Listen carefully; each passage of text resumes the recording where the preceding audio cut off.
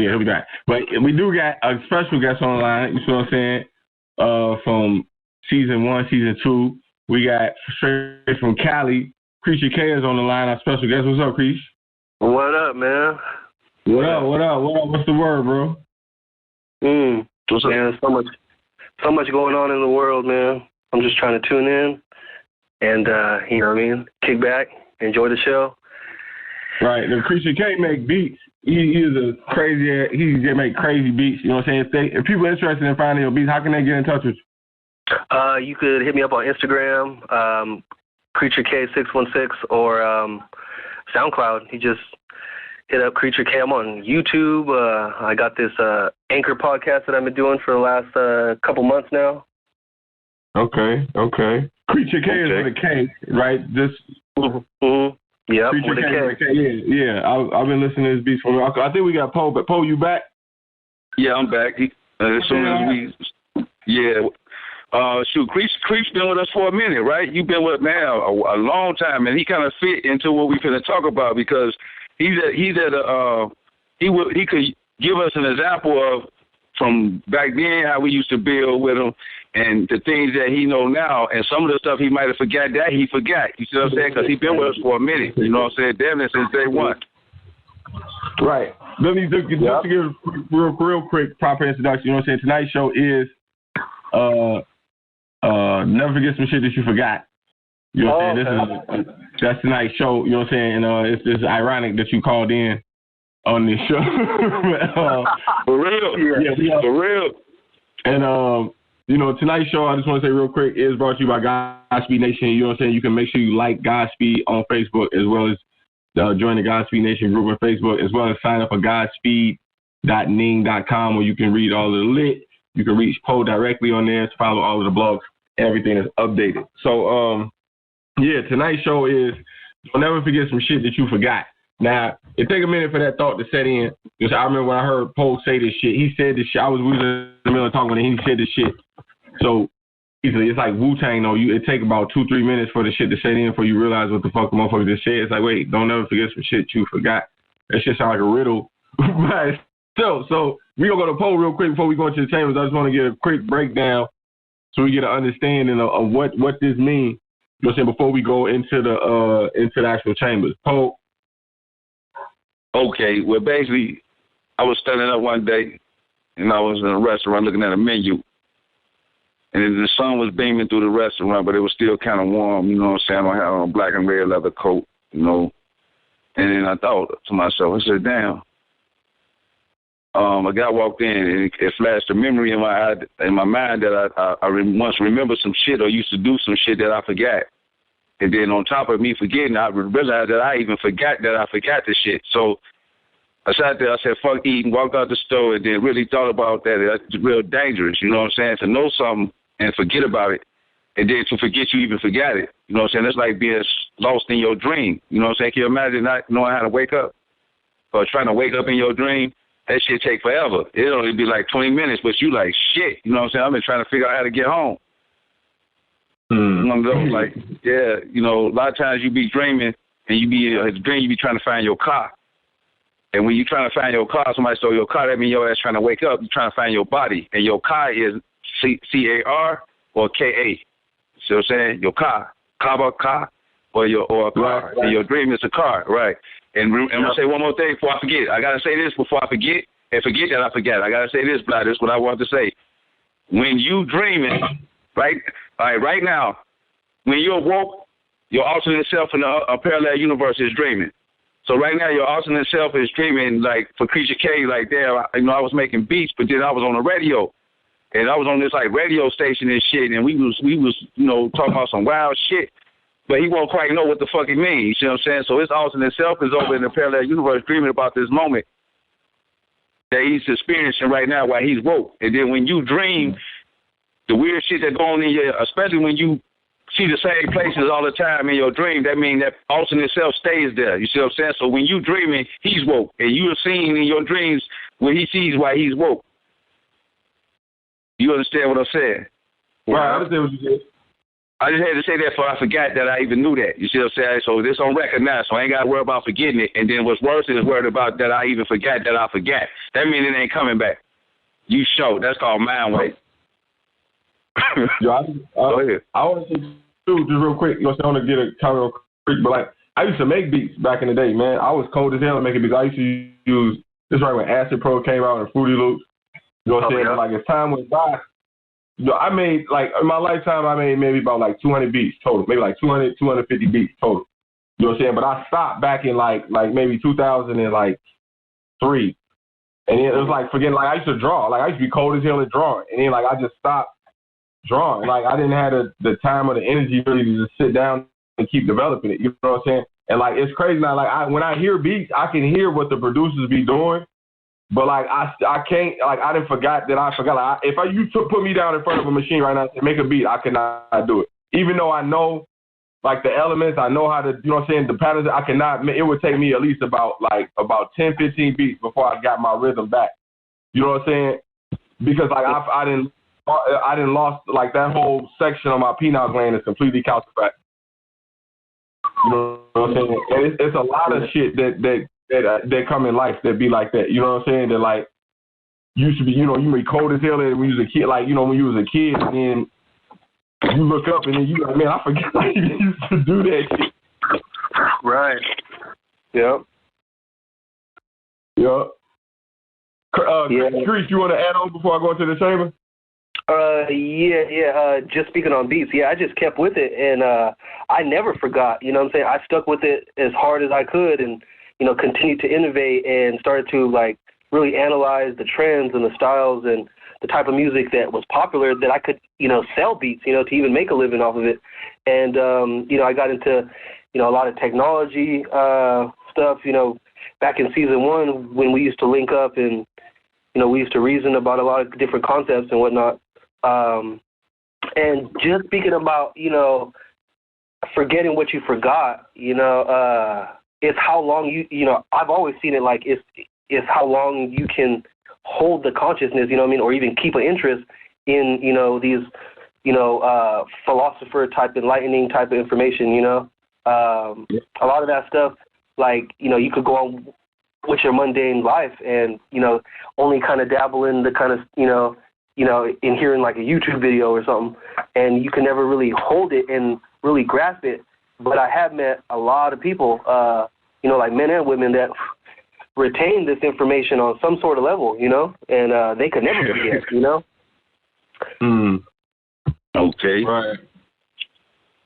Yeah. And the you know, the consciousness, like, you know, back in the day when we used to build, you know what I'm saying, a lot of the people who used to be doing that stuff back then, you don't really see it as much, you know what I'm saying, no more. And they're like, you know, a lot of that shit fell off. I used to listen to a lot of people, you know what I'm saying, and but like, you know, Polite, you know what I'm saying, Bobby Hammond, you know what I'm saying, you don't hear from them. I don't, the information is so out there now that, like, you know what I'm saying, and that people ain't, you know what I'm saying, really picking up on it and, you know what I'm saying, keeping it congruent with the time. And then, like, you see movies like Marvel, like the Infinity War, you see, like, you know, every night and then, like, a movie come out that has all of them concepts in it, but you don't see the people breaking it down no more. And, like, you know what I'm saying, the same people, like, people ain't sticking with them. It's always somebody new popping up.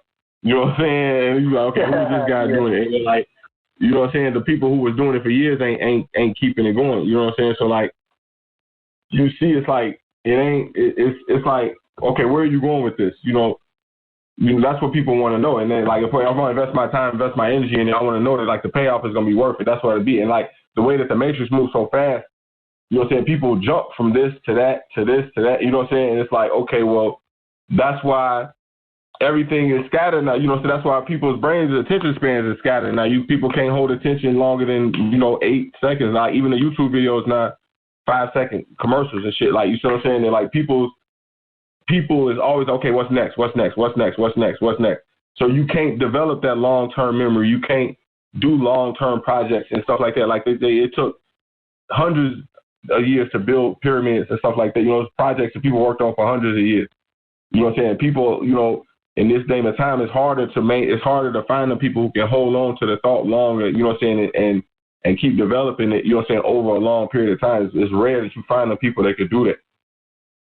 For real. And to really do that, bro, you got to, like, not have kids. You got to be, like, really, like a self-servient type person, you know, where, like, you're just on some reckless shit, really, and, you know, 9 times out of 10, it's always going downhill or something, you know, with all these people. But, yeah, man, you know, to really gain that sort of, you know, a connection with a certain kind of information, like you were speaking about, you know, the next thing, you know, and the next best thing is consciousness, you know, as far as, like, J. Cole's album and Kanye's direction, you know, that they're trying to use.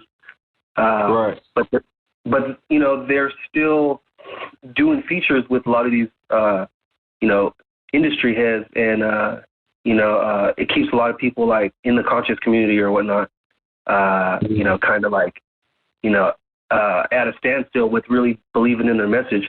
Like Eminem right now has, like, a campaign against the mumble rap when he came out with that song with like, you know, that Caterpillar song. Yeah. That he just came out with it, like, a couple days ago.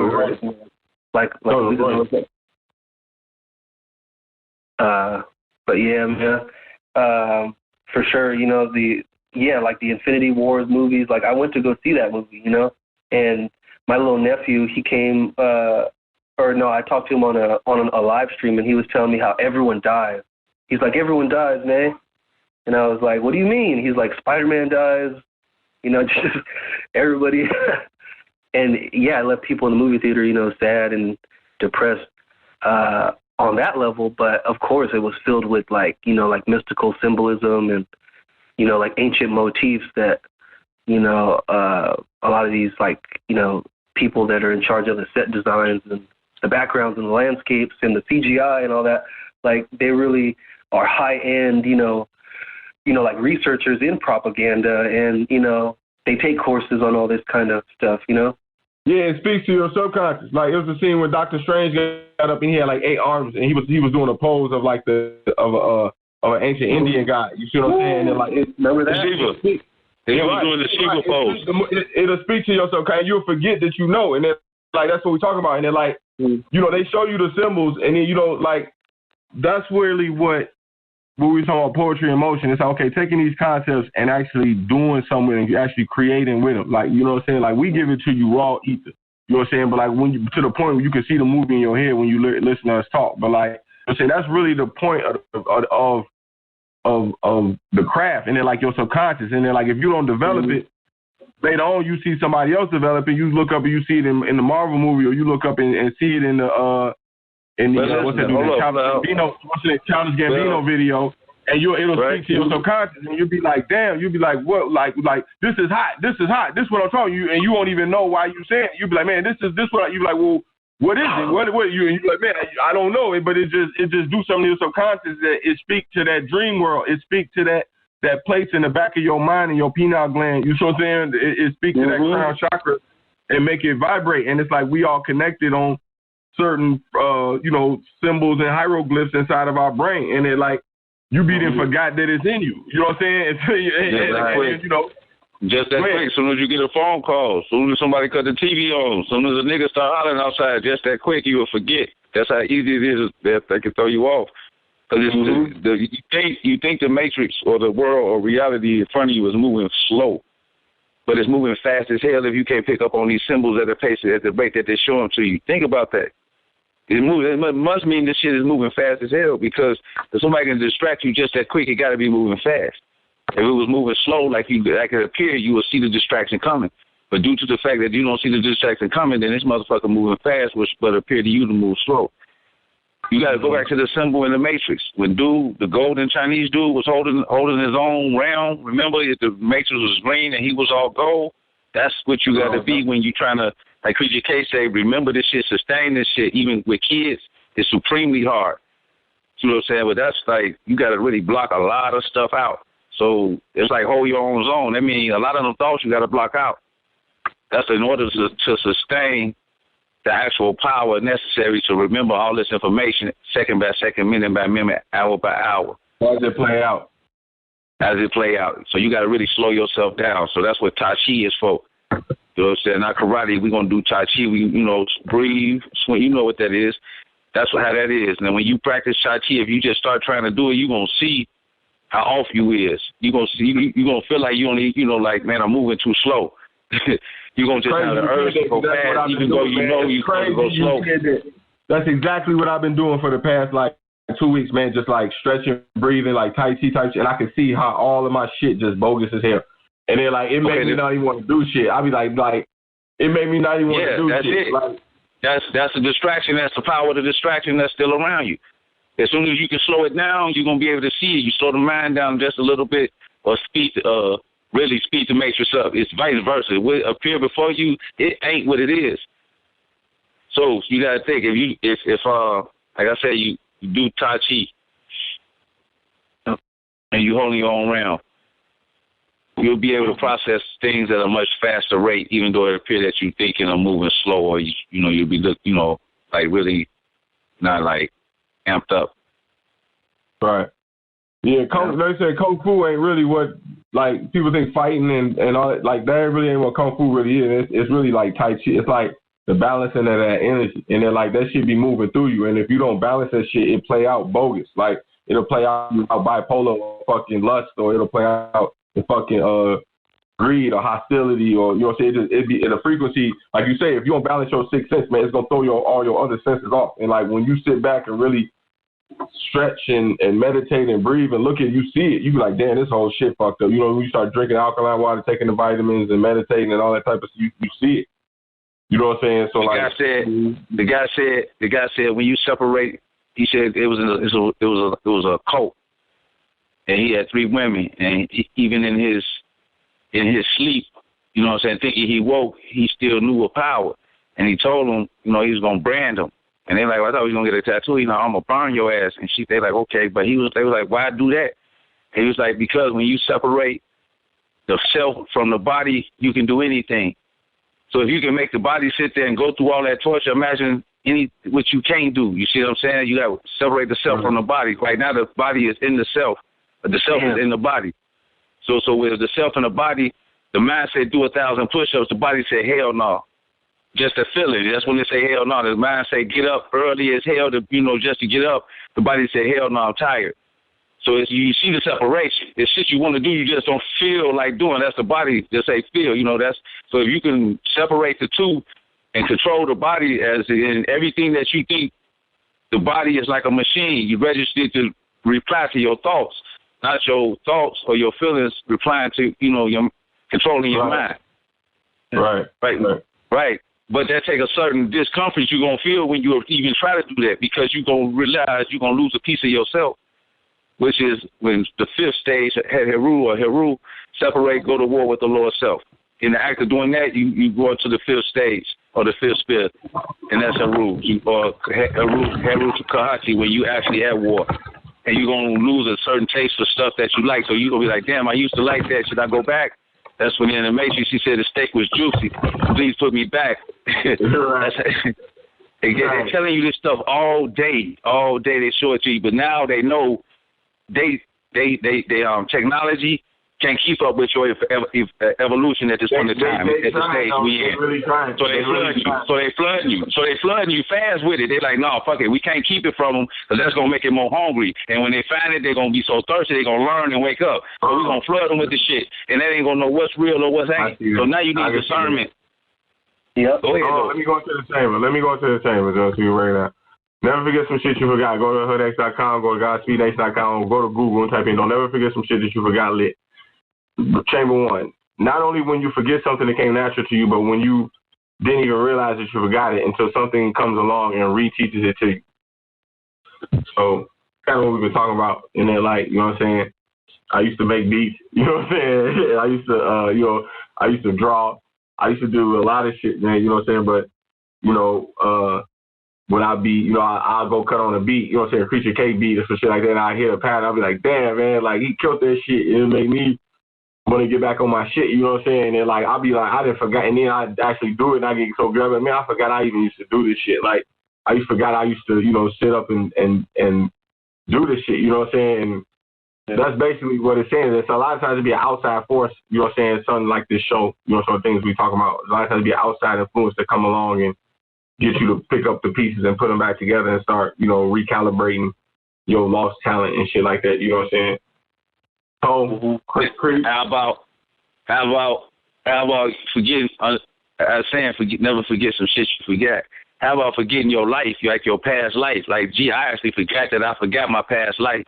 So a lot of people that see me, they be like, what up, nigga? I remember you used to do this, you know, pop at niggas, and we used to hoop, and I'm like, I really can't remember what the fuck he talking about. So the face look familiar, but because I deleted the memory, I deleted the feeling.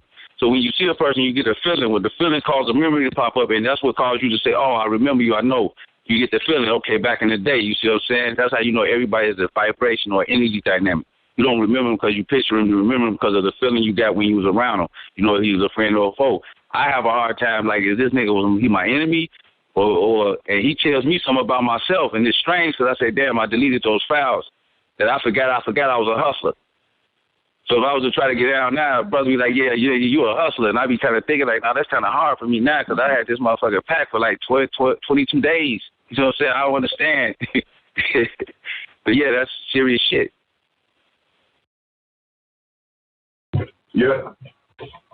Yeah, I'm getting distortion. Distortion? No, you was breaking up. I can only hear different parts of what you were saying. Okay, no, what I was saying was I forgot my life. I forgot some shit I forgot, meaning I forgot a certain parts of my life that I even thought I forgot.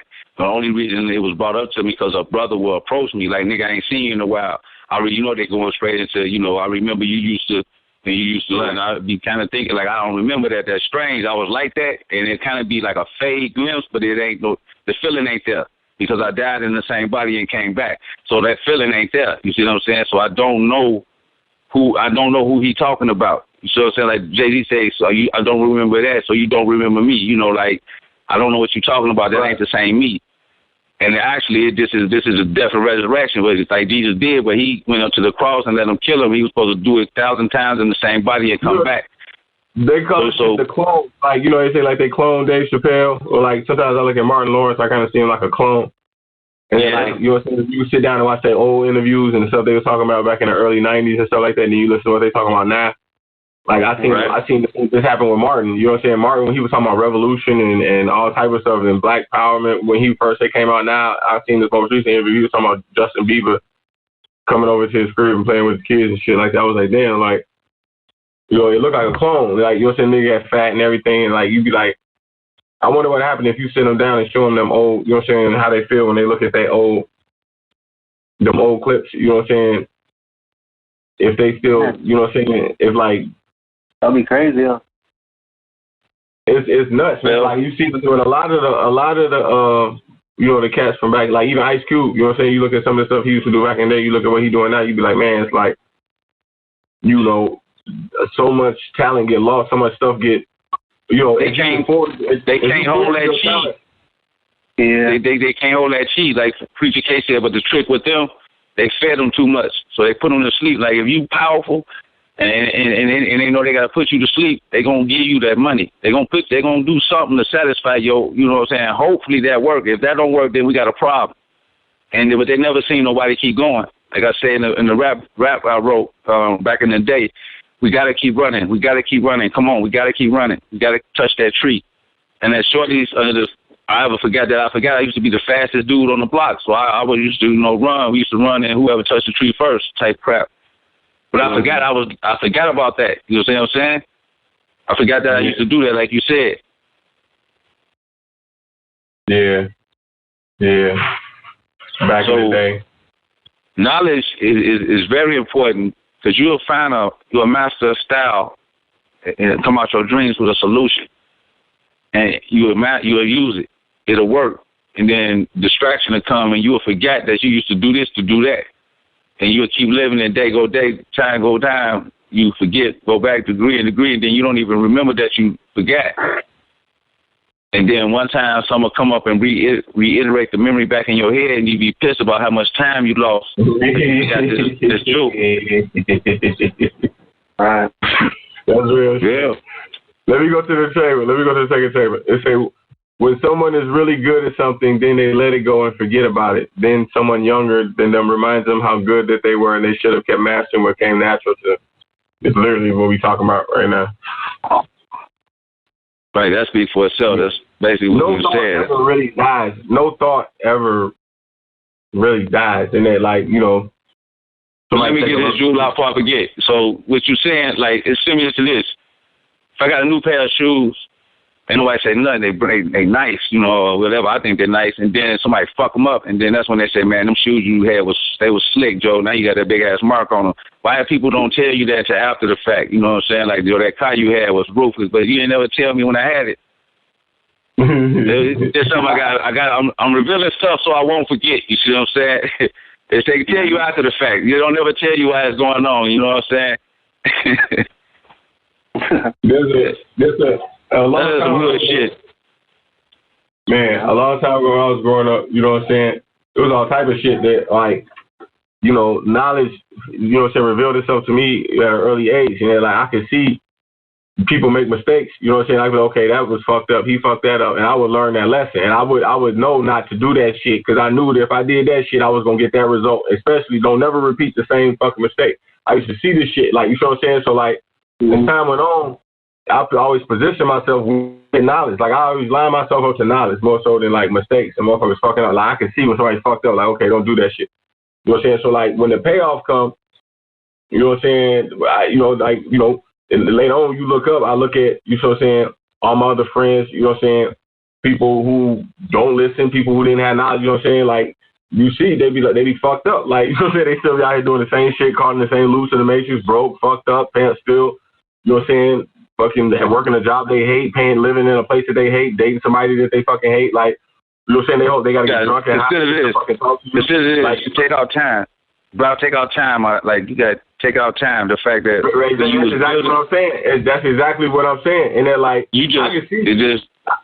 can see through that, like, you know, I already knew back then. I knew back then that, like, okay, that the path that I'm going on is gonna pay off way more than the path that they're going down. You know, I can see that from you know what I'm saying, from way the fuck back then. Like, you know what I'm saying? Like, that's something don't never go away. And then, like, that's like an infinite mind for me on the day-to-day process of just, like, removing chaos and just, like, removing bullshit. Hold on, man. Who's that? I'm going to have to mute the line. Whoever, quiet your line. I don't want to have to mute the line. I don't know who that is. But, that's something that's always been infinite with me, man. You know what I'm saying? And then, like, I can look at the mistakes that people was making. You know what I'm saying? And carry that. You know what I'm saying? And I always try to tell people, you know what I'm saying? And people don't never listen to me, you know what I'm saying? But, like, they see the results later on as it pay off. You know what I'm saying? That never made sense to me. And then, like, you can see the results that I'm doing, but you can't duplicate it yourself. And that shit never made sense to me. You know what I'm saying? So you come through once. You come through twice. You've been here 17 times. They next to you twice. You got to respect the time. This their second time in the earth. This your 17 times, and that's a lot of times what you're looking at. And you try to give them the blessing of being like an angel or the angel, which is I done been here. I got deep wisdom. I done reincarnated 20 times. You only been here twice. You're a baby. You know, older or younger than me, it don't matter. So they looking at you like, yeah, but the blessing is that if they just listen to you, they can glide through life. It's just as easy as it is for them to listen. It's just as easy as for them to say, nigga, you crazy. Only been here twice. I want my steak and I want it juicy. That's all I see. That's all I see. That's all you see. You want their steak. I be like, Joe, I don't want no steak, man. What the fuck? Make my steak juicy, nigga. Let me go. I don't want to remember nothing. You got something you want to add on before I go to the chamber? Go ahead. Oh, Creech, go ahead, Creech. Creech, you got something you want to add on before I go to the chamber? Did you mute him? Okay. Chamber 3. This is simple. It's a when somebody says, I already knew that, but I forgot all about it. Right. That's like an oxymoron, ain't it? Yeah, that contradiction. Yeah, I already knew that, but I forgot all about it. They could have just said, "Damn, I forgot about that." They ain't had to say, "I already knew that." That's like the insult. They're like, "Fuck you." That's when you forgot that you forgot. That's when you forgot that you forgot. Yeah. I knew this shit, but I forgot that I was like that shit. Yeah, there you go. You're right. Yeah, you're right. I already knew that. That's when you knew you fucked up. Yeah. It was like you ain't ever sit down and play one of them old school games, like the retro games. They like, they got a lot of games that's coming out now, man, like for the Sega Genesis or the Nintendo, like you see them popping up now, like on different platforms. And you sit down and try to play some shit used to be cold as hell way back in the day, and you try to play it now, you be bogus, and you be like, damn, man, I used to know how to beat this whole shit. Yeah. But now you try to play that shit, you be like, man, some other shit, yeah. Just like you ain't understand too, man, like I just want to get an interpretation real quick, because this is a big part you want to understand. This is what we call the calcification of the pineal gland. You know what I'm saying? And that's a big part of this shit. And then, like, your pineal gland get calcified, you know what I'm saying? That's going to cause you to forget a lot of this shit like this. And, I know, Cole, you was one of the first people to introduce me to the concept of the pineal gland getting calcified. And, like, I just want to if you could give me a quick breakdown of that real quick, just for the sake of what we talking about. It's like degree by degree, second by second, minute by minute, hour by hour, you regress. And you don't know it because it's second by second, minute by minute, hour by hour. You know what I'm saying? And so in time, you're not getting better, you're regressing. And the pineal, in another language, in metaphysics, the pineal gland is calcifying. And when something calcify, you, like in your ankles or your arms, it's hard for them to move. So it's calcifying, meaning is you're being crystallized into your way of thinking. Whichever way age or however it calcifies. So you may age, but that don't mean you're getting older. What do you mean crystallized? Crystallized, meaning is, when something crystallizes. Crystallizing your way of thinking. What do you mean crystallizing your way of thinking? Okay, how could I put it? Meaning it's frozen. What's frozen? Your thinking. Crystallized, okay, hardened. You know what I'm saying? It ain't moving, it ain't flexing, it ain't nothing. It's hardened. It's like how can you put it? It's like rust. It's like rust and shit. It's like rust. It needs some oil. It don't got no oil, and the oil is knowledge. It ain't got no oil, so it all right, okay. Rust. I know this. I'm just breaking it down just for somebody who never heard this before. I know. I got you. Right, but when you saying it's crystallizing, your thoughts is crystallizing. You say the pineal gland is calcifying. What is the pineal gland? What's the purpose of the pineal gland? Your ability, your imagination, your melanin, your power, your sixth sense. That's what it is. Your natural sixth sense. So it's the ability to see the unseen thing. And you're saying it's becoming calcified, meaning that you're losing that ability. You're losing that ability. Therefore, you'll see a grown ass man acting like a shorty. You'll see a grown ass woman acting like a child. And you'll notice it when you make conversation, how they act, how they talk. And that means they frozen at that stage when they calcify. So they never mature in the mental, but their body get older. That's just natural, man, but without knowledge, you gon', no matter what nobody say, as time go on, calcifying, meaning is it's going to be harder for you to pick up on this information the longer you wait. Like learning a new language. Yeah, because you're going to reject it more. So it's like being woke too long. What I call being in the matrix, you got to unplug. I used to unplug from the matrix for days. And then when I come back, lay my ass back, lay down, don't even move, like sleep. When I come back, it felt like a whole nother reality. I was in the world, but not of the world. So that's right. So that's like the pineal gland. It's like you being woke too damn long. If you've been woke and ain't got no goddamn sleep, that means you've been in the matrix so too long. And what they call delirious. You see what I'm saying? How they say that nigga's sleep deprived. That means basically he been plugged into the matrix too long. You see what I'm saying? He ain't been unplugged. So his mind's starting to shatter. They call it sleep deprived or delirious. I call it mind shattering. So motherfucker needs sleep. That's how it looks. It looks like you've been plugged up to the matrix too long. And your pineal gland's opening in sleep. So if I ain't never going to sleep, this motherfucker is just, you see what I'm saying? It's wrecking itself. It's it's shattering.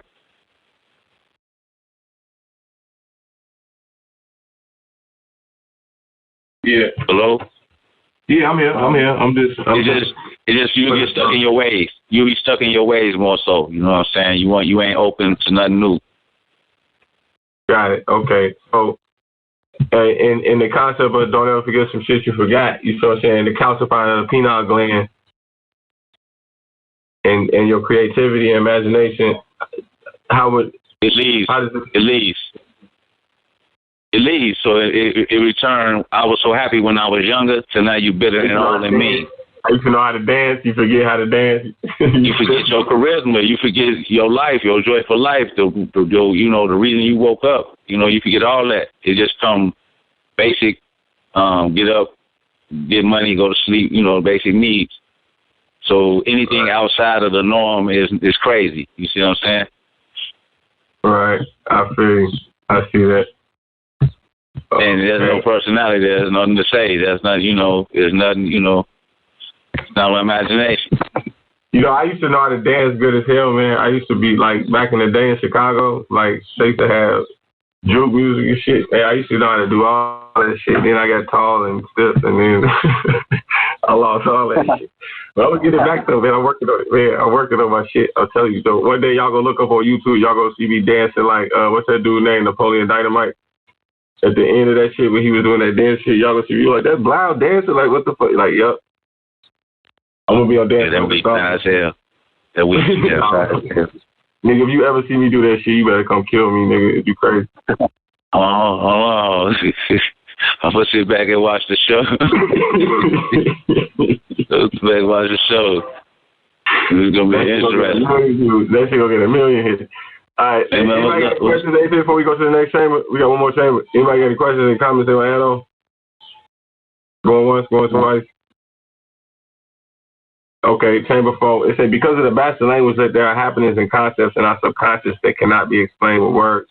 Sometimes we let these happenings and concepts go simply because we cannot explain them. Eventually, we will meet somebody who will break those happenings and concepts down to us, but we will already be familiar with the information. It's just that we forgot about it. But we also didn't realize that we forgot. So, bastard language lit. So you say Adam, when God put Adam in the garden, he said get everything a name. You know what I'm saying? Because we live in an oversaturated world that typically gives names to everything that's seen. As a child, you may have gave names to things that was unseen, but then you, like you say, you lose this ability, and that like it be whole worlds, and like when you play with toys, you give them names and stuff like that. You might have a whole world of imagination drawing and stuff like that, and whole universes that live inside of you that get lost. You know what I'm saying? As you grow up, and so you don't give it no name, you don't develop it, or even still, like I done seen situations too. Like I done had characters. Like I used to play with toys and give them names and shit and personality.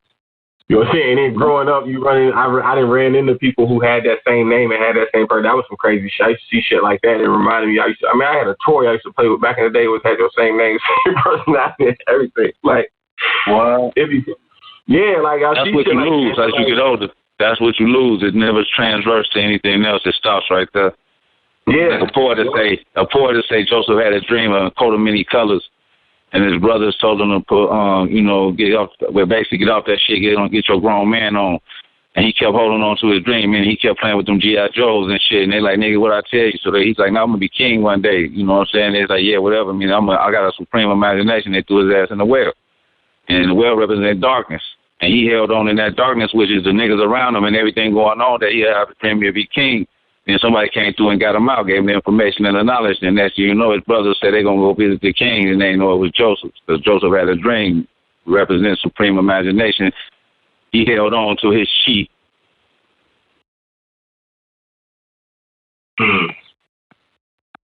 That's what a poet would say.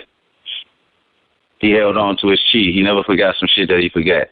So in that darkness, you got to remember, you just sitting in a dark-ass well. You got to remember, I'm going to be king, though. It's raining and shit, thunder and light, all type of shit. I'm going to be king, though. Can you do it? Hell no. You're going to be like, fuck this. I got to get the hell up out of here. Then in doubt, K, you got a dream, right? You're going to be paid off making your stuff. The only thing is, it's time. It's not the fact that you're not going nowhere. Can you hold on to this thought until the time comes for you to blow up? We just kind of live in a world that's oversaturated with a lot of shit and make you think that, like, okay, like, somebody already did that. Or, like, they had all it takes is one moment. All it takes is one moment. That's what you waiting on. You ain't waiting to blow up. You just waiting on that moment.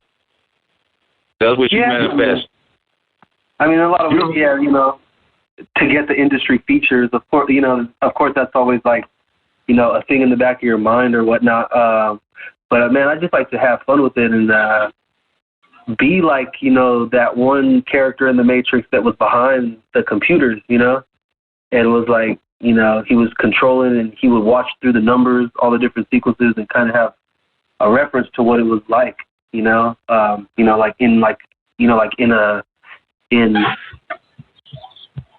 like the world that we in, you know what I'm saying? And so, just create. You can't fake authenticity. Like they say, you can't fake authenticity. You can't fake. Yeah. You can't fake, that end of that, like that thing that makes you. You know what I'm saying? That footprint. Yeah. I mean, that thumbprint. Everybody's trying to be somebody else. You know what I'm saying? And like, don't nobody want to be themselves. You know what I'm saying? Mm-hmm. Create their own lane and just put themselves out there. Yeah, like there's always a situation. Yeah, where are you creating for yourself, or are you creating with the world in mind? That could take on, a lot of different chemical secretions in the body. And it can really have you thinking on a whole nother level, opposed to being in a room, and creating with, no. I'm gonna tell you how I feel, Chris K. This how I feel. You sitting there. They say, I'm gonna give you 100 stacks. Then you go in the room, Chrissy Jones, and then he said, man, you gotta bend over. So at this moment, that's how I feel. You actually bend over. Right. Imagine after that, how you gonna be you after you done bent over. You got the bread, you can play hard, but deep in your mind, you just got how you really gonna be you. That's why you see these rappers, they got them dead look in their eyes. They know they done bent over a couple of times, and it just can't be Lil Wayne if I know I got hit in the back. It's kind of hard. I got to numb myself, so we call it lean. Yeah. Ooh, that was cold right there. My bad, G. No disrespect, Lil Wayne. No disrespect, bros. All them niggas didn't take some type of sacrifice, some type of shit to get where they at. Trust me, I know. That's why you see the death in their eyes. Mind you, I seen some shit on YouTube there the other day. They were showing it was like the best of MK Ultra or some shit, and it was just showing all the motherfuckers be spaced out. It ain't just the rappers, man. It be them white bras too. What's that chick, man? Like the Katy Perry and man, you ain't see what happened to that dude Offset? He just crashed his car like 3 days ago. They said he was trying to avoid hitting the crackhead. He crashed his car. He almost died. You know nothing about Shadow Walkers. All of them be like, in order to keep that machine going, man. They they sacrifice a lot. They sacrifice a lot, man. You know what I'm saying? And I see it in them. I seen a picture of Diddy one time. Like, it was my boy I follow on his page. His name the Swagger Man. So you follow him on Twitter. If you go back about a month on his page, you'll see it. It's a picture of him sitting next to Diddy. Diddy looked dead in his eyes. Exactly what you're saying. Like, he looked dead in his eyes. Like, you know what I'm saying? He looked literally dead.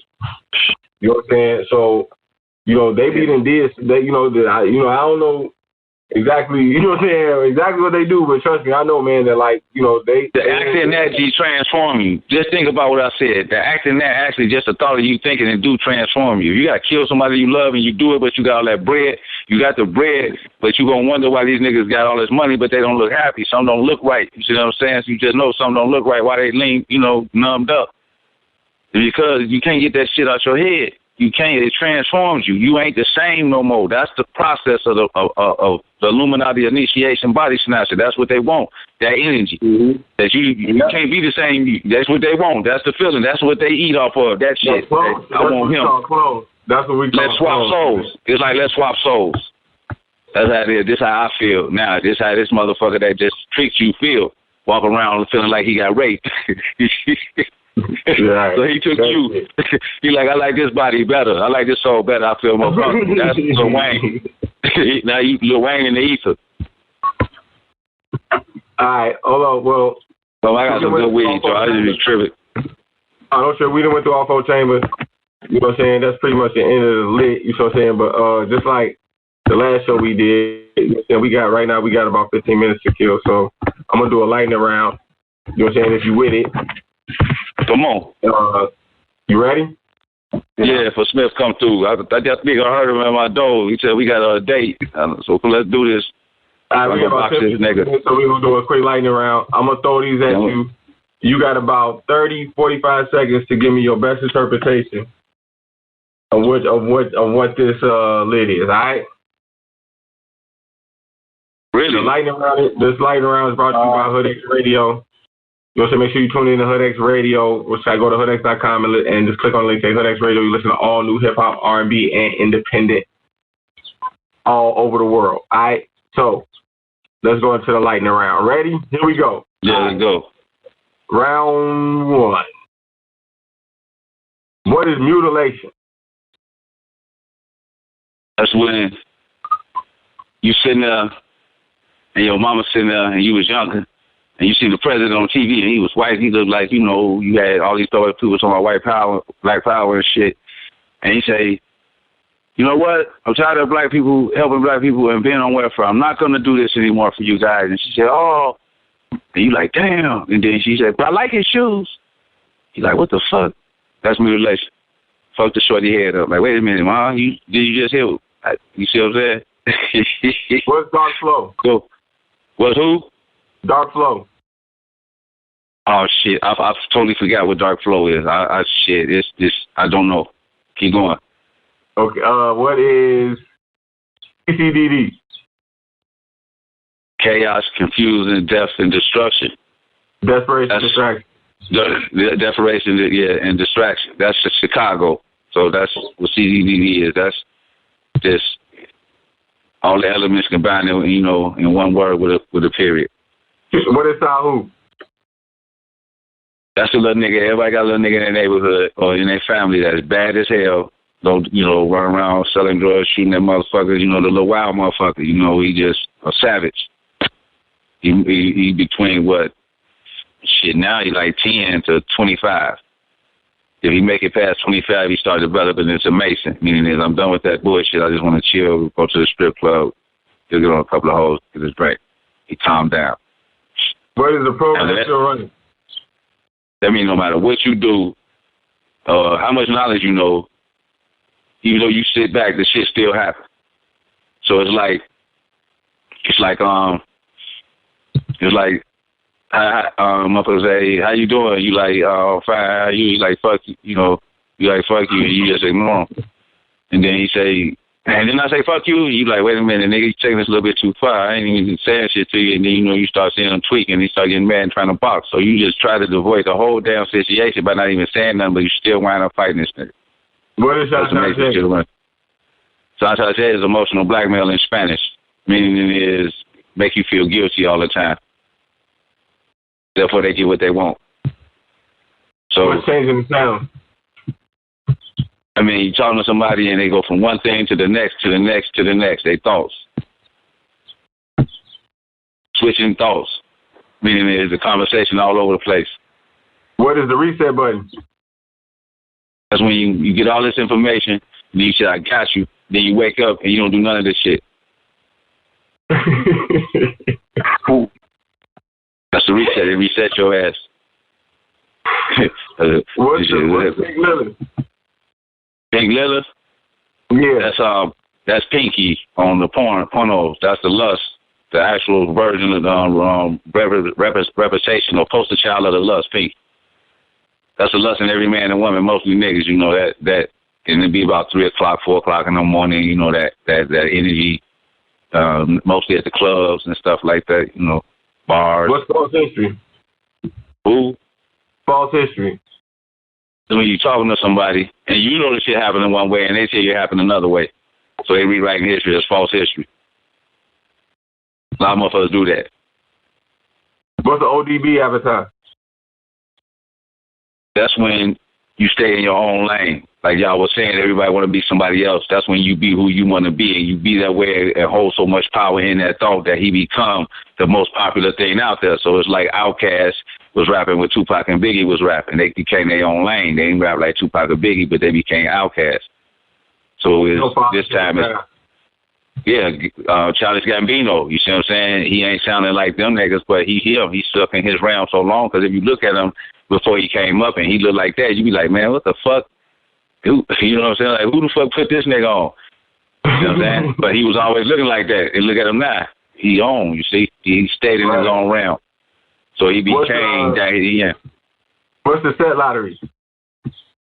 That's when they take numbers out your chamber. So you got the metal next to, and you got numbers. They say 10, some say 9 through 0. So you got 0 to ether. You got 1 outside. You got 2 Tahachi. You got 3 Sakura. You got 4 Maya. You got 5 Heru. You got 6 Het Heru. You got 7 Het Heru Tahachi. You got 8 Sobek. You got 9 Aset. You got 10 Gale. So these are like your chakras. This is your spine lining up. And then these are your spheres or your certain aspects to your life. And what they do is the set lottery is they'll take a nigga, if 7 represent imagination. So you got 0 through 10. If 7 represents imagination, they'll take the 7 out. So now you got everything but the imagination. If 3 represents spiritual power, they'll take that out. That's the penile chakra, the third. So now you only got 0, 1, 2, 4. You see what I'm saying? They got to leave something in there for you to rotate, but they're taking stuff out. And now they're taking Maya out, divine love, divine law. So you got niggas killing each other at the drop of a dime. And then they're leaving some back in. Was who? Drinking a lot of water, preferably alkaline water.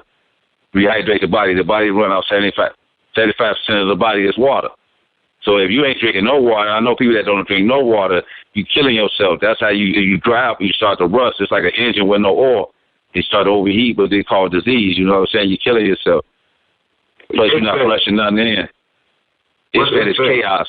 It's fed as like Friday when you hear the sirens in the background, you know, and the train going past and niggas calling each other like, Joe, what up, Fody? And the sounds bumping in the car and shit around 3 o'clock. Start from 1 to 3, you know what I'm saying? Just try. You want to see Ispec? Wake up at 7 o'clock in the morning.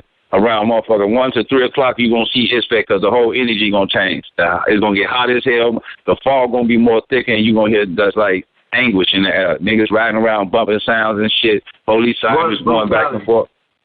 Who? Brutality. Brutality? Well, I don't understand what you mean, brutality. Brutality. Okay, we had to hit that nigga with a brutality. Oh, we had to tell him about himself. We had to give him the hard facts about the shit that's coming out of his mouth. It ain't no sugarcoating it. So a lot of brothers you be talking to, you be kind of sugarcoating it. And then, you know, they be twisting you to turning the wrong way. And you like, fuck it, I'm going to tell you how it is. You don't want to tell them directly, you know what I'm saying, how they sound. Because their ego ain't right there. So the ego going to be like, nigga, fuck you. So if you can tone down the ego and slide it up under the ego, then you might be able to get to him. But the brutality is I ain't got time to play with you. I don't want to hang around a motherfucker anyway, but if you chose to be around me, this is what you're going to get while it's coming out my mouth. I'm not going to change my tone. Go ahead. What's Coach Cheese? Coach Cheese? Coach Cheese is the big brother, the player, you know what I'm saying? The one that got the belly of the Heru, or the young Heru, or like in Soul Glow. What is that movie called? Last Dragon. That's like Coach Cheese. That's the hieroglyph I can give you. Last Dragon, his big brother. What you mean? He's a player. Yeah, a lot of brothers lose their charisma. And back in high school, they used to be how they look charisma. You know, they used to like themselves. They used to put the look clothes. You know, take care of themselves. As they get older, they lose that. So they lose their coachee. The popular nigga. You know what I'm saying? They lose that. Okay. A lot of them turn into crackheads. You like Joe? He used to have all the bitches, and his baby mama be fat as hell, but he a crackhead. That's when you don't fuck with the coachee at all. That's when you lose it. So the crackhead got 1,000 badass baby mamas, and you know, they didn't know he was on crack. All right, man. That's it. I'm gonna edit that, man. That shit. You think that shit funny, huh, nigga? That shit real. That shit real. Really, that was the lightning round brought to you by Hood X Radio. You'll say make sure you listen to Hood X Radio. Hold on. I need to ask you a question. What is our flow? What is our flow? Because I'm bogus for forgetting. That's like the... forget some shit you forgot. Here we go. Triple darkness. It's like the ether, like 0, 0, 0. Like, you know, when they say 0 versus like 0, 0, 0. Like, you know what I'm saying? The potential. It's you like mean a pitch black room? You mean like a pitch black room where you can't see shit? The black That's before what it the black, like. though, right? But like the black before the black before the black, like the triple dark, like the dark flow, the what was God? What that look like on Earth? What that look like in time right now? Can we see it now or no? That's what you're listening to us talk is through the dark flow, and then like that's the digital. Almost ancient. It's the most that our voice is traveling through. The shit that our voice is traveling through is dark flow. It's like the fact that you can hear me right now. The fact even though you at the crib and I'm at the crib and we and Preacher K at the crib, we all talking. We can all hear each other. So in darkness, we all the same. So in darkness, we all the same. So what you said is really. We just tricking ourselves like we got some device on the talk, but we really telekinesis talking to each other. Exactly. To a dog looking at you. We hijack the dark flow. It's the same shit we're making beats. And then like you take a beat, you drop it into a pattern. The beat gonna fall into like a pattern that's already there. It's like that's the dark flow. But like it ain't the technology. It's like the in the ether. Like that pattern in the ether. The technology just able to capture it and like the potential was like. When you driving around, you listening to music. When you driving around, you listening to music. You got to ask yourself, okay, these speakers is moving at 80 miles an hour. So you really ask, okay, where is the music? And then, like, if you in a car that's moving 80 miles an hour and the speakers is playing, if you sitting outside the car and the car drive past you, you gonna hear it move past you. But like, you really ask, okay, where is the music? Where? And then like, you can't see it. You know what I'm saying? If from one block away you can hear it, but if it drives 2 blocks away, you can no longer hear it no more. So like, where is the range? Or the sound that is carrying a range, like okay, from the distance of where you can hear it from that speaker, that's dark flow. Is that range right there? It's like okay, the range that is carrying that shit. You know what I'm saying? It's like it's the ether within the ether. You know what I'm saying? I got you. Yeah. Sense perception. Anybody got any questions? Creech? Anybody? Okay. Yeah, I got some questions. So when you forget. That you forgot, you know, it has to do with the memory system, right? Or more so the disruption of the things around you fucking with your memory system. Okay. The more they shoot stuff into your memory that you don't want, the stuff you really didn't need to possess and then feel like needing, like a cluttered house. The thing is, you forget to clean it out, delete some of them files. So it's not the memory. It's like you say, the distractions that's messing with your memory. They have you thinking memory loss. So you think memory loss. Your brain say, okay, you want me to create memory loss. Like if I took a drug, the body can still reciprocate that same feeling of that drug. If I'm able to hypnotize you and give you water, and you think it's water, think how powerful the brain is. It's just why I got to take an outside nigga to hypnotize me. That come I can't hypnotize myself. So imagine that. Yeah. Any more questions? Or Blau, you want to add on? No, shit. I know this shit. I've been. I just be trying to create content for people to listen to. You know, let's do what you're trying to do. No, shit. We did the lightning round. We did the whole. You know what I'm saying? This it's about an hour. You know, I gotta publish this. I'll be trying to keep it within 60 minutes. So we said about an hour. So all right. You know what I'm saying? This been a hell of a show, you know what I'm saying? It's definitely a file to download into the subconscious web of hive of thought. You know what I'm saying? I appreciate I guess Preacher K. You know what I'm saying? Definitely want to check out his music again. You know what I'm saying? You want to give me your link or your contact one more time, Preach, in case they want to check out some beats and see what you do. Yep. It's on Instagram, Creature K616. Or on SoundCloud at Creature K. Creature K is spelled with a K. Creature K, you know what I'm saying? Make sure you check out, you know what I'm saying, all his beats, his music. You know what I'm saying? We appreciate you hanging out with us tonight, fam. Definitely appreciate Poe as usual. Godspeed Nation. Tonight's show is brought to you by Godspeed. You know, so make sure you sign up for Godspeed.name.com. Like Godspeed on Facebook and Godspeed Nation group. You can join, stay in tune. If you know when we go live, you can call in, kick it with us. See what it do, hit the weed, you know what I'm saying, let them know what we was talking about, you know what I'm saying? So sign up for, you know what I'm saying, as well as sign up for hoodx.com, make sure you listen to Hoodx Radio. So appreciate everybody listening tonight, you know what I'm saying? We out of here. 100.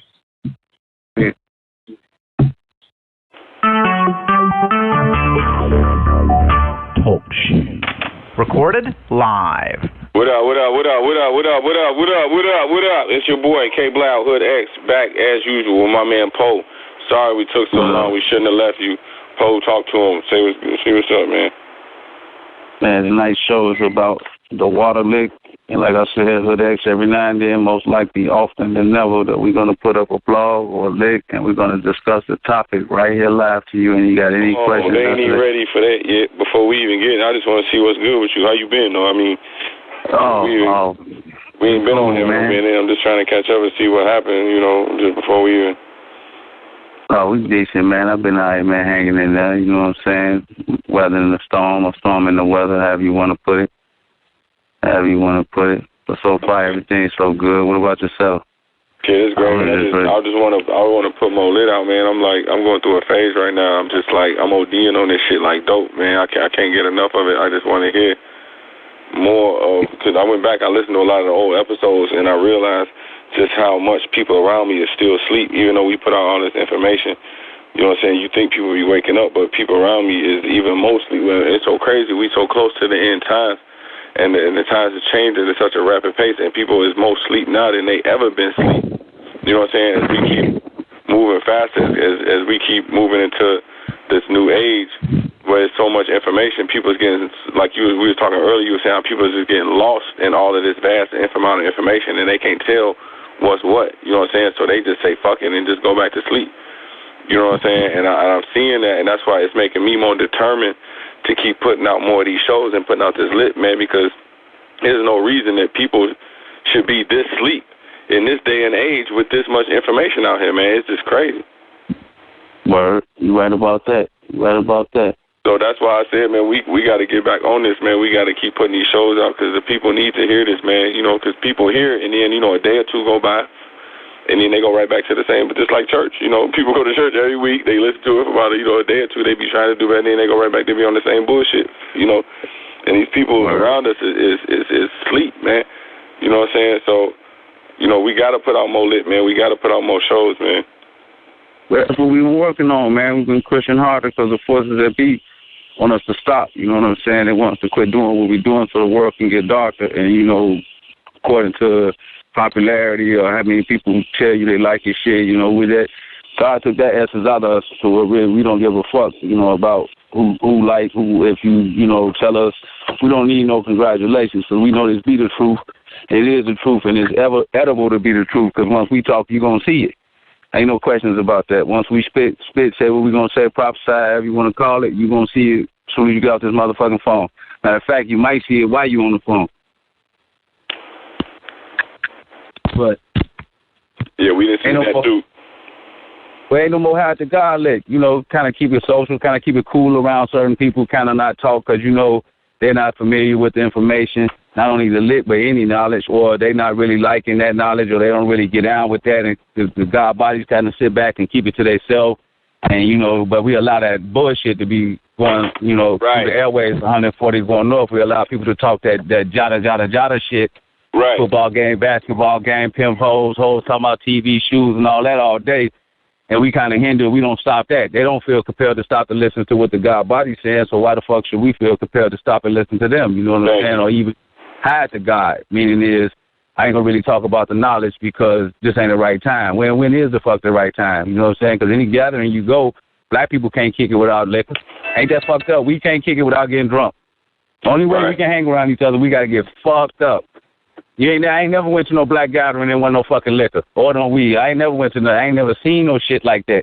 And that's what keep us asleep, man. That's how they keep us on our square. That's why we. And half time we can't stand each other. That's fucked up. You with a house full of family, you can't stand each other. So y'all gotta get liquored up to deal with each other. Then that only topsy-turvy. Go through emotion.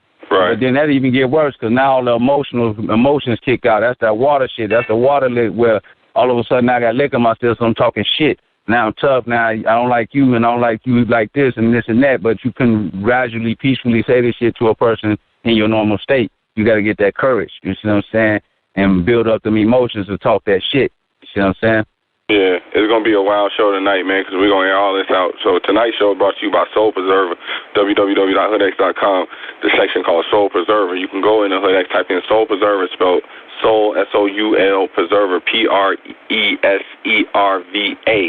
which is a series of videos, over 100, I believe maybe 200 videos, that is all the most revolutionary series online, period. You go to any website, you will not find a more revolutionary video series other than the Soul Preserver series, which is on hoodx.com. Videos that will not only enlighten you, it'll inspire you, it'll motivate you, and it'll get your original mind, your African mind, your melanated mind moving at a high pace, high pace to get you more congruent in this age of Aquarius and to this age of information overload that we're moving into, and what the Soul Preserver do, it keep you rooted, and it gives you a ground level. It's the beginning. So if you going into the Hood X, if you are already familiar with the lit, make sure you check out Soul Preserver, because it's definitely adding some spice to your dinner. So check out Soul Preserver on hoodx.com. All right, so tonight, hold on, let me cut you off. Hold on. What do you mean when you say coming out of the age of, going into the age of Aquarius, coming out of the age of Pisces, is that we're coming out of the water essence. Not only water signs, but it's the water essence. And we're going into the Aquarian essence, which is information. And the way they did the water was they infiltrated it through church and school and stuff like that. But now what they're doing with the Aquarius age, the Aquarius essence is giving us too much information, to where we don't know what's right and wrong no more. But go ahead, B. Blah. Can you hear me? Yeah, I can hear you, man. I didn't know the phone was muted. I was talking and the phone had got muted. But yeah, it's dead. It's dead on. The times we're moving in, man. It's the age of Aquarius. The age of the Pisces is what we're coming out of, which was kind of similar to what we're talking about, which is the water lit. You know what I'm saying? We talking about the age, if you know what's called not to get too deep, but it's called the precession of the equinoxes. You can look this up on Google. Precession of the equinoxes, which means that we're moving backwards through the astrological or the zodiac chart. We're moving backwards, so we move from the age of Pisces into the age of Aquarius. And you can kind of see this play out, on a day-to-day basis, just the way the information is traveling. A lot of the information we had to get back in the 80s, in the 70s and stuff, you had to have Encyclopedia Britannica, and you had about 17 encyclopedias sitting up on your bookshelf, and that was it. That's all the information that you had. But now, you can go right online. You can pick up the Gilgamesh. You can learn about the Anunnaki. You can learn about the Nephilim. You can learn about, black spiritualists. You can learn about the Cometics. You can learn about, and let me cut you off right there. And what he's saying when he said the age of when you go to the age of the encyclopedias, they knew the information was slow. We wasn't really in the age of Aquarius. It was still the age of Pisces. But when we moved into the age of Aquarius, they came in with the internet. But they knew it was a dangerous weapon, because with this internet, they knew you had access to all type of information. So the only thing they can do is just overload you with the shit. Like, fuck it, just put all the shit we know, every truth and lie, mix it up and just put it right there. So how do you know what's right? So how do you know what you need to know versus what you don't need to know?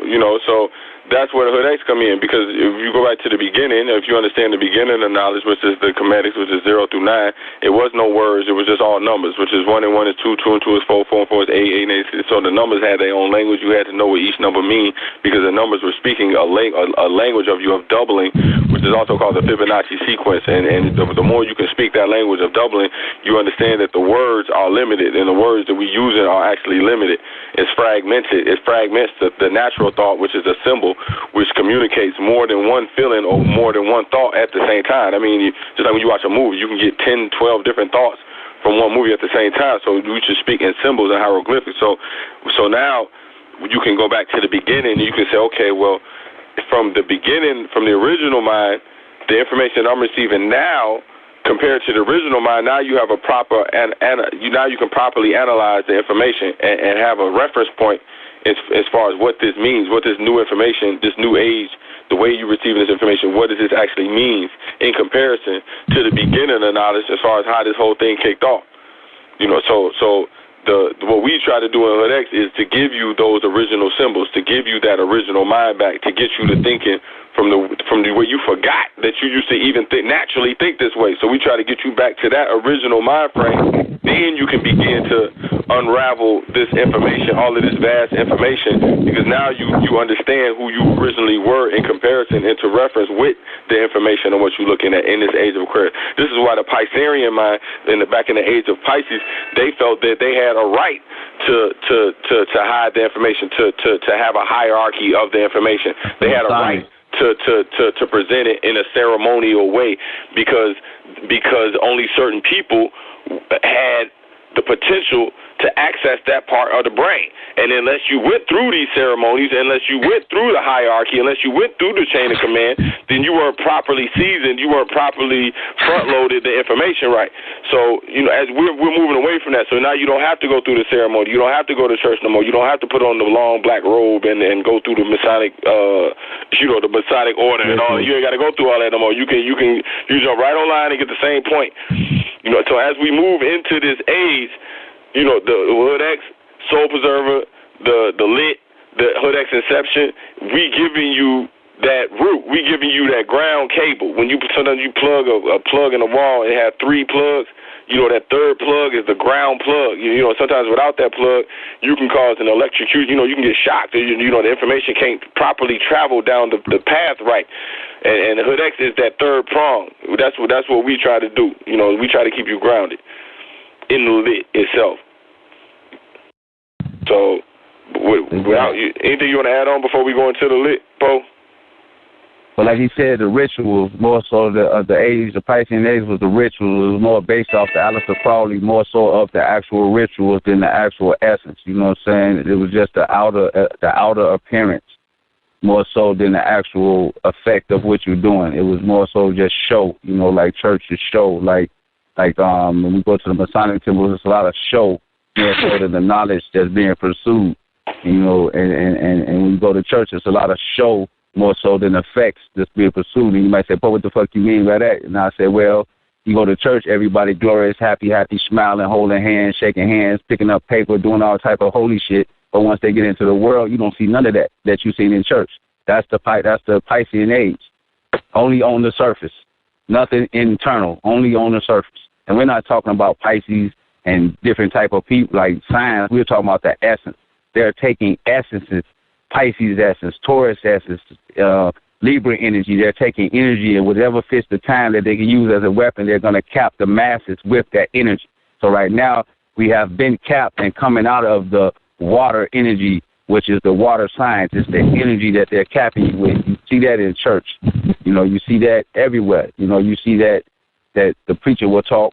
Well, I'll leave that for the lit, Blau. You're just seasoning them up. But, just to give you a run, just to add on to what you're saying, you go back into the Bible, you read the story of Moses who split the Red Sea. You look at Pharaoh, when he went to Pharaoh and he told Pharaoh to let his people go, Pharaoh originally didn't want... Taurus energy. Right, that was the earth energy. At the time, right, this is at the time they was under the earth energy. You know what I'm saying? Pharaoh was kind of represented. Pharaoh was represented by that Taurus energy, and Pharaoh didn't want to let the people go. And it wasn't, in the Bible they say that they gave him a hardened heart. They say they hardened Pharaoh's heart. And the reason that his heart was being hardened at the time was because Pharaoh, you understand, was doing God's work too. It's just from the Christian standpoint, it's a different God. So he knew things too. Pharaoh wasn't an idiot. Pharaoh knew that. Look, man, if I let these people go, it's gonna be you have a bigger problem on your hands. These people are not. These people are meant to be ruled. So eventually God crumbled the Pharaoh's empire, and Moses, split the Red Sea, and they went to the other side, and Moses went up on the hill for 40 days, and when he came down, he saw that they was out there worshiping a calf, and God was like, man, what the hell, you mean to tell me how to free these people? We brought them all over here for them to start worshiping a calf, and God had made the decision right then and there to kill all of the people. And Moses, this is the first time it happened in the Bible. This is the first time that anybody had intervened they intervened God's will. And he said, God, please don't kill them, spare them. Why would you take us out of Pharaoh's land and kill us only to prove Pharaoh right? So you got to understand from the scope of Horus, you get a full diagnosis. You see that Pharaoh was right in the earth essence.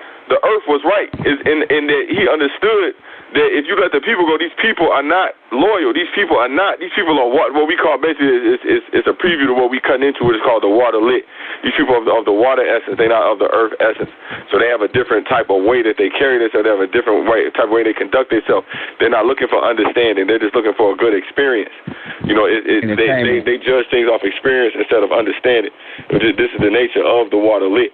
So tonight, what we want to do is properly introduce you into the water lit and help give you some proper diagnosis of some things. Because hold on, Blau, because that'll fuck you up.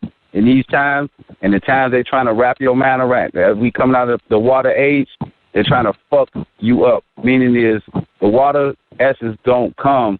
It's the closest you can get to the devil. It don't come with treachery. It don't come with ruthlessness because it know you just get the fuck away from it. It come with a smile. It come with the gifts. It come with the best thing they can ever give you. But then the underlying of that, they're gonna turmoil, twist, and fuck your mind all up the fuck up. So they're being nice, and you say, damn, ain't nobody never paid my car note, ain't nobody never paid my rent, especially for a man, for a female. You like, damn, baby, but you paying, you coming out, we going to McDonald's, you paying, you bought me rims. But then again, you see this nigga, he uneasy, he twisting, he turning, he got a headache, he got cancer, he got that, he fucked up, and you kind of figure out, like, how is you fucked up when you got a beautiful lady like this on the surface that look beautiful, but you don't know the bullshit he go through in the household just trying to talk to one of these motherfuckers. There's no way of talking to these motherfuckers because when you talk from logic, they hear with the stomach. If vice versa too, there's some women too that's dealing with, emotional water ass niggas too. That's same thing. Right. Yeah, exactly the same thing. It's just from my point of view being biased, but unbiased, hell yeah, it's the same shit. It's the same shit. And for the male energy, they just keep the female in turmoil. They just keep her confused, headache, to where she just started drinking. You know what I'm saying? Because she don't know why all of a sudden she was peaceful, and then she come outside.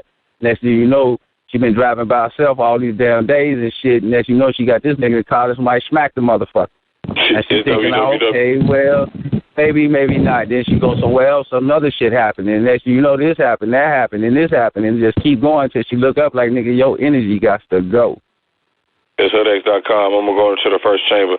I'm going to let you add on. The first chamber of the water lit. Go to hoodx.com, type in the water lit, or you can go to google.com and type in the water lit hoodx. And what you will see in the first chamber reads this. Chamber 1, commonly displayed by water signs, who are the Pisces, the Cancer, and the Scorpio, yet difficult to properly diagnose. The water lit is one of the most infamous jewels in Hood X Lit. The water lit can roughly be described as the conscious or unconscious decision to act from an irrational and emotional nature instead of logic and reason. This is a gateway to the CCDD lit. Poe, what do you think of this? Okay, basically what he's saying is, like I was saying, talking to the emotions. Like you can't get logic out of these motherfuckers. You can't talk logically. Everything is an emotional standpoint.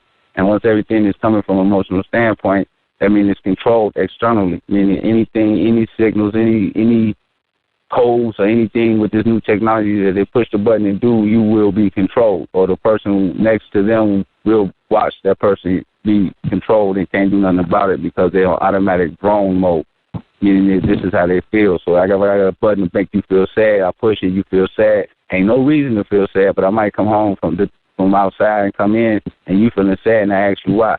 Now there's no reason. So since there's no reason, the first thing you do is make an excuse. Right. Thinking it's called opportunistic. They're very opportunistic. There is no reason, but let me think of something. Okay. You went and bought some new shoes yesterday. That ain't even the fucking reason, but you gave them the opportunity. And then when you're dealing with people like that, there's no substance, there's no soul, there's no them. There's just opportunistic shit all day long. And when you say opportunistic, you mean, because typically from the traditional standpoint, opportunistic means that they're trying to gain something from what you're talking about. Well, so you think they're trying to gain something? Emotional response. Or you mean more spontaneous? Or you mean just like spontaneous, just for the sake of I'm giving an example. If I'm sitting in the car and I'm riding and shit and I'm not really talking, or when I say something, they'll say something based off what I said. Meaning that there's not really their true thought. That's not really their true feeling, but it's based off of what I said. Like I might beta. That's like beta, basically, like beta. Yeah, it's like beta. It's like you just sitting there and you might say, man, Joe, shit, I had won some money the other day. And then they might say, yeah, shit, Joe, goddamn it, I'm going to get put out the crib tomorrow. And if you wouldn't have never said nothing about the money, they wouldn't have never said nothing about getting put out the crib. That's the opportunistic shit like that. So subliminally, they ain't asked you for no money. They just said that. They know you're a kind brother. Can you give me another example? Can you give me one more example of that? Or just what you're saying? Give me one more example. Like, opportunistic. Okay, I give you a lot of times, like, a man go pick up his wife from work, she jump in the car. Now, a lot of men hate to say something because this is the opportunistic shit that goes on. If he don't say nothing, she don't really say nothing. But if he say, so how was your day? That's why they hate saying that. Oh, goddamn. Oh. Now, the difference between that and real shit is you get in the car automatically talking that shit. That's not opportunistic. But she get in the car quiet, then once you say that, then she'll load on your ass. That's the opportunity. I waited for the opportunity for him to present this to you, because they can't just naturally present an issue because they have no issue. You see what I'm saying? That's sort of speaking their mind. But they're very opportunistic. And when you're talking to a person like that, you always find yourself saying, why the fuck did I say that? Damn, I shouldn't have said that. Why the fuck I opened my mouth?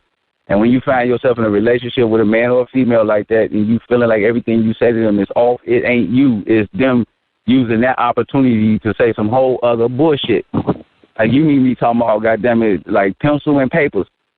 And as soon as you open your mouth about pencil and papers, they say, you know the ComEd bill came? That motherfucker high as hell. And you like, wait, how the fuck we get that?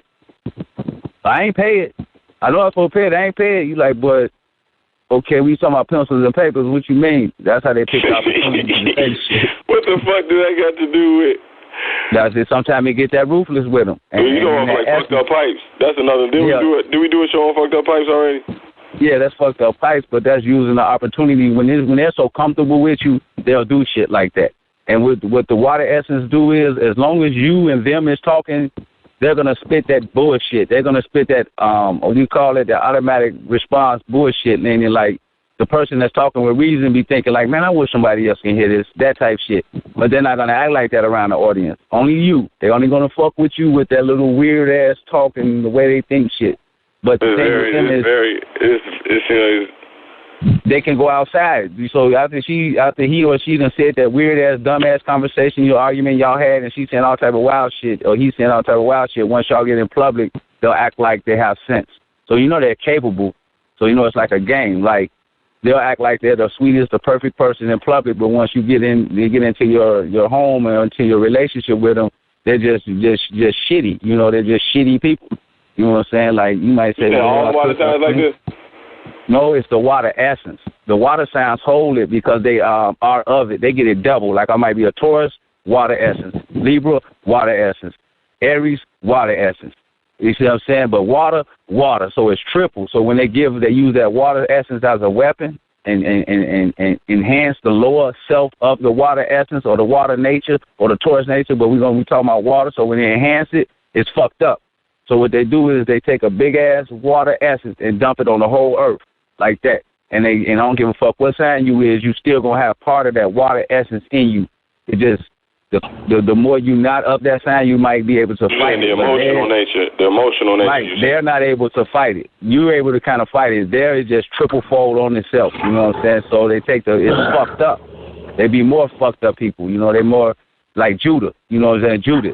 Judas was under the water bullshit. That was a perfect example. Jesus in him building with this nigga. This nigga ain't did nothing wrong to this nigga. Kicked it with this nigga, gave this nigga his last. This nigga kissed him on his motherfucking cheek at supper and stab him in his motherfucking back. That's water, just like that. That's how they operate.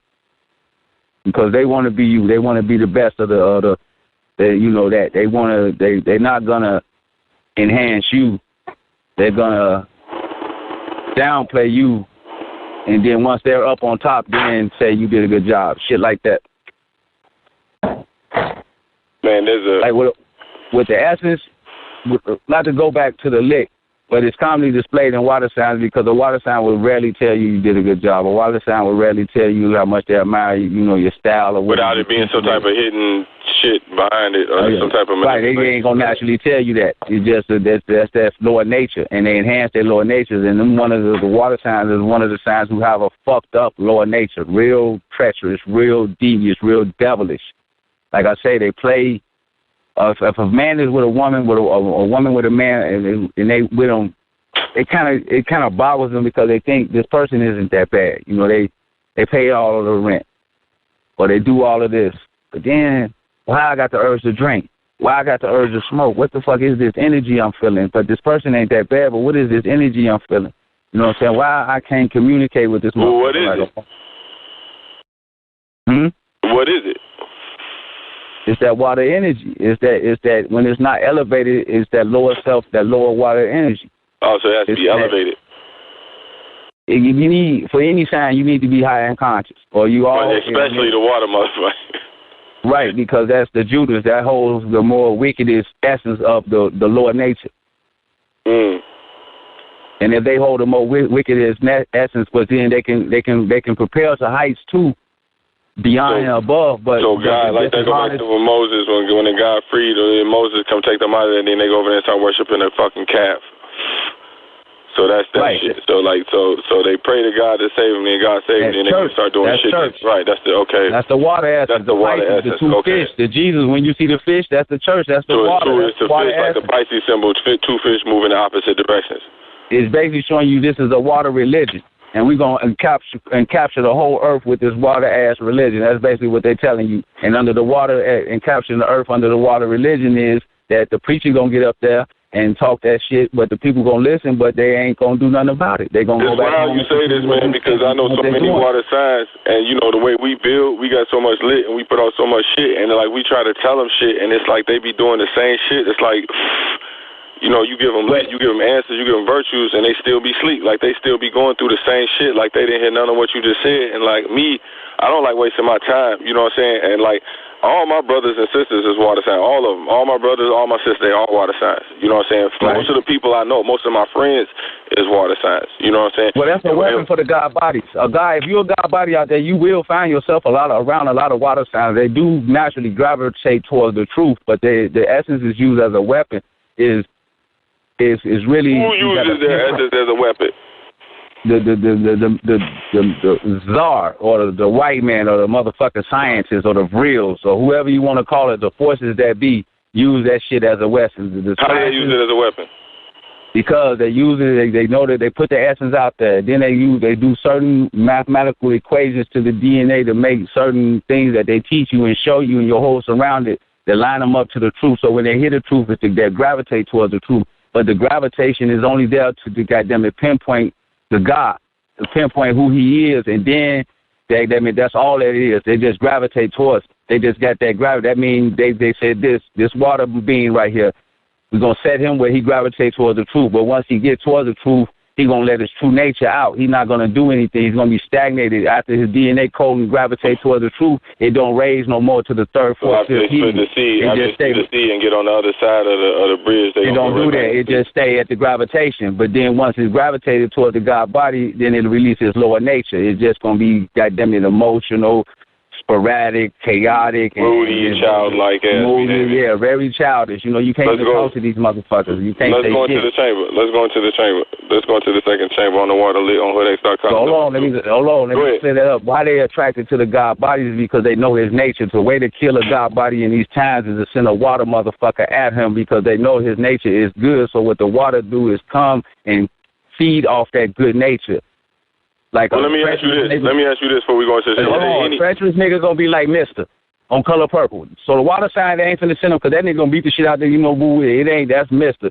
But when they send him to the God bodies because they know the God body got a good nature, he gonna gravitate towards that false sense of beauty or that false sense of the actual fact that you sitting here listening to me talk about God. He's gonna be attracted to that, but he don't know they finna twist your fucking mind up and play off your goodness. So now instead of Mr. situation where he beating the shit out of her, is I'm better, I'm gooder than you. No, I'm gooder than you. And then they play that game with you. So they try to make you look like the villain. So now the whole thing with the God body is to try to make him be a villain. So by the time you done fucking with the water sign, you will be a villain. You will be Mr. if you ain't careful. That's Jesus and Judas, basically. There you go. Okay, let me go into the chamber. But hold on, before I go into the chamber, I want to ask you real quick. Is there any good water signs? Ones that's elevated. I don't know no names. I don't know nobody personally, but ones that's elevated. Okay. They got to be good water signs if they elevated. I never seen that though. I never seen that. They still got that shit in them. That lower nature. They got to really. With the water, it's like the bipolar lick. Their essence is bipolar. That's why we got a lot of that going on. It's high and low. See what I'm saying? Ain't no in between. They don't have that balance. You see what I'm saying? So they got to really be able to balance it just to be right. You see what I'm saying? Let's go into the chamber. Let's go into the chamber. We got 5 other chambers to go to. Hold on. The water lit offers no reasonable explanation of why.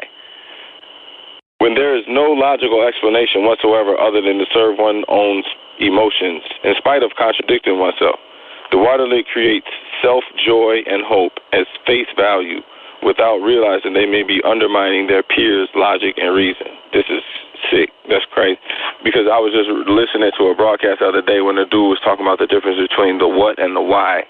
I mean, he was saying how like 87% of the population is stuck in a conversation of the what, where they don't talk about the why, or what I call a super why, which is, why people do the things that they do. Most people sit around and talk about what the next motherfucker is doing. They talk about, oh, man, so-and-so just did this, or so-and-so bought the new car, or so-and-so got the new shoe, or so-and-so just did this, or, I told that nigga this, man, that nigga owe me $500. They be in the what. Most people don't be in the why, which is when you that's why you start looking at symbols. You start reading, astrological zodiac shit like that. Like Jesus, he was in the water religion. Even he asked the wise man when they was teaching them up at the podiums and stuff. He said, "What do A mean? What do B mean?" I know you said A, B, C, D, E, F, G, but what do that mean? And you know what they did? Kicked his ass out. Right. Because he was supposed to be under the water. He wasn't supposed to ask no questions. You ever notice in church when you ask a real question, they either dismiss you or kick your ass out because they like, look, you ain't supposed to be asking a question I can't answer, first of all. And then they get them, they feel it as offensive because you're supposed to be sitting here just shaking your head whether you understand or not. Yeah. And that's the water lick. You'll see him not knowing what the fuck going on, but he see everybody else shaking their head, so he going to say yeah. Other energies might say no, especially the air. The air gonna be like, I'm not shaking my head. I want to know what the fuck you talking about. You see what I'm saying? And the other thing too, man, is that feeling too, like that feeling when you go to church or when you meet a water sign. Like a lot of times, how they come at you with that feeling, they got that smile, and they feel just because they making you laugh or just because they making you feel good. That it's okay to basically fall asleep a little bit or to put your guard down a little bit. You know what I'm saying? Like, all right, well, I made you laugh. Or, hey, I'm kind of fucked up right now. Or, hey, they got that joy, that I spread joy. I just want to spread joy. I just want to make everybody happy. That type of shit. But they use that shit as a manipulation. A lot. The lower self ones use that shit as a manipulation tactic. You know what I'm saying? So. Right. So, and they don't even realize that they be doing it, to the point where, they do it so much and so often they don't even realize that they be doing it as a manipulation tactic, so they got that smile. Like you say, that's how the devil come at you. The devil don't come at you ruthless. He come at you smiling. He come at you with that grin on his face, shaking your hand and offering you taking you to dinner and shit like that. You know what I'm saying? They problem it's not mind over matter, it's matter over mind with them. Like, you can tell them the truth. They'll know it's the truth. They'll feel it's the truth, but then they'll go eat them motherfucking chillings anyway. Right after you tell them. So, yeah, I seen the video, Joe. Worms coming out the motherfucking chillings and shit. Motherfucking worms coming out the chillings and shit. Yeah, I seen it. You seen it? Yeah, I seen it. ID. We should be eating that motherfucking shit. It's good. And go right now to eat that shit. Block that shit straight out their mind. Because it's the body is more in control than the mind. The emotions, once the emotions is more dominant, that means the body is more dominant. So the body don't control, the mind don't control the body control the mind, which is similar to an animal and human. When God made animal, he said, this is the body controlling the mind. Automatic response. When he made human, this is the mind control the body. Thought response. Water essence is in automatic animal mode. Instinct. It's stuck in the idea of shit. Like, they stuck in the idea that Jesus is coming back and drop out the sky. You can genetically, physically, scientifically break it down that that's bullshit, but they don't want to hear that. They want to fuck that. I want my belief that he going to pop out the sky. Because that's where they come from. They come from a world of infinite belief and feeling and fantasy, right? So they're more likely to entertain that than like you tell a motherfucker, like, look, Joe, if chances are if you do that, then this is gonna happen. But I say, yeah, but I know, but I gotta try. I just gotta, that's that water shit, that dream, that that's what they are. They dream chasers, and you know what I'm saying. So the concreteness, I mean, anything, that's why they like you say, they fall into spirituality so easily. Like you say, just because motherfuckers sit around talking about God, they be like, okay, well, this is some shit to follow. This is. Without, like you say, they don't know that they about to twist your mind and have you stuck and feed on that emotional. Right. We get another synopsis. It's like niggas say, Joe, niggas locked up.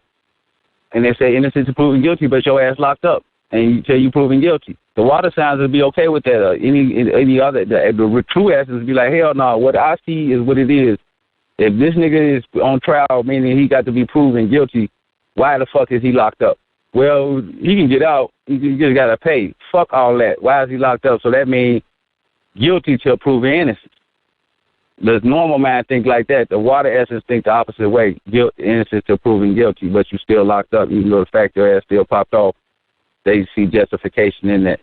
And you got to think of America is built on the water essence because it's truth, freedom, peace, and justice, whatever the fuck it is, the pursuit of liberty and all that. But it's only an idea. Who the fuck really free? We still flock, like this is free. They still call America the land of the free. That's what the water essence say. But really, this motherfucker ain't free. It's just an idea. It's not actually a reality. But we'll live in the idea. Yeah, the picket white fence and shit, the pursuit of happiness. We'll live in the idea more so than the results. So are you saying that we shouldn't dream, we shouldn't have beliefs, we shouldn't have feelings, we shouldn't... No, but if you see a spade, call it a spade. If you see a raccoon, that's what the fuck it is. It ain't a dog.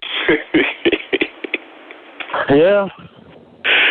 All right, let's go to the chamber. Let's go to the third chamber.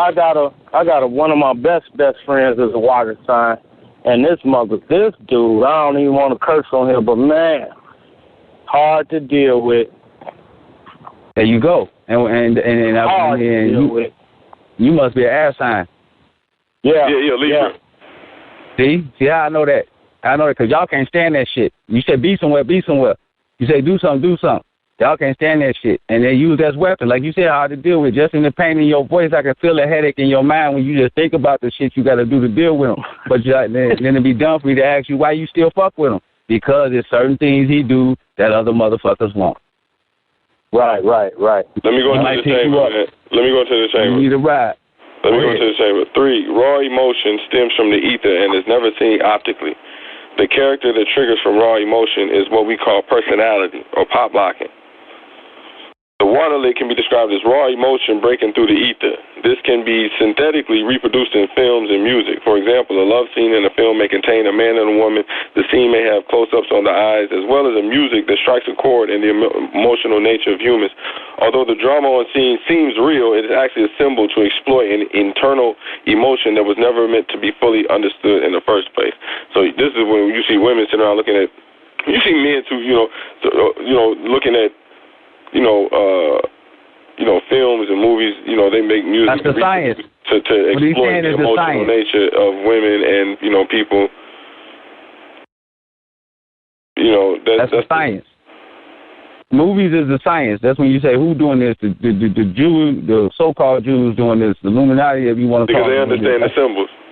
They understand the symbols and they know the effect that they have on the mind and the emotions of the body. They know this. That's what I'm saying. When you look at Housewives and shit, and they sitting there watching that crap. These wide number bullet drama, sex, lust, and drama. You see what I'm saying? It's feeding the emotion. It's kicking in the emotion a little bit more. It's re-enhancing the emotion versus National Geographic, History Channel.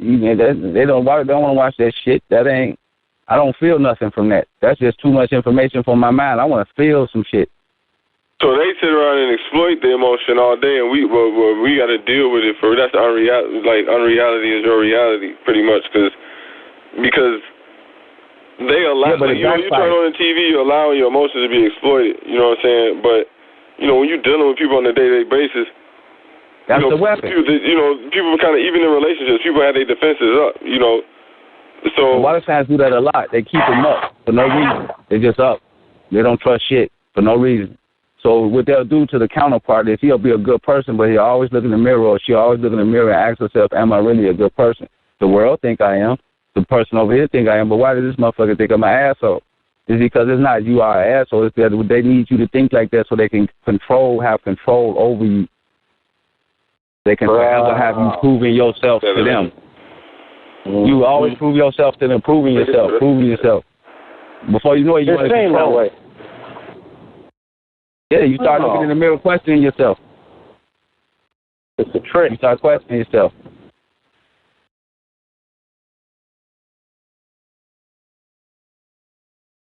I'm going to the chamber, the 4th chamber. Number 4, the unconscious refusal to accept one's own dreams and emotions as the source of their problems. is what leads to the Chris Lighty avatar and justify the character lit. So under the Chris Lighty avatar, everybody got their own dreams, everybody got their own emotions, and a lot of times the emotions is based on, a lot of times what we look at from Hood X standpoint is their natural element sign. So if you're earth sign, water sign, air sign, if you don't know, you should look it up. So, if you are air sign per se, a lot of times your emotions and your dreams are going to be based on a certain set of particular traits, usually on time and Yeah, well, look at you don't want your time wasted. You know what I'm saying? You don't want to be contained. You want to be locked in somewhere where you can't move freely. You want to move when you're able to move. You know what I'm saying? Earth signs deal with money, tangible items, their house, their car, their job, shit like that. Water signs deal with emotions and having the emotions, especially in relationships, and having the emotions reciprocated. And then you got the fire signs who deal with the ego and deal with challenges, sociality, and communication, and they socializing. So through Chris Lighty, it say that through Chris Lighty avatar basically tell you that subconsciously through fear, you always gonna run into those problems that you rooted in, because everything that you're doing, if it's rooted in fear, it's gonna line up. It's gonna line you right up for that shit to happen. You know what I'm saying? So the more you try to fight it, the more you actually bring it to a reality, because it's really what's in the back of your mind, and it's all playing out, through your subconscious. Right. So you subconsciously bring forth your own worst nightmare. That's what the Chris Lighty avatar teach you. So under the water lit, it tells you, okay, so under the water lit, what's the water lit? The water lit is your emotions and your dreams. So look at 50 Cent. Your emotions and your dreams are the root of your problem, and the fact that you can't realize that your emotions and your dreams are the root of your problem is the only thing that keeps propelling you through the same problems over and over again, because you're going through the same emotional ups and downs, over and over again. It don't matter who you with. That's why people break up and get with a new person. They go through the same through the same problem. They had the same problem they had in this relationship they had with the first one, because their emotional, what we call Chris Lighty avatar, is sending them through this whirlwind of predictable negative traits. So if you're under the water lit, you're going to refuse to see that. You're going to refuse to see that your very emotions, the same emotions and your desires are causing you to have the problems that you run into. And like we say, the same hand that gives is the same hands that destroy. The same thing that give you your talents are the same things that fuck you up. The same thing that make you crash your car. The same thing that make you fucking break up in your relationship. The same thing that make you stay unstable. You got to keep moving from house to house. I watch this, all the water signs that I know, every water sign, it be the same shit over and over again. The Lord, the ones that vibrate off the Lord self, they ain't never got nowhere to stay. They always got somebody that they trying to take care of, even though they ain't got shit. And like we say, not all water signs like this, but the ones that, they know that energy. They know. They are familiar. Even though they may not be like that, they are very familiar with what we talking about, and that's that water lit. And they keep resetting. Like we got a lit in the hood that's called the reset button. Basically, it's like every time they blink, they being reset. It's a million dimensions. So every time you blink your eyes, you basically recreating your dimension. But water people, if you're on a water lit, every time you blink your eyes, it's just like resetting your consciousness. So you hear this whole show tonight, and then as soon as you hang up the phone, as soon as you press stop, bam, and you blink your eyes, you reset. You start all over again. All that shit gone just that quick. It's just like, what's that movie, Groundhog Day? Or that movie, Edge of Tomorrow with Tom Cruise. He kept living the same day, the same moments over and over again. That's how a lot of times that's how it is a lot of times dealing with water people, especially like, a certain cancer I know, because like it's like you got to keep starting over. You got to keep starting over. Let's start over. Let's just start over. Let's just start over. Let's just start over. And that's that water energy, because they not dealing from an understanding nature. They're dealing from an experience nature. They just looking at the experience. They don't look for understanding. So if you don't know that, you're not going to know how to operate dealing with that. You're just going to be fighting weird, what appears to you as weird, bizarre energy. The game is rigged. It's not a fair fight. It's not a logical fight. It's an emotional fight. It's not. You're not supposed to say something that makes sense. You gotta give them what we call a purple pill. You gotta take the red pill and the blue pill and wrap it up and give them both of them. And produce laughter. A lot of times, laughter is their logic. They just trying to make you laugh. They're not trying to produce real logic. They feel that laughter is their logic. The experience is the logic itself. So you have to operate from a different standpoint. You can't talk to them the same way that you want to be talked to. You have to talk to them from almost a childlike standpoint because it's you kind of tiptoeing around their feelings. You don't want to say nothing that's too harsh, and you gotta. So you gotta dumb yourself down so they can understand. You gotta give them the blue pill with the red pill. That's why we say you gotta give them the blue pill a little bit with the red pill. That's the purple pill. You gotta, that's what comedians have mastered this. That's why that's why they always try to make you, like motherfucker like Kevin Hart. He a water sign. He a Cancer. You know what I'm saying? So. Somebody like him can understand that dark reality, that dark ass shit they be going through, and able to take that and make it funny as hell. To them, that's how they internal structure kind of work. It's a dark ass place that's inside them, but they know how to take it and twist it in a way to make it entertaining. So you kind of have to operate off that thought more so than raw logic, raw virtues, and raw lit like how Hood-X give you. You got to kind of go back to Pharaoh. When Pharaoh said, look, man, I operate off logic and reason. If I let these people go, they're going to be fucked up. They drowned him, took the whole kingdom, killed him, everything. And then as soon as the people got on the other side, they started worshiping a cat. So you see that they never told you that Pharaoh was right and that you should, certain. They're not going to tell you Pharaoh right because that's the water religion. They're going to leave a lot of that concrete shit out and keep you all off until what happened? What happened? And if you want to know this, if you don't know if you was, I know y'all all was younger, but you got to understand that if you recognize a water sign when you was younger, if you can think back, that one, he was always had the candy and always kept it from you. You had to do some shit if you wanted the candy, or he always had the candy and he wouldn't share the shit. He'd just sit there, eat all that damn candy in your face. And you wonder why the fuck he keep digging in his pocket. Well, what you asking him is what type of feeling do he get from that? Because I was always the child. If I had a lot, I'm gonna give. But it was always that one who had a lot and just came out there to show you and to give you none. And I always used to ask myself, how does that make him feel good? That's a precursor to the water energy as a baby water sign. How the fuck do you having all the candy not sharing and make you feel good? Some type of way they get a fucking kick out of that shit. You know what I'm saying? Some type of way they like that. And then as they get older, they turn into that nigga who always starting shit. That nigga who always trying to fight a motherfucker, but really a bully. They turn into that bullyism shit. There'll be a lot of water signs, you know what I'm saying? Real quick, Poe, what's it say justify the character lick? Can you run that down real quick? Well, that's where you got to explain who you are, how you are, and why you are. You know what I'm saying? You got to justify a lot of shit that you do, or justify really your character, like who you are and what you stand for. You got to always find yourself explaining why you do, why you say, why you be. You know what I'm saying? Okay. And how does that pertain to the water lick? Because they always keep you thinking, or always say they always have you thinking you a fucked up person. That's why. So you feel compelled to justify why you're not fucked up. No matter what you do for them, you're a fucked up person. No, hell no. No matter what you do, they'll never acknowledge that. That's the dangerous part to it. You invest $1 million in these motherfuckers, and at the end of the day, they'll walk right out on your ass and don't even act like it never happened. That's the fuck. They notorious for that shit because they got to feel they the better, they the Jesus, they the goodest, they can't acknowledge that because in their mind, once they acknowledge that, they got to acknowledge at the same time they wronged you. So they're gonna block. They're good at blocking shit out their mind and rewriting history in their mind. They're good at that. They got to do that in order to proceed with life. They're good at rearranging shit in their mind. They're good with the false history. They got to do that. Let's go to the chamber. Chamber 5. The Tinkerbell avatar is the negative zodiac personality of the water signs.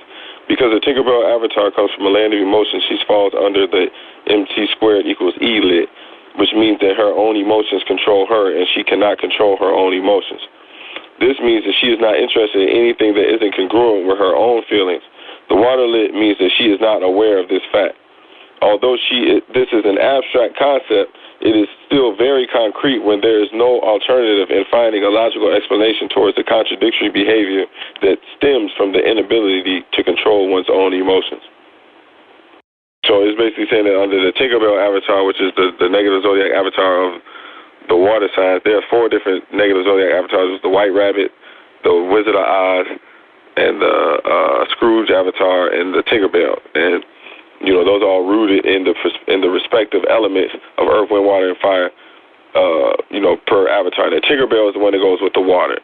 Just a real quick, The air sign is the White Rabbit, the fire is the Wizard of Oz, and the earth is the Scrooge. So the Tinkerbell avatar is the water, and if you understand the story of Tinkerbell, she was the one that was with Peter Pan, and when Peter Pan, met Wendy, Tinkerbell got real jealous, and she started trying to trap Wendy, and to the point she ended up joining Captain Hook, and she went to the dark side to actually aid Captain Hook in kidnapping Wendy. So when Peter Pan came back and asked Tinkerbell, he said, man, why the hell would you go and do that? She was like, because you was flirting with that girl, and and I was with you from the beginning, and you weren't understanding my emotions. My emotions weren't reciprocated. You weren't giving me the attention that I needed. So I went and joined the bad side. So that's the water nature. When it's just like a plant. When you water a plant and the plant starts turning yellow, if you don't give it that water, if you don't feed it that energy, if you don't nurture it, then it'll turn bad. It'll die, and that's how. Let me cut you off. What he's saying is, all that bitch had to do is tell Peter Pan, look, Joe, you're bogus, you treat me like shit, and he could have adjusted. But before they do that, they'll go all the way to the dark side. I'm gonna get you back, Lee, and try to fuck you over just to prove that point. When all they what's I'm gonna get you back, Lee? Meaning I'm always going to get you back for some shit that you do or some shit that I think you do or some shit that I ain't like. Instead of bringing it to you, I'm going to just revenge. It's like the ultimate, I'm going to get you back. I'm going to get you back. I'm not going to sit here and talk to you. I'm going to get you back. So if I say you got them and you stayed out a little late, instead of me asking you what the fuck was you at, I could have been locked up dead, anything could have happened. I haven't got around to sharing the information with you. You ain't going to say nothing. You just going to get me back. Meaning you going to go out there and fuck a nigga. So if me and you in the middle of a conversation, how is I'm going to get you back play out? What you mean? We in the middle of a conversation. Where if you're in the middle of I'm going to get you back is that if I say something slick or I say something that's knowledgeable or if I say something that is not congruent with your emotions, I'm going to pay your ass back. Just because of that. It ain't got to be like you did nothing real bad. You just can't, they ain't congruent with their emotions at the time. You just ain't feeding off their emotions, so they going to get you back. What would they do? In other words, you got to walk on eggshells around them. That's why they going to get you back. That's why I call them weapons. That's why I call them the New Age weapons. They're my weapons, especially for God bodies. See, Mister don't care, but the God body, he won't understand and he want growth in life. He want to see growth and he want to give growth. He want to give love. But when they send you a water sign as a weapon, he fucks all that up. They fucks all that up. She fucks all that up. You see what I'm saying? If they sleep. Giving love. Yeah, because they sleep. You constantly giving love. You constantly displaying your elevation in the way you are and the God body and the God that's in you. But they constantly not acknowledging it. They're not going to never let you know that you God. Or just say, it's an example like this. If you go outside, turn left, you're going to crash. They'll go outside and damn near crash and then come home and they never tell you was right. Never say shit about it. So they pretty much want to just keep exploiting all your negative sides about yourself instead of the things you do right. They always gonna do that. I don't understand that. Why they always do that? Control. That's their form of control. That's the way they think they're controlling you. They don't know you just doing this shit out the kindness of your heart. They think, right. I'm going to tell you like this. You be doing shit out the kindness of your heart, just the person you are, and they think they got you under a spell. That's the fucking problem. You like, bitch, I ain't under no spell. I'm just doing this because I'm a kind person. Why you can't see that? Why you got to think I'm under a spell? That's just a fucked up nature. That's the fucked up nature. Instead of them thinking of it like, I got a kind man, she'll say, I got that nigga under a spell. When really, you surprise the shit out of her when you get up and walk out the door, just like that. That's what they don't know can happen. And when they do happen, that's when they on some old rampage shit looking for you. Oh, yeah, they rampage. Yeah, that's the real rage. That's what they want to do to your ass anyway. That's when they just do that. They on some rampage. Or they got the opposite where they come extra new. They got to set the stage nice. First, though. They got to set the stage. Right, really, all they doing is setting the stage. Depending on how they is, if they mix with a little fire, they going to come rageful. But if they mix with triple water, they going to set the stage. You might just get a phone call, baby, I got your favorite shrimp. I was just thinking, you ain't got to do nothing. I'm just going to bring it to you. Just like that. Next you know, she in the house, and y'all talking about getting back together. Just like that, setting the stage. See, the fire ain't gonna do that. It's kind of like Martin. It's kind of like Martin when Martin was like, Gina, Steph, get out of here. And then when she get ready to get to that door, he started crying. Right. That's water. That's a perfect example of water. That's exactly what it is. It ain't gonna be goddamn satisfied till it's too late. But it's always too late. They ain't satisfied till it's too late. They gotta see it. They gotta see. They gotta see this shit. You can't just tell a motherfucker and they just feed off the knowledge and act and hear the knowledge and man, that's a good point and act off the point. They gotta see that shit. So if you're in a relationship with them, man or woman, watch yourself because they're gonna take it to the edge. They got to take it to the edge. Yeah, man. One of my best friends, like I said, is a water sign, man, and y'all describing him to a T. Well, it's a water The energy. MC squared equals E-lit. The MC squared equals E-lit basically mean, man, if you can't control because you got to say E equals MC squared means the energy is equal to the mass times the speed of light. So that means what you're looking at is equivalent to what you're seeing. So the reverse of that is, man, if you can't control your energy, that means the energy controlling you. You know what I'm saying? So that's what a lot of times you know. A lot of people they not controlling that energy. Their energy is like a string, man. It's like a puppet. It's the shadow walkers following their ass around. They got puppet strings on their ass, and they tell them, okay, feel this way. Now look at that. Now feel this way. Now look at that. Now feel this way. Now look at that, and now feel this way. And they're programmed like this from kids, from the media, from the things that's coming through the TV, from the songs that they hear, from the experiences that they go through in life, and they think that this shit is real. This is how this feeling told me to act this way, so now I feel this way. Never questioning at all. Never questioning. Right, and they never question like, okay, well, how do I feel without if that shit wasn't here in front of me at all? You know what I'm saying? Well, who would I be? You know what I'm saying? Who the fuck would I be? If you know what I'm saying? Who am I really? Basically, you know what I'm saying? That's when they realize, is that. Ain't nothing by themselves. They need something. They need you like a water, your reflection. They need that with a mirror. If you ain't standing in front of it, it ain't doing its job. That's how they are. They need somebody, something to feed off of. That's why the world is relationship. That's why the water essence is the emotion, which is the relationship world. They always couple. That's what the Two of Cups. You understand the Two of Cups too. If you Google the Two of Cups, that's that pairing off shit. Because like a lot of times they automatically see shit as pairing off. Like if you see a man, he see his woman sitting there talking to another dude. You know what I'm saying? He'll run up and man, who the fuck is this dude? Like, you know, man, that's my cousin. That's my brother. Hold on, let me break it down though.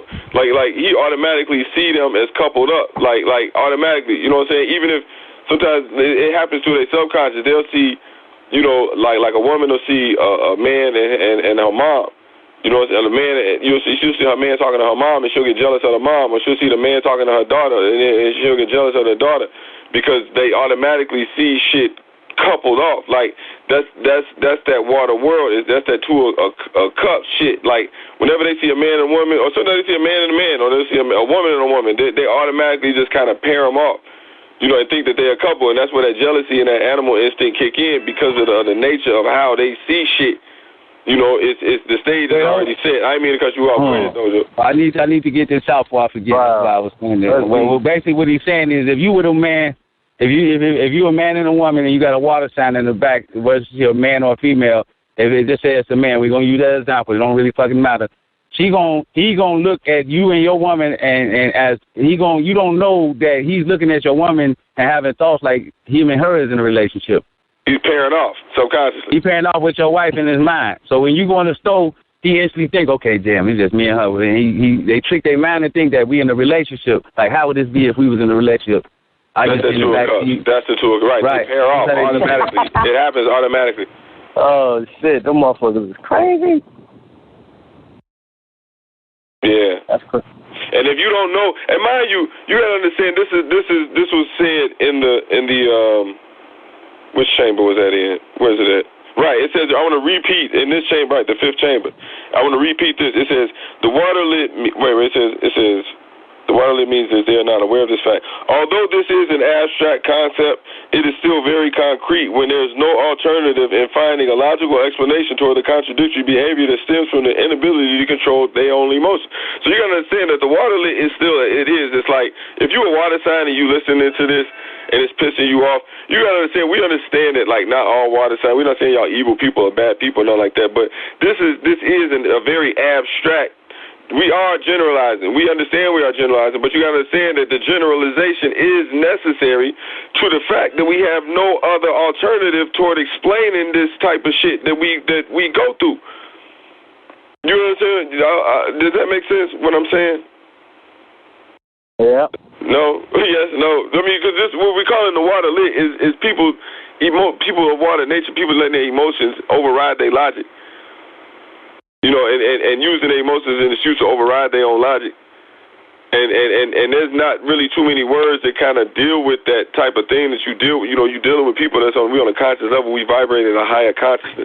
So when we're around this lower self energy, that lower energy like that, and it brings us down, we don't know how to deal with that. You know, we don't know how to deal with that energy. So we need concrete reference points. We need words. We need symbols in order to train our mind to prepare for this type of situations. Paul, you want to say anything before I go into the chamber? Hey, can I say something real quick? Yeah, go ahead. And what I noticed a lot is the water sign or whatever, they stay in like this fantasy land. It's like they're like for instance, one time he said, hey man, you know, tomorrow I'm gonna talk with the Italians and they're gonna give me that 100,000 early in the morning. Now, I know it's a lie, and I know it's bullshit, because that's the way he talked. He's been talking that way for years. But I always wonder, why do you come up with this type of stuff? That's that water. Or I'm going to call the president. He's going to give me funds. All I need is him to fund me the $250,000, and I got him on the phone. I got his phone number right here. And be dead serious about this shit. They're dreamers. They're dreamers. They're not. The real world don't, you know, to them this is all bullshit. It's all a game. It's like, hey man, you know, what's real is how you feel. What's real is how you feel on the inside. You know, that's why I tell them, okay, if that's true, then get up and run through the motherfucking wall. You know what I'm saying? You should be able to pass right through that wall. But I bet you gonna bust your motherfucking head open. You know what I'm saying? Because you still need to respect the earth, respect the physical, respect the foundation, respect your house, respect your cleanliness, respect your body, respect your kids, respect your family. You know, you got to respect the physical. And, you know, and a lot of times they put their own emotions over their own physical, over their own material items. But I don't know, and I always wonder, I'm an air sign. Why do I deal with that? I don't even know. Can't even put my finger on it. Because y'all got praise. Y'all true, y'all faithful to y'all like friends. Y'all is concrete. Y'all it's just like to you that's your life lesson because they're gonna always run you into motherfuckers like that. But y'all naturally is faithful friends. You know, y'all down with a nigga. Y'all ride with a nigga, but y'all ride and down with motherfuckers in the world. Y'all 100% in the world that's 50%. That's why. Oh, okay. You're 100%. Yeah. This motherfucker don't even know what 100% is. They don't even understand the concept of 100%. Keep it 100 with me. But you thinking by birth that this is, if I keep it real with you, you keep it real with me. You got to understand it ain't like that in this world. It's a 50% world. You know what I'm saying? And they're going to keep you away from other air signs to make the perfect matrimonial friendship because they're the weapons that's used to keep you at what's going to hold you down. You're not going to have this problem with another air sign. Y'all going to link up like a motherfucker, but they're going to make sure you rarely run into that to keep you. So you got to look at the shit. Because 85% of the motherfuckers on the planet is cancers and water signs. Most of the motherfuckers you run into is going to be water signs. Exactly. And that's given through the birth. The birth, and the reason they do that is because they give you water. It's a technology that they got. Certain code words and shit they got that trigger the water. Because we all got, each sign got a part of another one in them, all of them in them. So what they do is they set code words to bring out that water in the 85% population of the people. Through school, you don't know half the curriculum is a water curriculum. Through preschool, water curriculum. Through activity, sport, and play, water. Through goddamn it, church and religion, water. All that shit is water. So no matter who you meet, they still going to have a residue of that water shit in them. You see what I'm saying? So they don't got to be exactly water. It's just that we talk about the water because when you triple fold the water, it's Satan. It's just the fuck it is. It's Satan. It ain't shit else. It's Satan. And Satan rules the emotions. The body, exactly. Exactly, the flesh. So they're going to keep you in that water essence because they can control it. They have found the science on how to control the outer external emotional response of human beings. So they're going to rock that motherfucker and they're going to put you deep into the emotional essence so they can control it. When you have a higher spiritual essence, which they're working on now, that's when they're trying to tap into the God gene. They trying to make us like the God bodies, like the water. They trying to figure out how to turn us fucked up. But it just ain't gonna fucking happen. So they coming out with new new weapons, new science, you know, by the time we 70, 80, you going to start seeing other science act like, you know, some whole other shit. It ain't going to even be water. It's going to be the Taurus lick or some shit where these niggas just super ruthless. If you got them and say one wrong word against the truth, they going to cut your head off. Or they just too ruthless, you know, shit like that.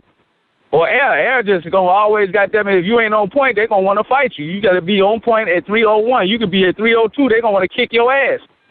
So that's just weapons. Just keep going on and on. They're just going to use, but we're not in that age.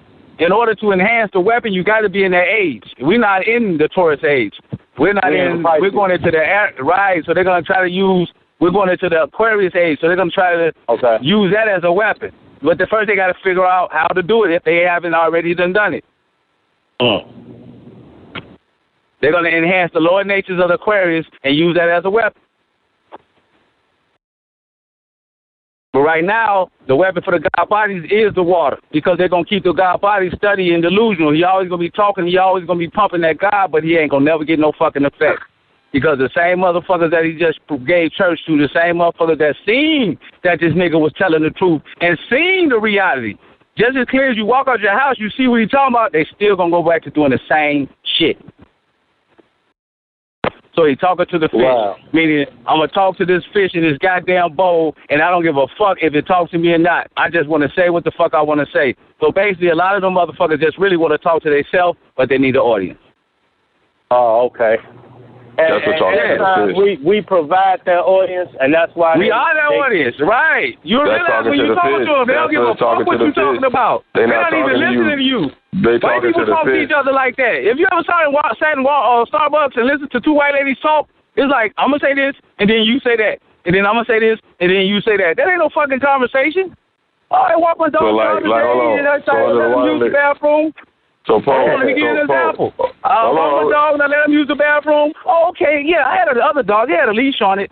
Yeah, okay, well, my dog had shoes. Yeah, my dog had combed his hair the other day. This shit is not goddamn it correlated. They're not even listening to each other. They just talking. So look, let me ask you this. So, Paul, if I want a water lick, I tell you, I say, hey, can you hear me?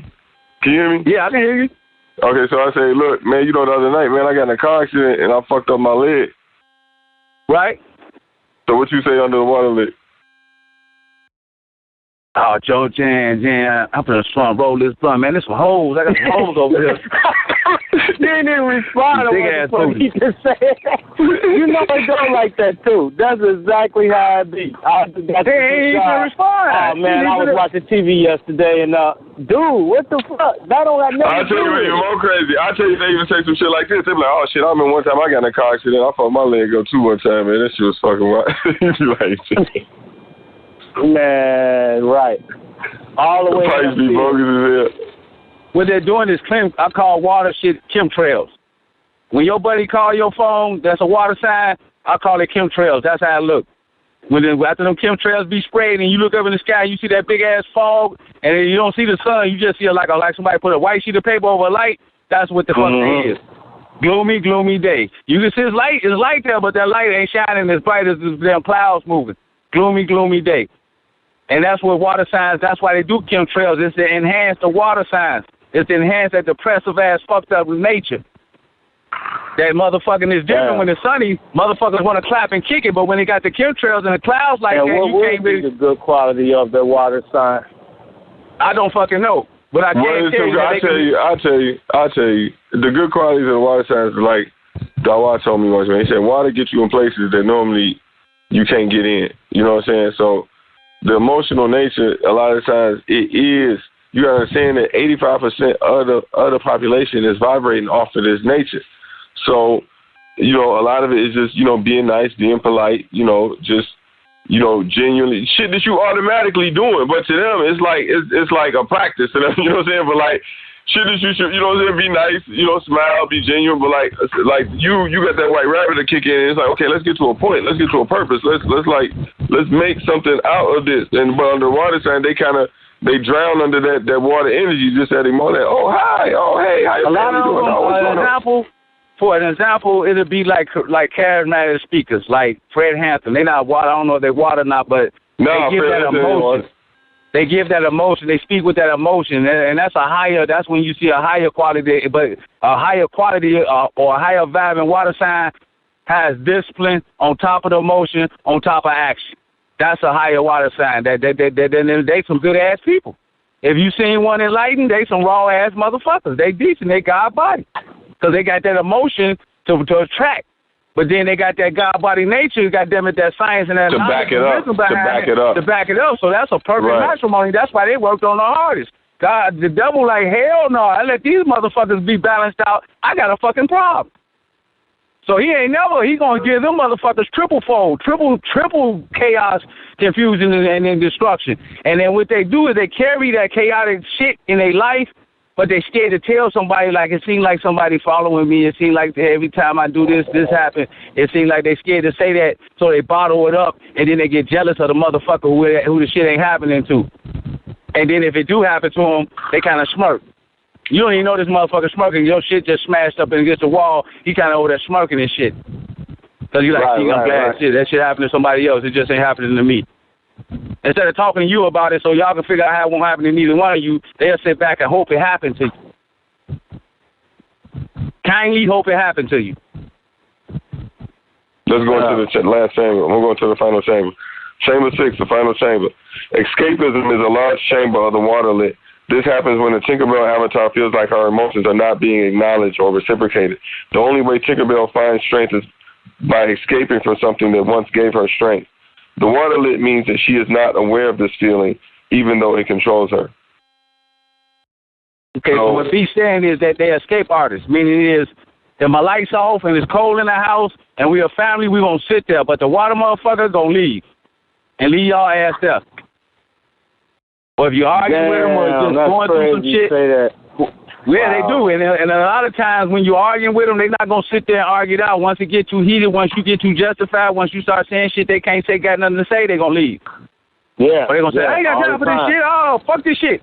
You like, wait a minute, bitch, what you mean fuck this shit? Why you do what you just did? I got a good question, right? Yeah, but fuck this shit. I got to go. You can't handle the truth. I gotta go. So what they do is they call themselves, they like to escape one situation to another situation. Then they'll go to another situation fucked up. They'll escape that motherfucker too. They got to like that feeling, have that feeling of escaping, getting away from some shit instead of dealing with some shit. The stage gets set in a way a lot of the times where, you know, they'll start out cool with somebody, you know what I'm saying? And then they'll start out on something, but then the emotions will get in the way. And then, you know, like, they'll use that energy, you know, they'll get in an argument with the person, you know, like, especially in relationships, like they'll get in a relationship with somebody that they used to like, and then they'll start arguing, and then they'll break up, or they'll go do some bogus shit, you know, like Tinkerbell, they'll go over to the dark side, and then what'll happen is they'll use their energy to start doing the shit that they should have been doing from the beginning, you know what I'm saying? Like a lot of women, I notice this a lot of times with, like, women, you know what I'm saying, who try to, like, lose weight. Like, a lot of times they'll break up with their man, they'll lose a lot of weight. You know what I'm saying? But they may be telling them, like, you know, baby, you should lose a little weight. So they get mad, they get the Tinkerbell going. It's the 50 Cent leg. It's the 50 Cent leg. 50 Cent.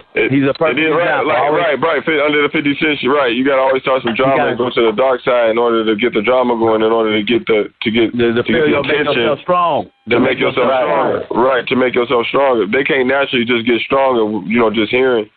It's some temporary shit. The way they really get strong, right, they got to set that stage and get a bad guy, get you on stage, you know what I'm saying, get you a real nice fucked up role, you know what I'm saying, and then, you know, once they play that out in their mind, and then they can say, okay, now I got an enemy, now I can, you know, now I can get that dark side shit going, and now I'm properly balanced, now I can think straight. You know, so now, you know, then, like you say, you see the woman, she start working out, or you see the man, he'll start going. You can't do a push-up. You can't do the push-up without the flow. You the flow. The water sign need a flow. So the 50 Cent League, they make a flow to do the push-up off of.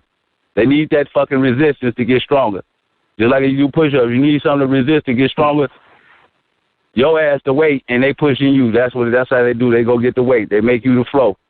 They can't just walk away. They got to goddamn it make themselves stronger by carrying, like resisting, making you the enemy. Like with a water sign, if it's a female or male, they would, long as you God body with it and study chinning under the God body nice or your kindly heart, They can't leave you like that. They got to make you the enemy first.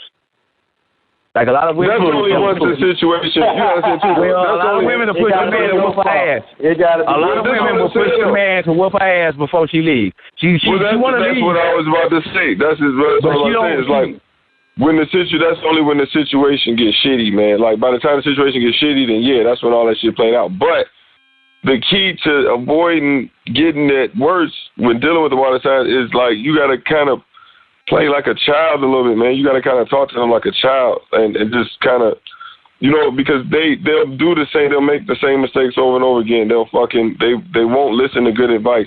They always entertain the fantasy over the reality, you know. So in that, you have to kind of expect that and look at them like children and kind of just, you know, that's the only way you can really learn to appreciate them for who they really are and like the emotions that they bring is you have to look at them like children. And you have to love them like children. You can't understand look at them like children, but you have to love them like the same way you love children because you're not going to love them from a logical standpoint as far as this your woman, this your man, this my king, you stand beside me. The team, right, right. You like your equal. You can't really, you can't. You have to love them like a child. Hold on, B. Actually, what he's saying is you in this relationship alone, nigga. That's basically when you dealing with a female or male, you in a relationship alone. It's like you sitting there with your child. So you still missing that adult swag. You don't got that. And the upper and the higher knowledge, the higher self. Well, you ain't gonna even get to that. You can write that off. You ain't even gonna get to that. You just gotta learn first. You gotta master dealing with a grown ass kid. Then, do you want to deal with a grown ass kid? Is the question. Hell no. Right, you looking for equal. You're not looking for a child. Mr. Will, on Color Purple, he'll love that shit. Yeah, a lot of you know, but that's why like one time, me and my boy, we went to the club, and he said, it's finna go down. I went to the restroom, I came back, he said, it's finna go down. I said, what happened? This guy, he took your seat. I said, man, dude, come on with all that. Yeah, but you know what's going to happen? He don't expect to fight. He expect y'all to fight. He going to be the one walking up out that motherfucker without the scratch. You going to be fucked up. That's that water shit. You fuck the fuck up. He talking about saying, yeah, we got it in, and you like, but damn, nigga, you ain't got a scratch on you. Joe, if you don't know you dealing with water, man, you ain't gonna have no other type of you gonna be sleep. You gonna be sleep because you looking at it like on the surface and you don't know what to call this shit. You just going through situation after situation with no. Well, do an experiment. Yeah. When you see a man with a woman and the man always drunk, ask him what sign is his wife, or vice versa. When you see a lady and she always confused, stressed out, and just fucked up, chaotic, like you can tell she kind, but she got this fucked up energy. Ask her what sign is her man. Ask her what sign is her husband. Because the nigga's going to be drunk as hell. The woman going to start drinking too. Fuck it. They get it in too. Like, shit, fuck it. They get drunk too. Fuck it. Low self-esteem. Ask her what sign is her motherfucking man. And I guarantee you it's water. It's the water essence. It's the water energy. Hey, that's why we made it. Even if they're not, you still going to see that water essence in there. You know what it is. And this is, like I say, this is very abstract. You know what I'm saying? This is very abstract. We are generalizing, but we are only generalizing because there is nothing else that can properly diagnose what we're trying to diagnose. So take it with a grain of salt. This is, like you say. I'm going to be bogus with it. I tell my little mama, don't date a water sign, period. I don't got time. I said, I don't got time for it. That's what I told her. I don't, as a daddy, got time for it. I'm not going to sit here with countless times you crying, talking about this nigga did this, this nigga did that, then next you know he cool and he took you out, and then next you know he did. I don't got time for that shit, because that shit going to run you and me crazy. You ain't probably ain't having to blow some nigga head off. He going to be. That's why I told her I don't want to go to jail. Please don't date a water motherfucker. Yeah, man. On that note, fellas, it's been great, man. We had a hell of a build. You know, if you are anybody got any questions? Don't take it.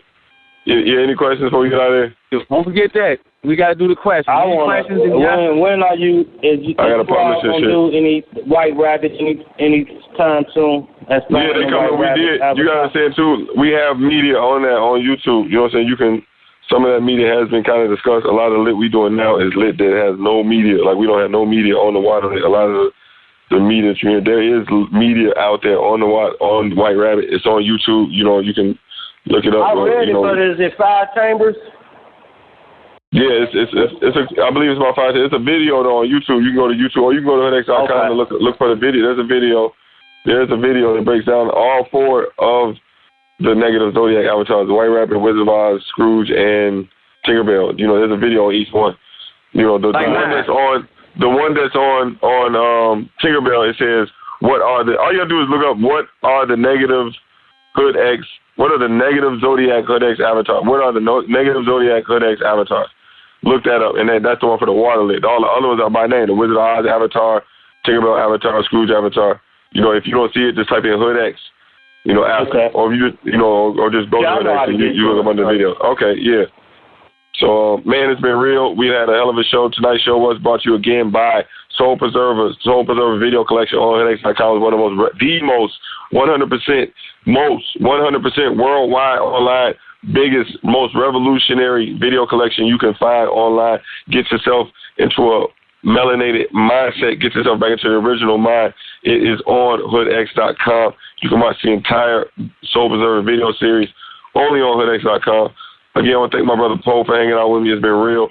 Always on point, always precise, always perfect price with the knowledge. Anything you want to add on before we get out of here? Well, I remember Bruce Lee said, "Be like water." Now, he meant that in the fighting technique. That's how the idea of the weapon we talking about. When he like be like water, he like, Joe, reflect your opponent's actions. Reflect your opponent's actions. Have no set mode. They go left, you flow with them. So really, they kicking their own ass. So now take that out of Bruce Lee and put it into your chamber with the people you're dealing with. That's how the weapon look they doing with you. They reflecting your own actions, really letting you kick your own ass. Because at the end of the day, you sitting here on 110 when you got fumes pouring from your head of anger from these motherfuckers, and they sitting there giggling off the iPhone. Off some shit they did, you know what I'm saying? They giggling, and you like, whoa, it really, you like, damn, you are not as mad as me? It's because they like, no, nigga, because I set you to that mode. Now I'm cool. You fucked up, and I'm cool. Why they like this? It's that nature. It's that fucking nature, man. That's why, but just on the nature, always judge a man by his fruit, not by what he say. And on that note, we're going to wrap it up. Hopefully we be in tonight. Tomorrow. Hopefully we get another lit in. It's been real. Sign up for hoodx.com. It's been a hell of a show. We out. And brothers, don't forget this shit. I'm trying to tell you.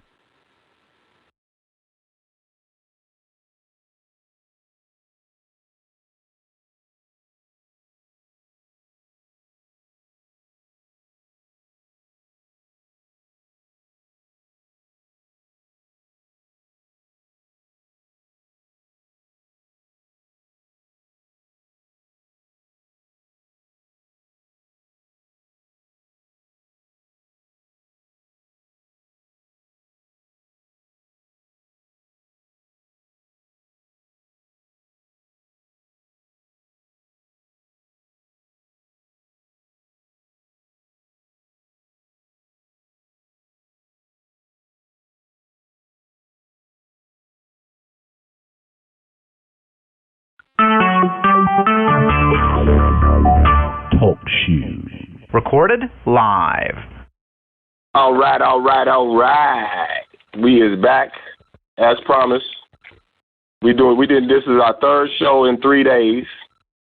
So we definitely getting our momentum back. We definitely getting our swing back. For those who don't know, if this is the first time listening, this is the Hood X Talk Radio. We're discussing the Hood X Lit with Brother Pomatic of Godspeed Science. Poe, you there? Yeah, I'm here. Go ahead. Glad to have you. We got a lot of callers on the line tonight. Tonight we discussing. Well, last night, do remember you can go back through the talk show on Hood X. The first show we did for season 3 was the self-mutilation lit, and then we discussed last night. We discussed the Smith is Ruthless lit. But tonight we're doing the SRC lit. SRC stands for spiritual retroconfabulation, which probably sounds like I just sneezed. But we're going to break it down for people who don't know what spiritual retroconfabulation is. But before we go into it, I just want to say tonight is brought to you by Godspeed Nation on Facebook. Make sure you click Godspeed. Make sure you find Godspeed on Facebook, Godspeed Nation, and click like. We got a lot of other things we talk about on there that I'm sure if you like this series, I'm sure you'll find this series on Godspeed interesting as well. So tonight's show about SRC, and as always, before I go into the lid, I just want if both of you you want to give us a quick background or quick demonstration about what we're going to be talking about. Yeah. I know the word sound kind of weird, but pretty much that's all we can come up with from the left brain. But it's pretty much when you think, like when you're waking up, or you're going into your metamorphosis, where you're starting to see, shit people can't see around you. You start to think of unconsciously that the people around you is woke just like you. Or the people around you is what? Woke. They kind of woke just like you. Like you wake up, you see shit, you start to think different. So you kind of assume the people around you is kind of on the same level, or can receive the information or the stuff you're learning or sharing with them on the same level as that which you receive. Which you're sharing it. You know what I'm saying? Mm-hmm. It's a grave mistake. You gotta remember, you're not looking at it. You're not paying attention. There's an unseen ruler right there in between you two, and you have thrusted forward in evolution and mental, physical, and your DNA and all that, and they still at the same level of the matrix lockdown, which is whatever the matrix got for us at that present time. You don't see that. So you talk to them like, unconsciously, like they're there with you, but they're not. Under the Ruler Act, they might have to die 3 or 4 times just to get to the level you at. You shot up at it 2 or 3 years. You know what I'm saying? So you got to pay that, keep in mind that as you raise in conscious, people around you still either going to be at the same level or lowering and getting dumb as hell as time goes by. Right. So the more I'm studying, I'm thinking that my brother, my wife, or my son, or my father, or my mother, or my friends, I'm thinking that they subconsciously is right there with me. They kind of know what I know because I've been exposed to this information. But what you're saying is that they don't know shit. They still doing the same shit, basically. They're looking at the TV the same way. To you learning. It's like it's more sort of a studying. To them, it's entertainment. So you used to be entertained too. Now you studying the shit, they still entertained. So and it's kind of hard. But your mind kind of trick you into thinking that they know what you know. Yeah, because you're not just assuming they stupid, or you're just thinking that, well, if I just say it to them in a certain way, they just pick up on it. Like did you ever notice this, that, and the third, and they don't quite pick up on it. You kind of think it's a fucked up way you're saying it, but in reality, it's not. It's that they're listening. But here, you're talking with the same language, but in a different syntax. So the brain is kind of confused, even though it knows the words. You're saying English words, but in the syntax you're using them, you're talking to the subconscious. Damn. No, they're not right there with you. They're not right there with you. They watch but we trick ourselves into thinking that they are. Why? Right. We kind of I think we kind of established the fact that we know that they're not there. But why do we trick ourselves into thinking that they? Why do we trick ourselves like that into thinking that they are? Because you got to deal with these motherfuckers. That's why you're probably forced to deal with them. So you got to do something, or you would be a mute conversation, a mute social dynamic. You wouldn't even care to talk to these. So you got to Another thing, it's a lot of different types of consciousness. There's so many different things to study, and I think a lot of times people forget that, like, once you fall into a certain niche, or like you might study Comedics, you might be a Muslim, or you might be a Christian.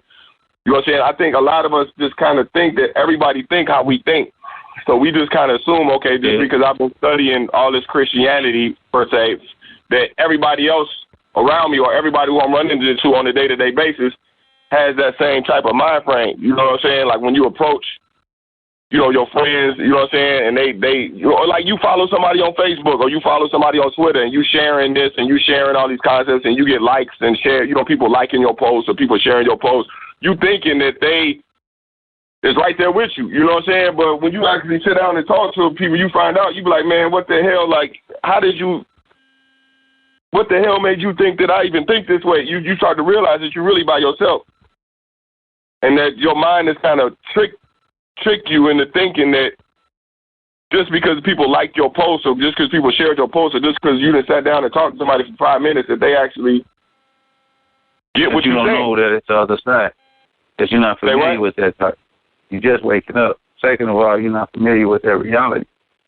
That the Erica Badu lick, you know, the Green Bandit Act, that it's the opposite side. Like you're not familiar with a realm of like representative and the real person.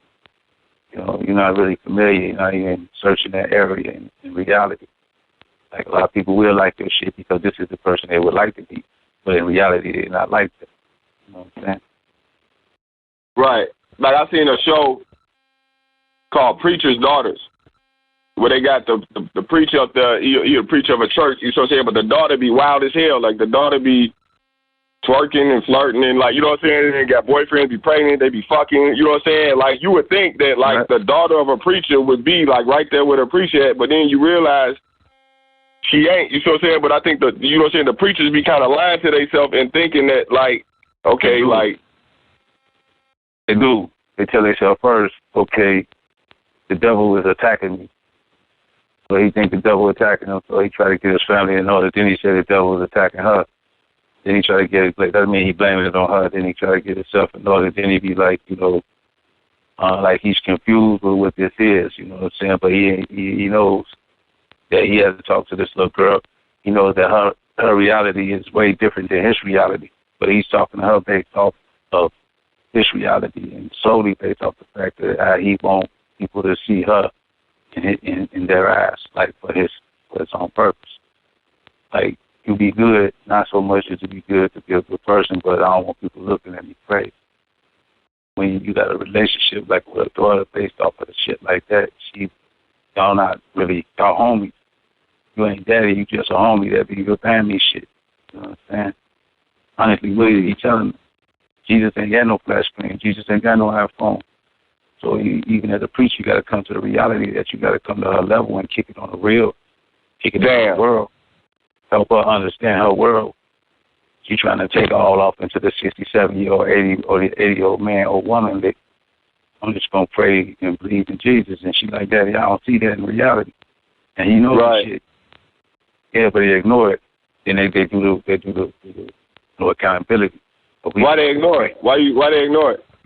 Because I do this exact same shit with my friends and shit, man. Like, it's called accountability. If you pay attention, man, you gotta be held accountable for where you fucked up at. Man, I do this like, man. Don't do it. You know what I'm saying? Like, they ain't neither one of them on Facebook, ain't neither one of them on Twitter, so a lot of them ain't even on social media at all. So, like, you know, this whole revolution of consciousness that's been taking place for the past 5-10 years with all this new information coming out and these new ways of looking at things. You know what I'm saying? They don't have no idea about none of this. They still got the same brain kind of from the 70s and 80s, you know what I'm saying, with that the old information, you know what I'm saying? Like, the technology didn't change, you know what I'm saying? They not even up on none of this. But when you sit down and talk to them, you still, like, somewhere in the back of your mind, like, you kind of just assume that, like, they kind of know what's going on. You know what I'm saying? Because it's obvious, nigga. The shit is obvious.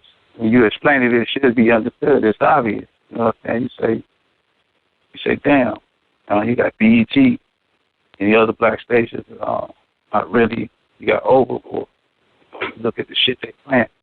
And it's basketball wise. What is it? Demon Daughter. And I'm on top of LA, bad girls, all that wild shit. Right. Okay. What about it? Right. But you talking to a person, you like, man, why have you noticed that only the shit they showing through our media dynamic is violence and trauma? And it's obvious. And the man, like, you know, next to me, like, yeah. I just noticed that, you know, but you don't know that he just conversation in his mind. Your mind is a fucking reality. So, okay. It's like when you tell a dog to sit, the dog don't know what the fuck sit mean. It just know when you say these words what to do. That's how they hear shit until they wake up. They hear like dog language. Dog, God backwards, dog. They hearing dog language. And then they get to that. That's the religion. The dog language. You don't really know what the fuck this shit mean. You can't touch it, taste it, and feel it. But you know what to do when they say, you believe in Jesus? You say, yeah. But what you gonna do with it? Huh? Right, but what you gonna do with it, though? Can't do shit with it. What the fuck do that mean? Do you believe in Jesus, G? Do that mean to you? That mean you believe what? You believe him? You believe him? You believe in him? That he can what? You know what I'm saying? That shit is like, instead of stepping on your brain, like, okay. Let's go into the chamber. Let me go to the first chamber. All right. SRC link, Hodex.com, spiritual retro confabulation. The concept that someone advances, start over. The concept that as one advances consciously and spiritually, they naturally assume that their friends, family, and strangers are aware of the metaphysical spiritual advancement that one has achieved. However, this is usually not the case. So that's kind of what we've been talking about for the past 5 minutes, basically saying that, you know, as you move forward, you kind of think that they achieving the same. You don't really think you would like mental. You would like to be. It's more easier. Say it again. You would like it. You would like them to be in that same level and not even know, but you feel once you explain this shit, it should be obvious. Once it's obvious, it should have a action in your DNA, your soul. It should make you change. So that shit went out with the 60s and 70s. Like logic came, and with the simple shit that we call simple now, but it was mathematics then. He came, he gave them the game. And these motherfuckers changed that information, changed their genetic structure. It turned all them fucked up niggas to muscle. Just like that. Now, you can't find that type of shit happening now. You know what I'm saying? So the words ain't pop locking. Something ain't right. The information ain't touching the soul no more. It's being heard in dog ears. If it's heard in dog ears, then... So a nigga who pick up on it, so the nigga who actually pick up on it is surrounded by niggas who hearing this shit in dog ears. Exactly. So you gonna go but the nigga hearing this shit is still gonna kind of think right. He don't know that these motherfuckers is hearing this shit through the dog ears. That's the trick. Right. That's where the trick is right there. Is that like you thinking that okay I hear this shit, but the motherfucker sitting right next to you hearing the exact same shit, but they not responding the way you responded, but you gonna think that they are responding the way you responded. Because you're not aware they're hearing in dog ears. It's a process. You're not trying to wake a motherfucker up just off a conversation. You're trying to implant seeds, inception, seeds in his mind. When you say shit, that nigga go home and go to sleep and dream about the shit. Then he wake up and he start becoming more, what I call it, familiar with the shit. So you download the nigga. Yeah, that's fucked up. They call Jesus a thief in the night. You was slipping shit in. You didn't know what the fuck he was talking about, but you got the shit the next day when you woke up. We can't do the speech no more. We can't do the Martin Luther King. We can't do the Malcolm. The shit is not sounding the way it's coming out of our mouth to the public, to the people. Right, so that's why you got Umar Johnson up here cussing out SETI. You got a code. Niggas got to be coders now, computer coders. And no more. You got to sound a certain way. You got to code the motherfucker. You got to write the app. Write the app your damn self. It take time. You can't write a rap. Man, it take a long ass time to write the app. That's why niggas don't do it. Right. Too much concentration thought. Hell yeah. Focus. Let me go into the next chamber. All right. Chamber 2. When your friends and family are not aware of your resurrection of self, but you subconsciously trick yourself into believing that they are. This is usually a gateway for the... Hold on. Somebody's moving. All right, somebody going, don't make me mute the lines. Whoever got them, we trying to keep it open. You know what I'm saying? But you got music, man. Sound like some iceberg shit. If that music playing, cut it down. I don't want to mute the line. Hold on. Let me go back. Let me start over. Okay, chamber 2. When your friends and family are not aware of your resurrection of self, but you subconsciously trick yourself into believing that they are, this is usually a gateway for them to become sacred agents. This also triggers the I'm going to get you back lit. All right, so real quick, why don't you give me a rundown on resurrection of self? What's resurrection of self? When you realize you were asleep, or when you realize you were asleep. So you woke up, basically. So you waking up when you realize you sleep. If you don't know you sleep, you can never wake up. So that's resurrection. Okay, so if you standing next to somebody who don't know you, then woke up, they still talking to you. What English word it is for that? That is say it again. Talked about.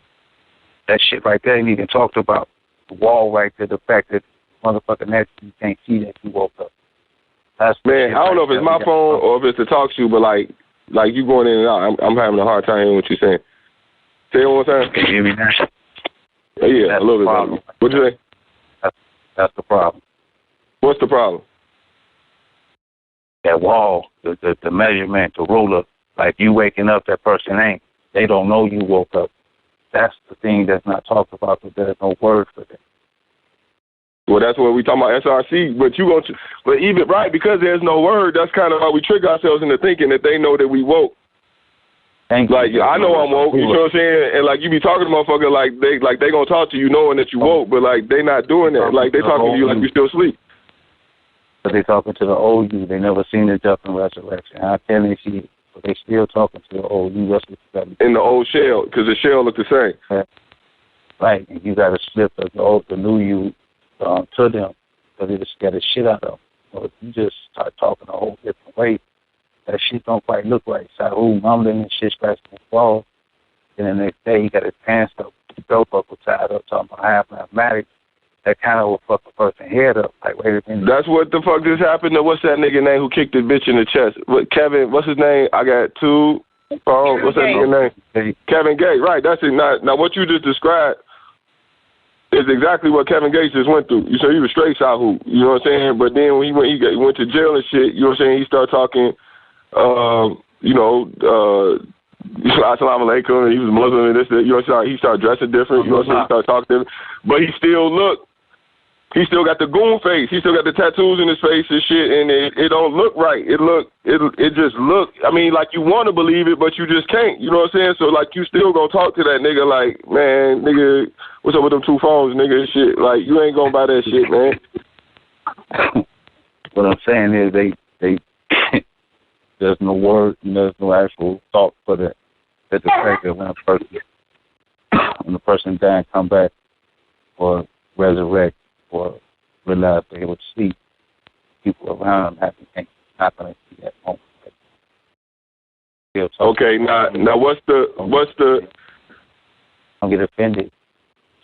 What's the sacred agent? It's the sacred agent because you do get offended. You be trying to tell them, show them, explain things, justify yourself. Why you ain't eating pork no more? Why they keep giving you shit and you saying no? Last week you was just eating. It's like, wait, you get angry. So they turn into sacred agents because they do stuff unconscious. What's a sacred agent, though? Pomo, your phone's still breaking up, but I think a sacred agent is, and he's storm, by the way, but I think a sacred agent is like what Kevin Gates did. Kevin Gates kicked the old girl in the face. Kevin Gates, he ain't just a Sahu. Kevin Gates been woke, but when he kicked the old girl in the face and had to get arrested and he got out, you know what I'm saying, he changed his persona a little bit more because he had to remind whomever, Smith or whatever, that he is the woke. You know what I'm saying? Like, Kevin Gates ain't no sleep nigga. Like, he been spitting game.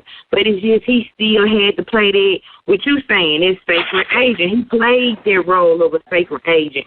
But, you know what I'm saying, they tapped into his family life. So when he came back out, he had to let it be known, you know what I'm saying, he God by it. He straight up. He can't play sacred agent no more because, you know, whatever he seen in that audience when he kicked the old girl in the face, it almost fucked him up. What's the sacred agent? I would like for you to tell us that.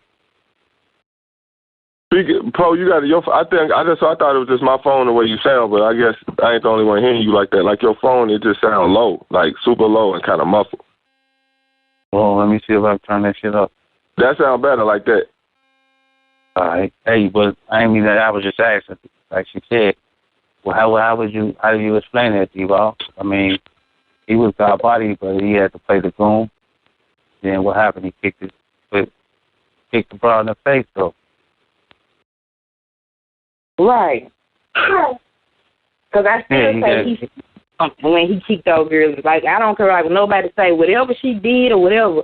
He seen something in that body which made him kick that girl which made him kick her in the face. You know what I'm saying? And whatever he seen, he wasn't thinking. All he knew was what he seen. He's still in the moment. Right. Nobody else seen it but him. I want to be clear too. Hold on. Well, let me be clear. Let me be clear on something real quick. Hold on. I'm clicking on sacred agent. I just want to give a quick rundown of the definition on here on the list. What sacred agent is. Sacred agent, sacred smith. The friends and family members of Haru who have not wakened to the full resurrection of self. Although they feel that Haru is right, they also believe that Haru lives in a dream world because they cannot see the ether, therefore they pretend to stand under something more tangible. 2, the innocent bystanders who cannot fully be held responsible for the chaos, confusion, desperation, and distraction that Haru must pop lock in order to reach the king mindset. They're not aware that they bring death to the king by choosing to stand under the culture of death. Under the lit, you see what I'm saying? Sacred agent is like a motherfucker that you with who ain't gonna wake up no matter what. Like, no matter how much you wake up, you realize this motherfucker ain't gonna wake up no matter what. I can see what you're saying in the regards, you know what I'm saying, Kevin Gates under the Sacred Agent Act, like, okay, you playing a role of a motherfucker who kind of know what's going on, but I'm still gonna basically stand under this bullshit. You see what I'm saying? That's you get that in certain relationships, like your brother, your sister, or your spouse. You see what I'm saying? Like, you get that same shit. Like, a motherfucker know you won't, but they still just look at you like, motherfucker, you in a dream world. Like I'm, you know what I'm saying? They sitting there watching what's that shit you said, goddamn it, they sitting there watching the reality shows, you know what I'm saying, all that bullshit, you know what I'm saying? You sitting there on the phone listening to the lid, you got the nigga in the next room, you know what I'm saying, on PS4, Call of Duty, blowing niggas' faces, you know what I'm saying, I mean, or sitting there fucking, you know what I'm saying, listening to Kevin, listening to that bullshit, you see what I'm saying? Now, we all indulge in this because it's in our culture, it's in our blood, you know what I'm saying? Like, your brother, your mother, your father, your sister is listening to this shit. It ain't no escaping this shit. It's a part of you. You see what I'm saying? You can't, you know what I'm saying? It's a sacred agent. You see what I'm saying? Ain't no escaping that shit. You can pretend, you can lie to yourself into thinking that, like, you really gonna cut off your lower self, but it's stuck on you. That's what called isfet. That shit ain't going nowhere. You know what I'm saying? So when we talking about a sacred agent, when I read this lit, it say when your friends and family are not aware of your resurrection of self, but you subconsciously trick yourself into believing that they are. This is a gateway for them to become sacred agents. You see what I'm saying? So, like, either you gonna fight your family or you gonna give in. Basically, like, you see what I'm saying? You ain't dealing with a situation where, like, you say some shit that's gonna wake all these motherfuckers up. You see what I'm saying? Right. So like the dynamic is already biased in a way where it's like, okay, well, shit, fuck my family. Or that's what you see. You like, man, fuck Christmas. Or you like, you know what I'm saying? Fuck this, fuck that. Like, you like the stage is set where it's like, okay, I'm against you. You turn you against your own family type shit. So they turn you against your brother. They turn you against, you know what I'm saying? This is the way that the mind gonna work. You see what I'm saying? When they not waking up, but you wide awake. You see what I'm saying? So the way you gotta step back and look at this situation and say, okay, like, you only really got two choices. You gonna go against your family or you gonna go back to sleep. You see what I'm saying? No. Or you gonna stay woke and go through the excruciation. You know what I'm saying? So, like, but what I'm trying to do is just be clear on the definition of what SRT is, because, like, people don't, like Poe say, people don't talk about this. There's no words for this. You know what I'm saying? So I just want to be all the way clear when we say sacred agents. You know what I'm saying? We talking about, like, the way that the dynamic is set up in your household when you wake up, but you're still dealing with people who refuse to wake up, or people who refuse to see you as Haru, to see you as a resident, to see you as Storm, to treat you in a way that, like, in the God aspect that you might find, you know what I'm saying, if you call in on this phone call, you know what I'm saying, the way we're gonna talk to your God mind. The people around you ain't gonna talk to your God mind. They still gonna talk to you like you Mason or Saul or Sleep. You see what I'm saying? So how you respond to that is key. If you trick you know what I'm saying? Like, that's why we going into this chamber. You know what I'm saying? That's why, and also just want to be clear under the sacred agents. Anybody want to add a Poe, you want to, or you want to, you know what I'm saying, add on? Yeah. Hold on. Yeah, your phone sound like super low. Yeah. No, we were talking about where we left off with, because I had got cut off. No, I was just giving them a quick rundown of sacred agents. You know what I'm saying? And as far as the family members, motherfuckers who put themselves to sleep. But okay, right. Sometimes they do that shit to you, but you gotta understand they still moving in a sleep movement. They still giving you the chitlins and stuff and the bacon smelling good to you. Even though you say you don't want it, they still don't quite understand what the fuck you're talking about. So you got to kind of take it with a grain of salt. If they're moving in a sleep movement, you're moving different. You know what I'm saying? Counterclockwise to that. So when you take it personal, the more you take it personal, the more the shadow walkers see you do that shit, the more they're going to start cracking jokes and using these motherfuckers to do shit even more to you. Now you thinking you getting into it with them, but you get into it with a negative energy behind them. Well, last time you just let shit slide. Go ahead. You going to read some or what? No, you got to blow all the way the fuck back. I'm going to read this third chamber, then I'm going to just open up some dialogue before we go into the last three chambers. Number 3, Babylon privilege is the notion that some people do not even know why the Hodex lit is important. As you forget this jewel, you will begin to fall under the SRC lit. It is not meant for everyone to understand the Hodex lit. As you travel further down the rabbit hole, the unseen ether begins to reveal itself. Sometimes a person who has gone through resurrection of self will naturally assume that everyone they know can see the same ether. This is not the case. This is the SRC lit. All right, so, G, what's Babylon privilege? Well, I always say just first, don't assume that, I always tell people just because you can't see what I can see doesn't mean it's not there. Say it again. You got to speak a little louder. I always tell people just because you can't see what I see don't mean it's not there. It just means that you can't see. Babylon privilege is when you like love to sleep. You give them the luxuries of the big crumbs of America, and you just under the act like none of this shit apply to me as long as I can get, my food, my gym shoes, my clothes, go out, my drinks, my weed, whatever. Kids, maybe some clothes for Christmas and shit. They're going to keep supplying you with their mediocre shit in order for you to just feel privileged. Like, none of that struggle should apply to me. That's the least they can do for your trouble. 400 years of slavery.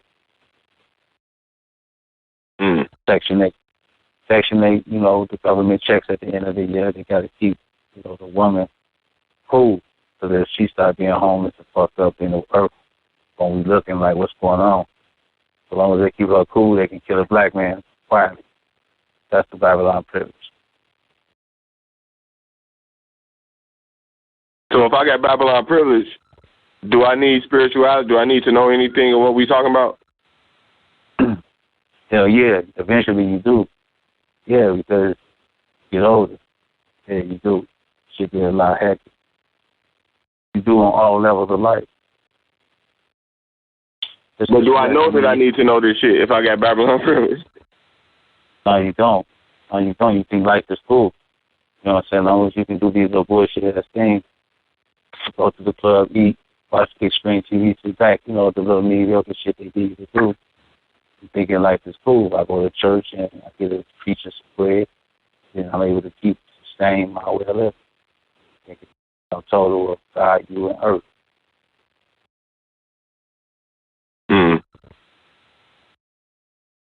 Okay. That shit people still ain't happy. A lot of these people who's under the act, these are meanest people. They be the most savage. You know what I'm saying? Right. Okay, let me go back in here real quick. Anybody on the line got a call? Anybody on the line got any questions before I go to the next chamber? Or you want to say anything real quick before we go to the chamber? Speak now, forever hold your peace. I'm good. Okay, shit, all right, well, shit, we go right to the next chamber. Chamber 4. The 30-second intro is a trick that the mind plays on itself during the first 30 seconds of meeting a person. When looking into the eyes of the opposite sex, there is a fog that is triggered in the mind, which prevents a person from feeling. This fog is what typically sparks attraction in a person. This attraction overrides common sense. In turn, this allows the mind to naturally assume that the person that you may be attracted to has already experienced total recall and has somehow memorized your R6 program and will behave accordingly. This is the SRC. Now, this some real shit. Like, a lot of times, like, you might meet somebody and y'all just kind of click, and your mind will naturally kind of assume that, like, they know your whole movie. They kind of know everything that you've been through. Like, you know what I'm saying? They kind of know the songs you like. Like, you don't necessarily think this thought all the way out. But, like, you just, a lot of times, like, sometimes you just click with people and just think that automatically, like, they know your whole R6 programming, like, they know your whole movie. You know what I'm saying? I didn't experience this a lot, like, especially when you're dealing with the opposite sex. You know what I'm saying? Like, you meet a chick at the club or a chick, you know what I'm saying? Sometimes they meet a dude, like, and when you just click, like, a lot of times people don't ask the right questions, you know what I'm saying, when they first meet somebody because the energy dynamics just click, you know what I'm saying, but then later on you find out that, like, you start asking questions or situations start revealing themselves, you really start to see, like, I am nothing like this person at all. You know what I'm saying? Because if they had seen the shit that I've seen, if they would have known the shit that I know, they wouldn't even respond like that. You know what I'm saying? So that trick in your mind, you know what I'm saying, is you know what I'm saying, we got a lick called the 30-second intro, which is really like, you know, when the first 30 seconds of you meeting somebody, there's a fog that's going on in your mind. When you sit there and say, hi, this is so-and-so from so-and-so, and you sit there shaking hands with them, and you looking them in the eye, and they looking you in the eye, you know, there's a 30-second, what we call a 30-second intro. Like, your mind is trying to figure out where to place this person inside of your hall of records of, you know what I'm saying, type of people. Like, your mind kind of looks for patterns, you see what I'm saying? So it's like, okay, this is a white dude, you see what I'm saying, he got a suit on, or this is a black dude, he got his hat cocked to the left, or you know what I'm saying, or this is a preacher, or this is a motherfucking a salesman, you see what I'm saying? Like, your mind is, for the first 30 seconds, is trying to place this motherfucker in a category, you know what I'm saying, in your mind. Slow down, go ahead, keep going. Right, so, but sometimes when it can't put them in a category and you just click with a motherfucker, you be like, damn, like, this motherfucker just like me. You know what I'm saying? That thought, you got to control that thought. You really got to tame that thought right there because, like, that's where the SRC kick in. You going to think that this motherfucker is spiritual, or, like, you going to think that, like, you might see a motherfucker with a dashiki on. You know what I'm saying? And you going to think that he know, goddamn it, the Akashic Records, or you think he know about comedics, or you thinking that he know about, you know what I'm saying, whatever your niche is. You know what I'm saying? Like, a motherfucker don't know your niche just because they wearing a dashiki, or just because a motherfucker got a goddamn some dreadlocks or some shit like that. Like, you thinking that a motherfucker know. Say what? Man, Arab at the gas station. You'll talk to him and I assume, well, I didn't really assume, but I thought I would figure he'll know about the jinn. He know the jinn, but he only know it in dog ears. I had to break it down to him to where he actually started seeing what the fuck he was already praying 5 times, you know, all that shit. And he really still this in his own religion and dog ears. He didn't actually understand that this shit was real. So you stop letting the nigga fuck with him, you know what I'm saying? And basically told him just act like you know it's coming before it comes. That's what he did. So, you know, started putting the Scully cap on, talking about the artist Scully, you know, shit is blocking out negative energy. How it fucking hit, you know, like a filter. It was a trip. Go ahead. But well, you know, that's the same. Like, you see an Arab in the store, you gonna kind of think he gonna know what the jinn is, or you thinking he know, like, motherfucker don't know nothing about that shit, man. That's what's just so, like I met Jews and shit. Like, I didn't discuss shit with certain rabbis, and you be thinking that the rabbi know the particular niche that you know. Like, the nigga don't know none of that shit. You be like, damn, how the fuck you a rabbi? You don't know what the fuck that means. Like, you know, say certain preachers. Like, I didn't talk to preachers and shit. Like a lot of times I told certain preachers, Exodus 32:12. You know, the part where, you know, the Torah's verse where God was going to wipe out the people, you know what I'm saying, but he didn't wipe them out because it was going to make the Egyptians look right. You know what I'm saying? Like, a lot of times I show that shit to a preacher, and I'd be like, man, what the fuck is this? You know what I'm saying? They'd be like, oh, shit. Like, what the hell? Like, I be like, damn, you a preacher, you don't know how to explain this to me? You know what I'm saying? Like, you be kind of thinking that they, you know, they're dwelling on the same shit you dwelling on, but they not. You know what I'm saying? And what you say? He jumped in the Charger with the Coogee. He like, I don't got no words for you, young brother. Bounced on your ass. Right, yeah, that's exactly what he did. Right, he jumped in. Right, I was sitting there talking to the preacher. That nigga dipped on my ass. He said, "What the fuck he say?" I can't. Man, he just dipped. Though he couldn't. I was like, man, what? So, would the Egyptians would have been right if God would have killed him? He's like, you can't look at it like that. He was like, yeah. Man, he thought I was fucking with him. He just dipped on my. He left his head right there in the parking lot. But to go back on point, what was the focus of the topic, or what we were just explaining that? What we was explaining was that you thinking that he gonna know, like you thinking he looking at it, you know, that he a preacher, you know what I'm saying, that he gonna know, like he ain't even thought about this shit, nigga. How you a preacher? You ain't never even thought about this. Like you a black preacher, mind you at that. You ain't even thought about this. You gotta remember, man, it's air ain't the same air you breathe. It's history ain't the same history you live. You gotta just use your imagination about this, you know, what type of background or what type of shit led them to which motherfucker you looking at in front of you. What type of history, what type of dynamic of the matrix made this motherfucker. You know what I'm saying? That's why you assume that to be a preacher, he made it to your level and he can understand your pain, so he said he understands the lingo and all this.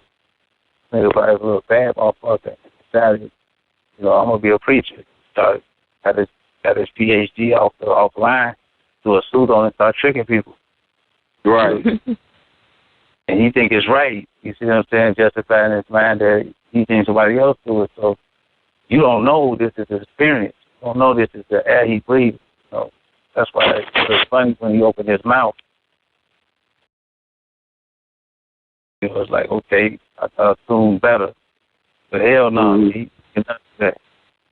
You don't know what these people, you don't know their history.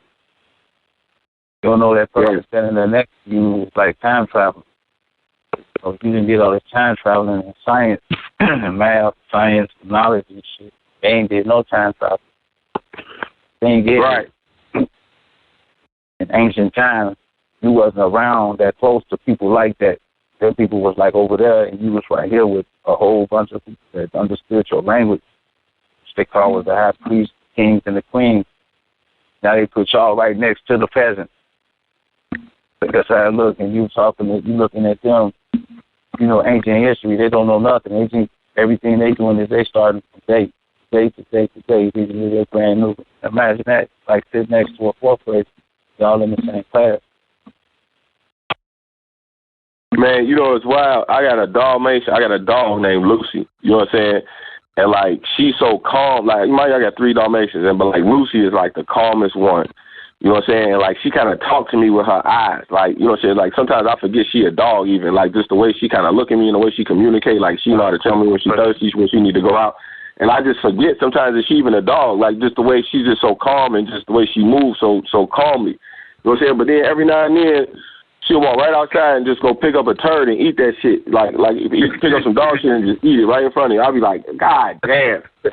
Like, you know what I'm saying? I'll be like, what the fuck? Like, she'll remind you every now and then, like, motherfucker, I'm a dog. Like you can't forget for 1 second that I know it look like I'm human. I know I'm not a regular dog, you know what I'm saying? But motherfucker, I'm a dog. Like, you know what I'm saying? Like it just remind me every now and then that, like, how my mind will trick me into thinking that, like, she, you know what I'm saying, that she just on the same wavelength that I'm on. Like, you know what I'm saying? But she not. Like, it's crazy like that, how, you know what I'm saying, how your mind just play that trick on you like that. You know what I'm saying? And then, what? Wait. Right. Okay, well, is that all of the information out of there? No, we got 2 more chambers. Anybody want to add on anything before you keep going? Mm-mm. All right. Well, once, twice. Go ahead, Pete. All right, hold on. Let me bring you back up. All right, number 5. This is a good one. In psychology, false memory, so it's just something everybody should look up. The concept of false memory refers to the recollection of an event or the details of an event that did not occur. This includes the source monitoring effect, which includes memories are incorrectly attributed to different experiences that one has caused them. This will mean that your R6 programming is producing holographic images in your mind that is making you believe that the people around you are automatically aware that you have experienced resurrection of self. This is the SRC lit. So let's break that down. All right, so like when they say false memory, kind of like deja vu, like there's a concept they say like deja vu ain't really deja vu. What it is that it's like a echo of the mind, meaning that like you have a thought before the thought. You see what I'm saying? It's like, no, you did not actually dream this. Mind you, I'm not saying that this is real. This is just a way that scientists sometimes explain deja vu. You know what I'm saying? When you swear to God that you didn't dream, like, man, I know I didn't dream this before, or I've at least, you know what I'm saying, dreamed that thought before. But what some scientists give a definition, they say, no, what's happening is it's kind of an echo in your mind that's going on, is that, like, the thought was producing and somehow it kind of, like, sped up and met itself before the end. Like sometimes you see a tire spinning on the E-way and it be spinning so fast it look like it's spinning backwards. They said, well, this is kind of what's happening inside your mind when you're having deja vu. Now, whether or not that's true or not, that's not the point. What the point that I'm trying to make is that they attribute that to a concept called false memory, which means that like that you know you might have a holographic movie playing out inside your mind that you swear to God is real, you know what I'm saying, but the shit never happened. You know what I'm saying? So, like, you might, you know what I'm saying, have a vision inside your mind of, like, you and your brothers, or, like, you and your sister, or, like, you and your parents, or you and your spouse all sitting down building, you know what I'm saying, or all, you know what I'm saying, moving in y'all godly nature. You might have this image inside your mind, you know what I'm saying, because you woke, you know what I'm saying, so you kind of seeing, like, okay, I'm woke, so one day everybody around me going to be woke, and we going to be kicking it, we all going to have money, and we all going to be living in this mansion, and we all going to be, you know what I'm saying, doing what we want to do and shit like that. Like, that shit never happened.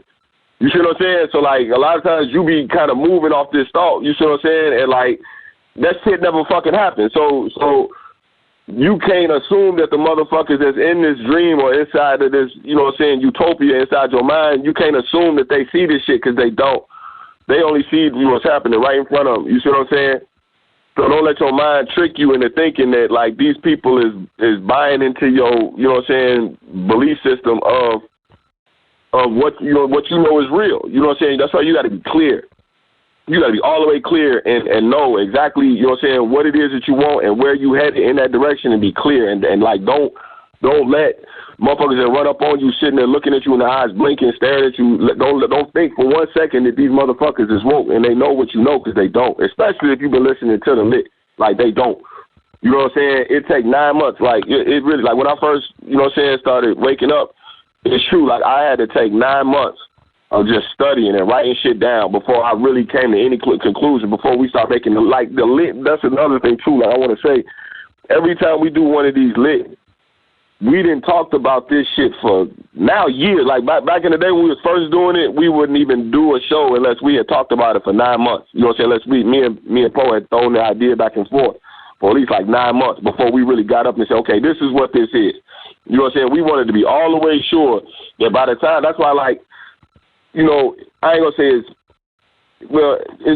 it's funny to me, man. Like, when I do these shows with Poe, when we be in the middle of doing the show, you know what I'm saying? It's funny because we really talking about some old information to us, but when we go back and listen to it, it always sound new. You know what I'm saying? Because we never really put it out there like that. But to us, we've been talking about these concepts for years. You see what I'm saying? But like, to y'all hearing it is brand new. You know what I'm saying? So we are like 100% sure of what we're talking about. But at the same time, I can't assume for 1 minute that y'all see this shit how we see it. You see what I'm saying? Because it's new to y'all. But, like, we've been talking about this shit for months. So by the time you done hearing this show, by the time you done hearing this information, you see what I'm saying, it's going to take you about 9 months before you really grasp the understanding of what we talking about. Just because you hear this shit for the first time, that you don't know. Trust me, you do not fucking know. You have to, like, really sit back on every thought, on every lit, on every jewel for about 9 months and let all of that drama play out. And you need to see, like, every circumstance surrounded by this concrete information before you can really say, okay, this is what this is. You see what I'm saying? Because you're going to have people coming up on you redefining this lit. Like, you're going to see Smith in a chick, then you might see Smith in your mama, and then you be like, hold on, Smith can't jump in my mama. You like, oh, yes, he can. Smith can't jump in my spouse. Oh, yes, he can. You know what I'm saying? You're like, damn, this shit apply to my family? You're like, yup, you got to really take about 9 months to wrap this information around every circumstance in your life before you can really say, okay, this is what this is. You know what I'm saying? Because it's, the matrix is funny like that. Paul, you want to add on? I want to speak like on confirmation of what you're saying. Cause like I'm listening to you and I heard you all the way out, and you're right. And like when you said scientists have talked about, you know, the R6, you know, on different levels, you know, and it's like, okay, I know I'm a dream walker. I know what I see, you know what I'm saying? I know when, I know how it's gonna happen, I know how I can control it. So what I'm finna say is, like I said, it is a confirmation on everything you said. Like, because at times it's like I'm not for sure whether I'm living or whether I'm dead, but I know I'm in control of, you know what I'm saying, some important shit that goes on around me. But it's like, okay, I read where the RC, it's not that this stuff hadn't happened, or it's not that it's false programming in your head. It has happened. It just hadn't happened in this world that you in right now. We done already done it, or whatever you think you seen in your dream, it happened. It just didn't happen in the world you in now. In another world you did it, or in another world you talked about it, or whatever. It did happen. It just met back up with you, you know what I'm saying, a certain angle as far as where you standing at in your present time, in the present world that you in. If that makes sense. Yeah, but how do the motherfucker next to you don't know none of this shit even going on? That's what I'm saying. That's what under SRC is that your mind, that same thought, what you just said, you don't really have the opposite of that thought. You see what I'm saying? Like, you're not going to assume, you gonna kind of assume that the motherfucker next to you is right there with you on that thought. You see what I'm saying?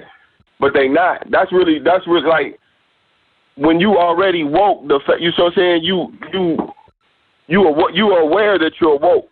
You see what I'm saying? At least you know that you woke. You see what I'm saying? But the motherfucker next to you don't know that you woke. You know what I'm saying? So there's a degree of separation that needs to be addressed in the way that your thoughts are going to continue to move forward. You need to adjust that thought. You see what I'm saying? As you continue to move forward, because with that person, right? You see what I'm saying? You need to. If they not talking to you like you woke, you ain't gonna never get that dream to play out the way you want it to play out. You see what I'm saying? That's when you gotta adjust that thought. You see what I'm saying? Because what you saying, you gonna manifest your own. You gonna manifest the way your prism work inside your head. That's the way it works. You see what I'm saying? That's yours. You said I ain't gonna never really understand exactly how your thought process play out. But I can tell you that the people around you need to know how to talk to you. You see what I'm saying? And if they don't know how to talk to you and treat you off of that in that regard, you need to adjust your dream. You see what I'm saying? You need to adjust that, because if not, you're gonna be kind of living in a dream world. Right. If you're running them as filters, you don't use them for filters. You just use them just as extra filters. You got your own filter that you know this shit is real, and then if you want to, you use them for filters, meaning telling them the shit and seeing how they take it. If they take it fucked up, you see what I'm saying? They're not really cleaning the water. They take it right, they clean the water, they're purified. A lot of times they're not. But we get stuck there. We don't use our own filter. We run that talking to them. We so consciously use them as filters to tell us is this shit right or is we wrong, or for verification. That's what we fuck up at, because it don't come back as verified. You know what I'm saying? All the time, most times. But what K-Blao was saying is that it don't matter if it's who it is. It's your family, friends, buddies, the closeness of your relationship. You are going forward. They're either stuck or moving slowly. And you gotta position yourself at a certain axis of the angle of the earth to be able to deal with them if you're gonna have them in your reality forward. You see what I'm saying? If not, you gotta take them up to the side and keep rotating. Oh, you gotta speak up a little bit. Basically, if they ain't on your axis, they got to get off your earth. See what I'm saying? Or you got to know how to put them on your axis. So where you stay balanced. With them on your axis, unbalanced. Right. The Earth rotate at an axis. The Earth rotate crooked. You know what I'm saying?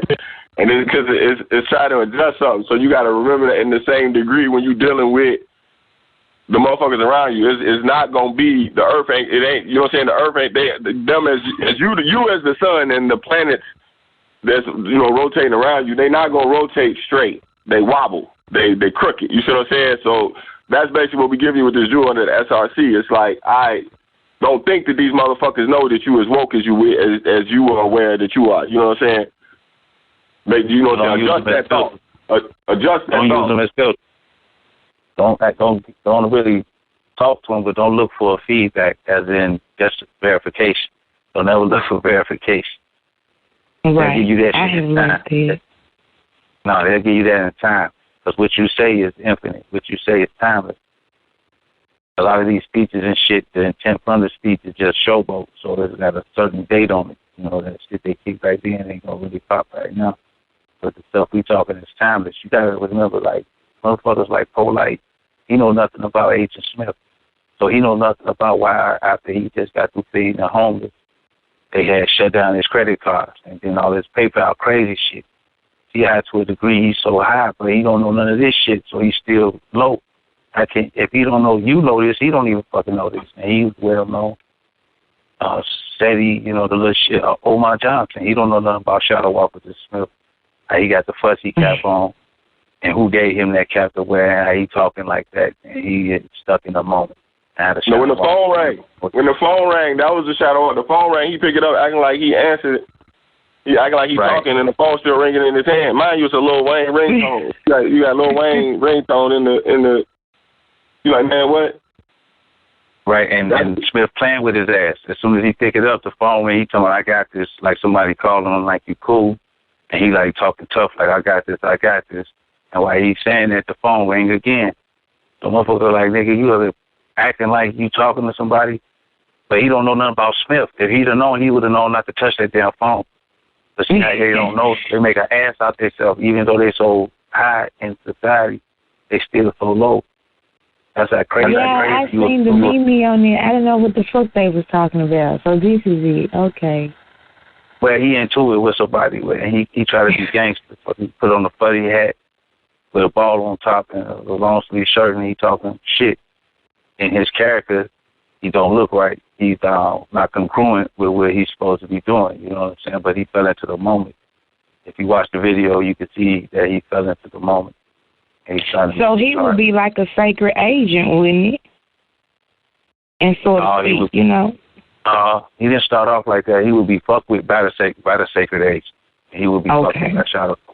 Nah, he ain't start off. You see how they turning his ass inside out, the way he's irrelevant. You can't take that back. No matter what you do, if you pick up a phone, you start talking to somebody like I got this, like somebody really called me, you like, you cool. You gotta remember, you just making a video, so it's live. Ain't nobody seeing the shit. So how the fuck somebody gonna see it and call you and make sure you cool because they see you making this video that you ain't even put out yet? And then the phone starts. So you don't know nothing about Smith. So it don't matter. All that Omar Johnson shit you talking, you can't take that back. So that let me know you crazy. But your ass tripped. So his whole foundation failed. His kingdom failed.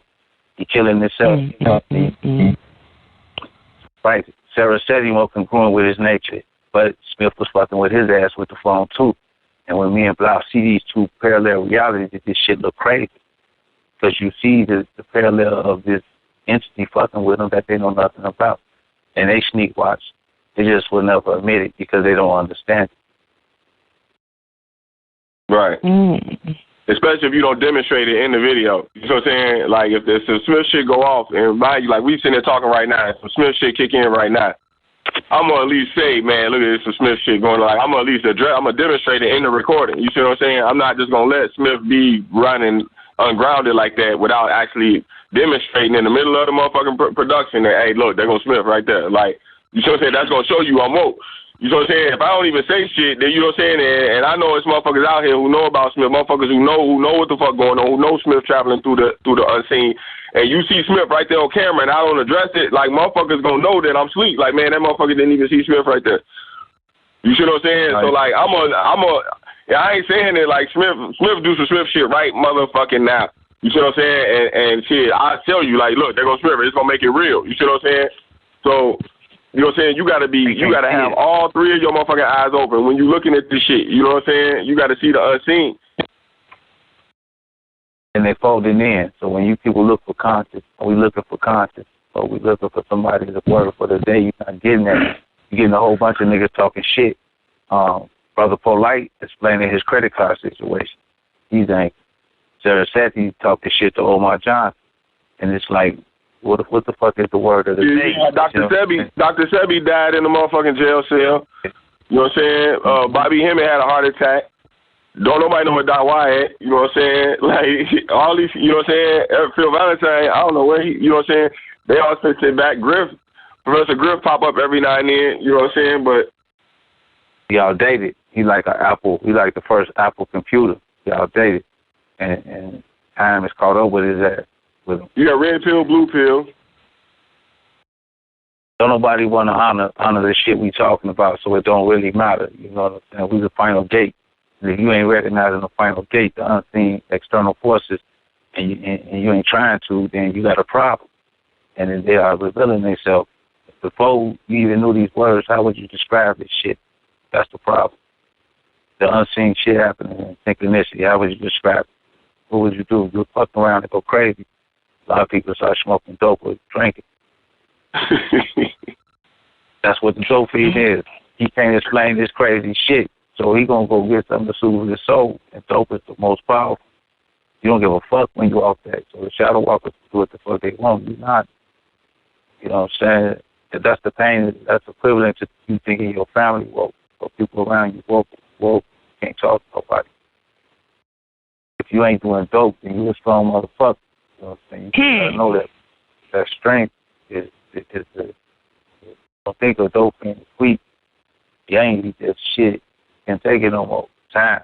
You didn't know time was the zodiac sign. You thought it was. You didn't know the element. Time is the element. You didn't know time was the zodiac. Then we go into the chamber. Go ahead. Chamber 6. We got one more after this and we done. Under the Jesus in his own land lit, even Jesus' mother began to believe that Jesus was not a great man and that the angels told her that he would be. During her pregnancy, while Jesus was a child, Mary naturally assumed that Jesus was going to be a great politician or a king. Jesus knew that his people did not accept him as Christ. He did not naturally assume that everyone would accept him as the sacrifice. So, under the Erasure Act, they tell us that when Mary was pregnant with Jesus and they said that he was going to be a king of kings, she didn't look at it like what he eventually became. You know what I'm saying? A lot of people in Jesus' family kind of saw him having a mental illness. You know what I'm saying? In that, like, he said he was going to be a king, he was going to be a great man, but he was kicking it, like he was kicking it with the dope dealers, the prostitutes, and the thieves and shit. So it didn't look how she thought it was going to look. You know what I'm saying? Eventually, you know what I'm saying? Mary wasn't really like a disciple of Christ. She didn't really follow Christ. You know what I'm saying? She didn't really believe it how she believed it when she was pregnant. She didn't really know that, you know what I'm saying? She didn't, you know, when God came and told her to believe, you know what I'm saying? As time went by, she did. Go ahead. You want to break it down? Yeah, before Jesus, you got to remember she didn't look at it the way we see it because it was before Jesus. She didn't have Jesus yet. So they didn't see this whole thing the way we think they see it, like we see it. He was told or had a vision that he was going to be a great man. But only in her mind, she thought a lawyer, a doctor, like we say about our shorties today, a lawyer, a doctor, a corporation or some shit. She didn't understand God body, so he was doing the God body. He was traveling. He was going out building, kicking it with niggas on the street doing his thing, and he was telling them ill shit, and it was working. And they would get word until their buddy would come back, and people would come back in the land of Nazareth and tell her, but they always have a different name for him, you know what I'm saying, like the Son of God, the God body, the Christ or whatever, the resurrected or whatever. And she didn't know that they was talking about him, and he'll come back and act like he ain't never did none of this shit. So she was telling these great stories about a Savior. And when she looked at him, she just thinking he out there bullshitting, but she didn't know that they was talking about him because she didn't see She like, well, the shit I thought you was going to be was a wise man in a temple. She had the matrix image of him. She didn't know it was a God body made image outside of the matrix. So, in that story, she didn't realize it until it was too late that he was something, but she never knew what the fuck the Messiah was. Like at that time, she's like, what is that? Not him. So people look at you like, they say, who is the people of God? It always got to be somebody outside the people you're around or even you. Why is that? And so they say the Savior's coming. We look for somebody outside somewhere else. Why the fuck he ain't right here with us? And we just don't know it. Everybody in church think that they the one was I mean, how can we put it? They wasn't in the crowd when Jesus was getting his ass on the hanged on the cross. Everybody in church thinking they weren't the one crucifying the Lord. But if they say Jesus with the thug thieves and killers, and the motherfuckers in church shit on the thug thieves and killers, then you know what I'm saying? Who was the one watching them get hanged? Go ahead, bro. You can take over. I was gonna say if you watch the movie Notorious, at the very end of Notorious, you know what I'm saying? They got a scene of Biggie's mama was crying in the back of the limo, and she looked up and she heard her son's voice. She said she heard her son's voice loud as hell, and he was rapping. And everybody was just jumping on their cars, and they was going crazy, and they was like, Biggie, and everybody was rapping along and shit, and it fucked her whole head up because she didn't even know that, like, who the fuck Biggie was type shit. Like, she thought that she didn't know. You see what I'm saying? So it wasn't until then when she saw that shit, that's when she first really said, man, hold on, who the fuck is Biggie? And she really sat down and figured out who her son was. You see what I'm saying? She didn't really know. So under the act, you see what I'm saying, Biggie moving through the earth. You see what I'm saying? You can imagine the conversations between him and his mom. You see what I'm saying? Her not knowing the impact that he was having on the world and the things that he was doing. You see what I'm saying? And that dynamic of that relationship and the choices that somebody like Biggie have to make in talking to his mom and the things that you say, and you can't take them back once you say them. You see what I'm saying? So you got to really understand that this jewel that we're trying to give you is a different degree. That's why we in season 3. You see what I'm saying? This is a very multi-dimensional jewel that we giving you. You see what I'm saying? This ain't for regular motherfuckers. You know what I'm saying? This is season 3 shit. So SRC gonna give you this dynamic. You know what I'm saying? Your family's not your enemy. They not trying to beef with you. They you know what I'm saying? They just don't see what you see. You know what I'm saying? Go ahead. Right. But you know, you got kids, and you got always people got the family and they life they got money and bread. So you got kids, and you so happen want to go over there and take them over there, but you are realizing that when you take your kids over there, they getting big wheels and $700, $1,500, $2,100 gifts, and you know you getting your kids some shit, but it's not like that. And the way to do that is don't take them over there to see that shit. God, so that's how you got to look at it with spirituality. You got to like guard the person's mind around it, like protect it and move it. You know, and important. Like a child, you can't let them see certain shit or it'll fuck them up. That's how you got to do, you know, in regards of dealing with people. Mm-hmm. All right, let me go to the last chamber. And we take any questions, then we'll wrap it up. All right, chamber 7, last chamber. Matthew 8:26, Jesus asked his disciples, why do you have such little faith? He calmed the storm and went back to sleep. The disciples were shocked. Even though Jesus proved that he was all-powerful, even his own disciples still doubted him at times. So you can demonstrate a lot of shit. You can show motherfuckers that you woke. You can build houses, all type of shit, but these motherfuckers are still feeble-minded. You know what I'm saying? A lot of people, if they don't, you know what I'm saying, the deeper you go into yourself, the deeper you know yourself, you know what I'm saying, the more miracles you're going to perform. And the people around you can see you perform miracles, but you can't assume that these miracles is going to make them see you as woke. You see what I'm saying? That's still just your DNA. See it to their DNA. It used to, it don't no more. Remember, a lot of shit Jesus was doing was simple. It used to. Elijah was kicking was simple. It used to, but it don't no more. So you got to come up with special op methods.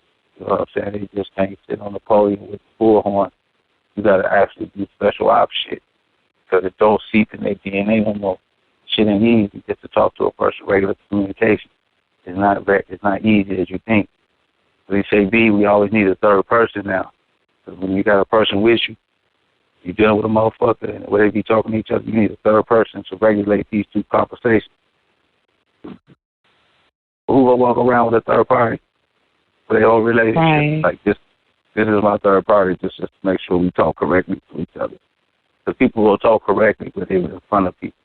So when they by themselves, they're going to start talking that bullshit. I know what I'm talking about. That's the part we got to get past. It's called self-accountability. If you know you bogus, or you heard a person, you say something about it, don't get mad because you don't got nothing to be right about. I don't know if I said that correctly or too fast. Don't get mad because you don't got shit to be right about. You know what I'm saying? Right. That's competition talk. That's what niggas do. Yeah. So the nigga next to you, don't assume he woke. Just assume that you're going to drop a jewel, like Pac say, a seed in his mind so he can sleep on it every time you come in contact with him. And that's just about the tips of that. But you got to maintain your own energy.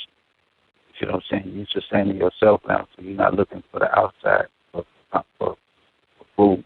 You can't look to the outside. They'll wreck you. They'll wreck the fuck out. Like he was saying previously, he said like this would be like the third episode. And like, Paul, you already know. But it's like, I'm living this shit, and it's like, you just said, like, you can't take your children around, you know, people that can afford certain things. It's like, when you at this level, this episode, whatever you want to call it, the materialistic stuff don't even matter no more because they mainly going after you, your mind, you know what I'm saying, like your ego. Whether you know you have an ego or whether you know you don't have an ego, them that's looking at you and trying to regulate or figure you out, that's the main thing that they're focusing on. They trying to see what they can, how they can make you react. That's real as fuck what you just said. Because you done been through so much, you done been through so much, and they done seen you go through so much. So they mind is trying to think like, how is they going through this, and they still able to smile. And so it's like, huh? Keep going. Hold on, let her demonstrate. She said some crucial shit. Go ahead. So it's like they mind trying to see how can they break you. And I'm giving these examples of my personal experiences because, like you said, whether it's family or what, they don't give a fuck because Smith is in who Smith is in. So me personally, okay, I got my children stay happy. They ain't never mad. They ain't never sad. You know what I'm saying? So you have those that'll be like, stop crying, boy. You don't sit there and do all that crying, you know, or curse or something. And that's when I have to step in because you have repeated this so much to my child, like you think my child is going to respond to you. He is only 2, so it's like you want me to say something. So let me say something, but yeah, I still have to stay leveled, you know what I'm saying, of how I'm going to talk to this person because they want a problem. You know what I'm saying? And you know what you can do, and you know you don't want to do that because you know they really don't want what you can do. You know what I'm saying? So you gotta stay leveled. You gotta stay at a pace to the point to where they still can hear you and not get mad. And like Poe just said, when they go to sleep, they're gonna think about everything you just said. You're gonna be wondering why your ears are up here popping while you trying to go to sleep because of the shit you just told them. As far as my child only 2 motherfucking years old, so all that cursing or whatever you're doing,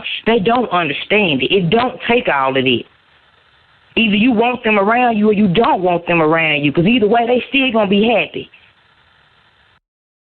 So it's shit like that, you know what I'm saying? It's like they constantly after you in this form, fashion, or way, you know what I'm saying? If it's just walking past your car, keying your car, you know what I'm saying? It's just little bitty petty shit. It's like they want to hear you complain just because you always on the top. Whether you got money in your pocket or you don't got no money in your pocket, it just don't nothing bother you, and they trying to figure out how is this person going through all this, or how that shit happened to them the other day, and they still straight today. But it's all weak shit. So generally weak shit. You know what I'm saying? When you dying, you laying back dying, and you looking at the world around you, and you dying, and you got people standing over you. You got to keep saying you're dying because when you're death there, you got a whole other frame of thought in a couple of seconds, minutes.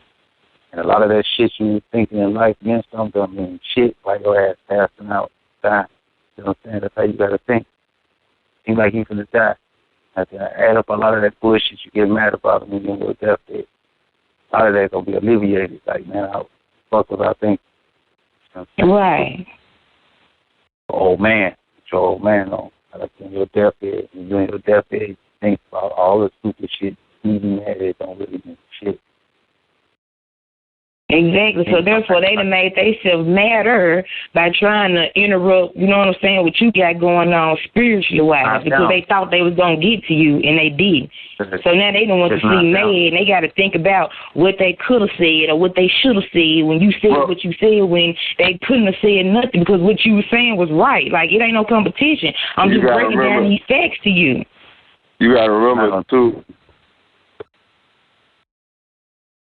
And it's a movie called Enter the Dragon where Bruce Lee was in. At the end, you know what I'm saying, the dude had a bunch of mirrors and shit. You know what I'm saying? He had a whole room full of mirrors that he was using to distract Bruce Lee and shit. You know what I'm saying? But Bruce Lee, I remember what his teacher told him at the beginning. He was like, man, he said, make sure, he said, just smash all the motherfucking, he said, if you smash the image, then I forget how he said it, but basically he was like, man, destroy the image, then you ain't got no enemy, basically. So Bruce Lee started smashing all the motherfucking mirrors and shit. And I say that to say that, like, you got to remember that, like, you can't really smash them. You got to smash the image. You got to smash, like Poe say, they being controlled by an energy dynamic. It's not really them. They do, like you say, Smith is in who Smith is in. So you can't really smash them. You got to smash Smith. And that's the joke, that Smith wants you to smash them. That's the joke. You see what I'm saying? Right. You got to smash the image. You can't. You see what I'm saying? Don't try to destroy them. Destroy the image. And what's gonna happen is that the energy gonna kill itself. Like, you got to jump into Smith. You know what I'm saying? You got and that's where their pop lock come in. You got to ask the right questions. You got to know how to, you know what I'm saying, speak in questions. You know what I'm saying? And speak in parallel, like Jesus used to say, speak in parables, speak in parallels. Like, give a similar situation. You know what I'm saying? Like Poe said, man, a lot of times you just need a third dynamic. You know what I'm saying? A lot of times when you tell the right story from a different parallel, you know what I'm saying? You say, okay, look at what I'm going through. And then you, like, when my mind kind of worked like a TV, it was a TV show called Dream On back in the day where dude used to have hella just holographic images running through his motherfucking mind and he could pull up like an encyclopedia, like, kind of like YouTube. Like, I know exactly what clip to go to, you know what I'm saying, to play some parallel to what the fuck is going on. Or kind of like a wild-ass DJ to have a theme song for every situation that you're going through. Like, it's a DJ to sit around and know exactly what song to put on. You know what I'm saying, that can describe the situation. Well, my mind kind of worked like that with movies, you see what I'm saying? And not just movies, but stories as well. So, like, a lot of times when you find yourself in a heated exchange, it's important to remember to ask questions and tell stories, you know what I'm saying, or refer to scenes in movies or refer to songs that can kind of just show something parallel to what you're going through. You know what I'm saying? That a lot of times, that's why we speak in symbols and we speak in hieroglyphics, you know what I'm saying? And knowing how to ask the right question that's going to trigger the right hieroglyphic to go off inside somebody's mind and make them realize that they're tripping and make them step outside themselves. Sometimes you just gotta, like, knock somebody out, knock that Smith energy out their ass. You see what I'm saying?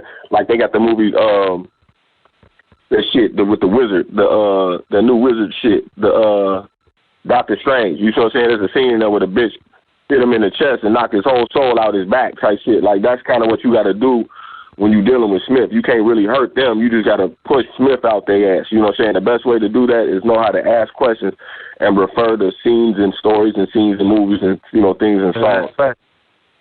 Just ask questions for start off. Like, ask the motherfucker why they do the shit they do. Contrast reality to what they do. And once they start thinking about why they're doing it, they ain't going to stop right there. And you might as well just leave the shit alone. Ask them a question, like, motherfucker, why do you do this?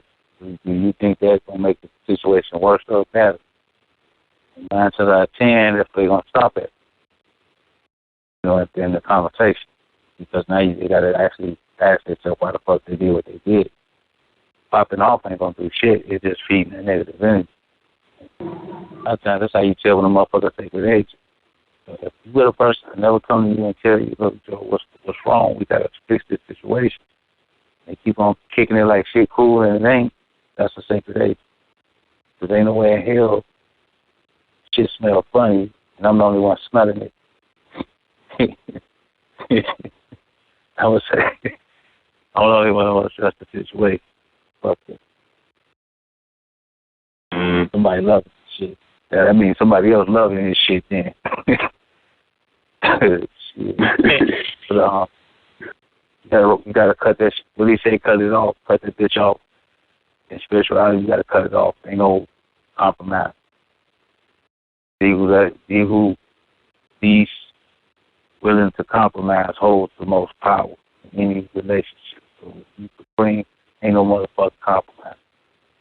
Do that with shit. You like put yourself in a bottle and give yourself to the hands of a sleep motherfucker. That's what you just did when you compromise. The genie in the bottle and give your ass to a dumb motherfucker. So he holding you in his hand. That's what you do when you compromise. That shit, who want to be trapped in a bottle all day?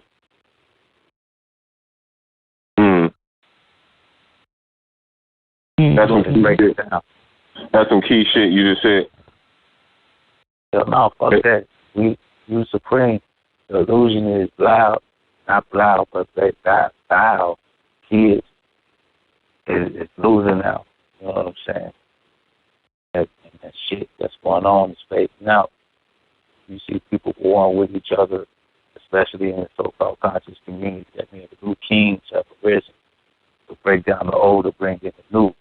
Now you have started to rise up to see the goofy shit that these niggas been doing all along. It just becomes more evident because you're raised in a vibration past their current situation. You know what I'm saying? It's not looking mesmerizing no more. So he got a PayPal account, and they froze his bank account. And he's explaining himself to look crazy. You know what I'm saying? Just the fact that he's explaining stupid shit to crazy. This nigga got a baseball cap on in his bedroom, a scully with a ball on top. Talking like he a gangster. Shit look crazy. I mean, come on, man. And then the other one, Daddy in the basement, and his grandma walking up the stairs like my boy down there talking to that computer again. It look crazy. You see it.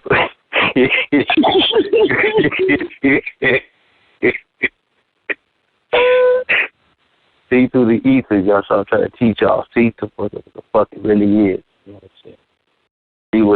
See for what it really is. How long did Omar Johnson walk back and forth thinking about what type of hat he gonna have on his head? How long did he listen to Lil Wayne before he actually made that video? He was straight out of his character. You don't see that part before he made that video. You know, 10 minutes before he got the camera on? What it look like him walking around through the crib looking for the shit? Yeah, looking for the right hat. He had a baseball hat on. Don't forget the bottle, Kuna Matata, so he can pump up. Yeah, you didn't see none of them doing the push-ups trying to look swole, listening to G's. You know what I'm saying? You didn't see none of that. All you seen was you think you seen was them making the video. You didn't see none of that. You didn't see Sarah Setti grandma up in the wall path with the laundry clothes, and he said, "Hey, hurry this stop this shit and let it go on." She got a nightgown on. You don't see that with the flip flop.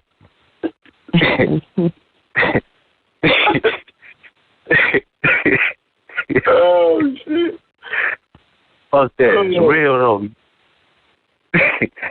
But that's how your mind got to travel. Because after you die, that's when God said all that was real that you thought was imaginary. That's when you be like, damn, I can do it all over again. You're like, nope, nigga, too late. By the time you go back, you're going to forget everything you're going to know, and you're going to start to have to do it all over again. The only blessing is that you might going to have hints that every life that somebody going to tell you, you know, use God body. So you got to ask yourself now, do you want to believe the shit that you know, or do you want to forever question yourself? Say you on your deathbed, then that's when you tell yourself, I should have just believed. Oh, that's what most motherfuckers doing. My grandma is always the one dying that tell you, look, you need to do before I go. They tell you something real because they're closer to God and he's in that room because they're right there with him. You know what I'm saying?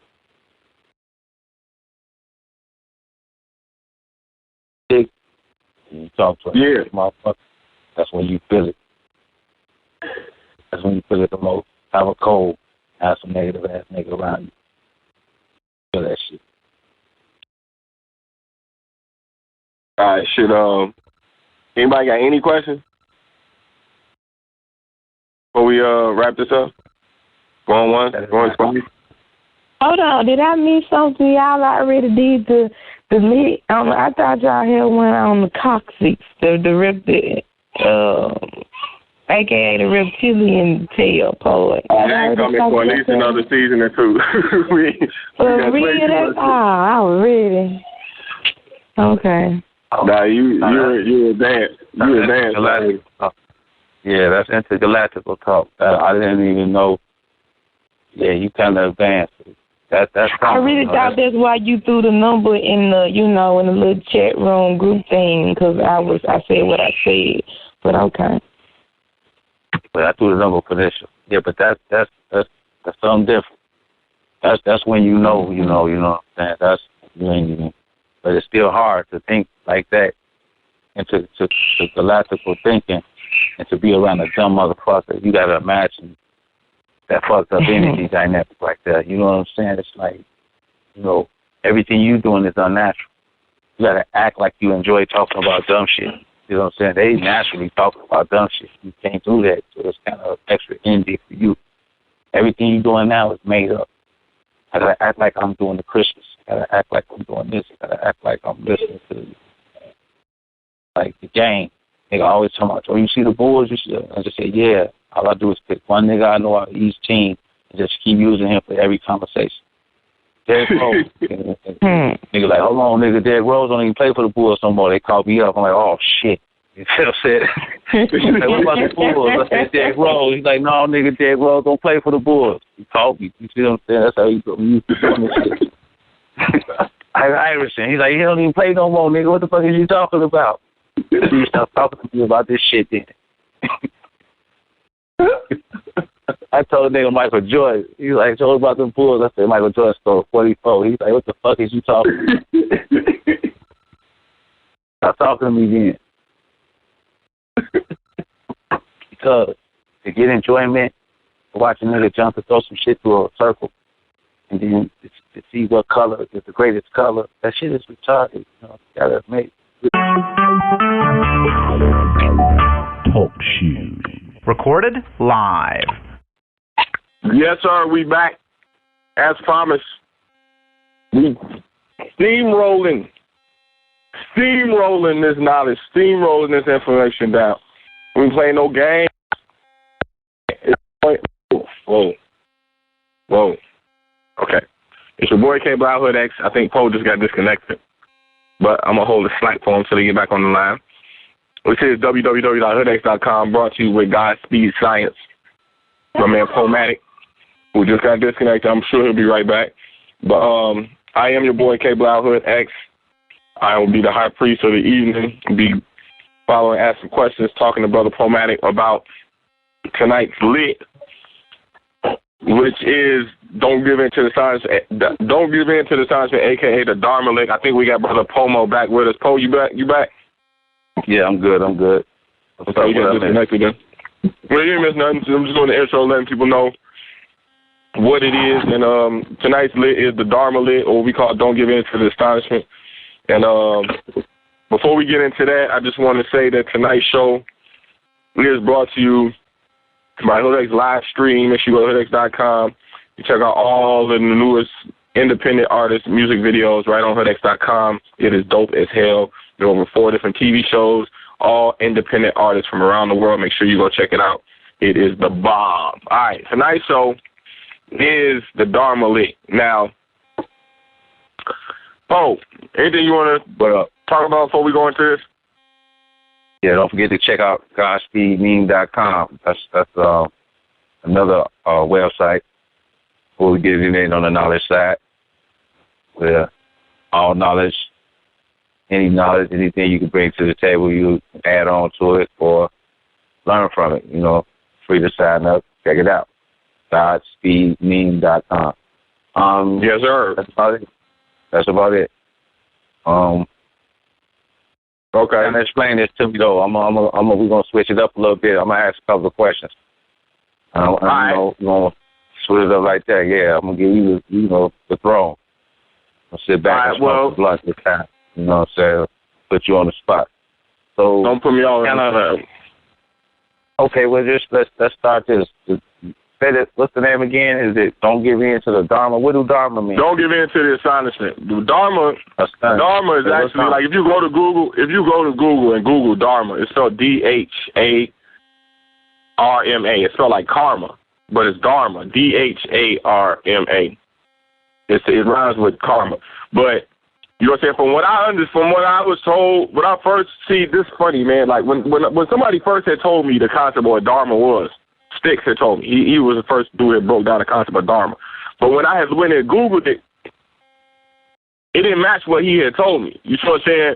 But then later on, I realized it did. Like, you know what I'm saying? It was just the way he told me. You know what I'm saying? Like, when he told me what Dharma first meant, when I first understood the concept of Dharma, he told me, he said, Dharma is like the wow effect. He was like, it's like when you say wow, or like when you see the words wow and they got like that yellow and red shit behind it, like, or like on Batman when they go punch and they go bam, or like pow, and then it's got that yellow zigzag looking fireworks shit behind it, look like fireworks almost, you know what I'm saying, behind it. Like that exclamation point, like wow, like bing, bang, like wow, like Dharma. Like the big chain with the big diamonds in it, and you see a nigga in the club and, you know, the white T-shirt, and you got the big ass chain on and shining like, you know, it's a lot bigger than a marble.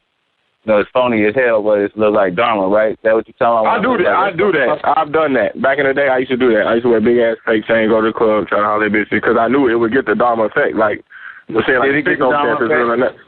Say what? Yeah, it did. Right, at the time, yeah, it did. Especially after a couple of drinks. Especially after a couple of drinks in our system, he was like, wow, I got you. Okay. But when I looked it up, this is what I'm saying. When I looked it up, though, that's not what it said Dharma meant at all. Like, you know what I'm saying? They said Dharma was actually like a Buddhist concept that it was like law, basically. It was saying it's law. It's like, okay, the spiritual order of things. It's kind of like the Akashic records. It's like the actual like the Akashic records in action. It's like what you actually see play out. You see what I'm saying? It's Dharma. It's like, okay, it's like universal law, universal order. You see what I'm saying? But under an enlightenment standpoint, right? And that's what was key. And then, like, I was like, okay, this ain't what dude told me Dharma had meant. You see what I'm saying? But like as time went on, I understood why he told me that, and because what he was telling me, because most people approach knowledge and information from a Dharma standpoint, in that, like, it's like, from what you'll see from the Dharma aspect, what he told me, it was like, wow, like, you'll see, like, your understanding of knowledge, your understanding of wisdom, your understanding of understanding, you know what I'm saying, it gives you, like, a wow effect. Like, even when you first hear, like, you know what I'm saying, even when you know, you know what I'm saying, when it hits you, when the synchronicity hits you, you go into that wow, it's like, wow, oh, shit, wow, it's like that, you know what I'm saying, it's like that spark of information, right? So, like, most people approach this information from that step, like, even when you is in law, even when you are in sync with the universal law order, you still approaching it from what my brother's standpoint of Dharma, where you still approaching it from this aspect. You still approaching it with a wow effect. Like, when you come into new understanding, it's hard not to do this. It's hard not to, like. Why would one refuse to do? Why should one think not to do it? Okay, well, shit, that going to the list. Like, wow. What's the opposite? Because it's going to throw your shit off. It's going to throw, because it's like when you sit there watching a movie, and then, like, you see some crazy shit happen, right? But the scene moving so fast, you know what I'm saying? Like, me and you sitting there watching a movie, you know what I'm saying? Some crazy, like, something on the screen, and I look over at you, you look over at me, you like, damn, this shit crazy. But by the time you look back over at the TV, you didn't miss, like the coldest part, like, that you needed to see, mind you. Like, you said, that's how scenes work a lot of times. Like, it'd be just that quick. Like, you know what I'm saying? Like you be like, watch it. And you be like, oh, and you be thinking that was the scene. And then, like, you be like, oh, and then you look over that way, and then miss the whole point of that scene just that quick. And you look back, and you don't even see it. Like, did you see it? You're like, no, yeah, I saw it. Like, no, you didn't see the part no, you didn't see the main part. And you be like, what you mean? That's why. You can't give it, like, you got to sit there and you got to pay attention. It's like the same thing with people like Dharma, when they see it as a event. I'm going to cut you off. I just want to ask you. Go ahead. We building. When you see some information and you're like, wow, this is kind of interesting. It's kind of neat. The Dharma effect of what you're getting from it at that period of time takes away from the actually from what it is, from what it actually is, which is what they say is universal law, universal order. That's the actual definition they give you. This, okay, this is universal law, this is universal order. You know what I'm saying? But from a Dharma standpoint, go ahead. It's a way to urge for the thought to research it or go into that subject even more, to what you said. So they'll just fall on down or they'll keep it moving and it won't. No, well, it's really both. That's. I'm just trying to get my interpretation. Like, from my like, everybody got their own interpretation. You see what I'm saying? But, like, when I first understood the concept of Dharma, you see what I'm saying? Like, it was like, wow. But when I understood that it wasn't, I still was like, wow. Like, because I understood what he was trying to say. It was like, damn, like, okay, most people, you know what I'm saying, that concept alone, like, when you tell somebody what Dharma is, they're going to be like, wow. You see what I'm saying? And it's like, no, you can't do that. You see what I'm saying? Because you're approaching it from not what it is. You're approaching it from your understanding of what it is. Like, you see what I'm saying? From your lack of knowledge and falling into the knowledge. Like, you see what I'm saying? You're not approaching it for what the fuck it is. Like, you're approaching it from a limited standpoint when you're approaching it from, say what? Okay, well, what's this prevalent to in the hood? What the hell is this? It's prevalent to wait, hold on, let me go to the chamber then. Hold on, I'm just going to read it. If you go to hoodx.com, you type in, don't give in to the astonishment. If I see the dub, if I see not even the dubs, the 52-inch rims on the cutlass, and they shining, should I be like, damn, that's a nice-ass car, should I just, what, give hell it a nod? You keep fucking moving. Fuck them rims. Them rims ain't shit like, hell no, nigga, I'll give you a perfect, like, one time I was at Popeyes with my wifey. You see what I'm saying? We was in the drive-thru. You see what I'm saying? The lady came outside. We hadn't even got to the microphone yet to get an order. You see what I'm saying? And the lady come outside with like 5 bags full of chicken, all type of food. You see what I'm saying? And she come outside, and she walked right up to our door. And I'm looking at her like, what the hell? You see what I'm saying? I rolled down the window. She put the food in my wifey's lap. She was giving her the food. My wifey sitting there looking like, what the hell? You see what I'm saying? Right. I'm like, oh shit, we done came up. You see what I'm saying? My wifey, she got the confused look on her face, like, what's going on? And she like, is this y'all food?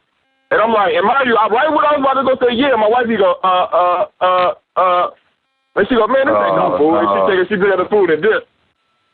You see what I'm saying? Hell no.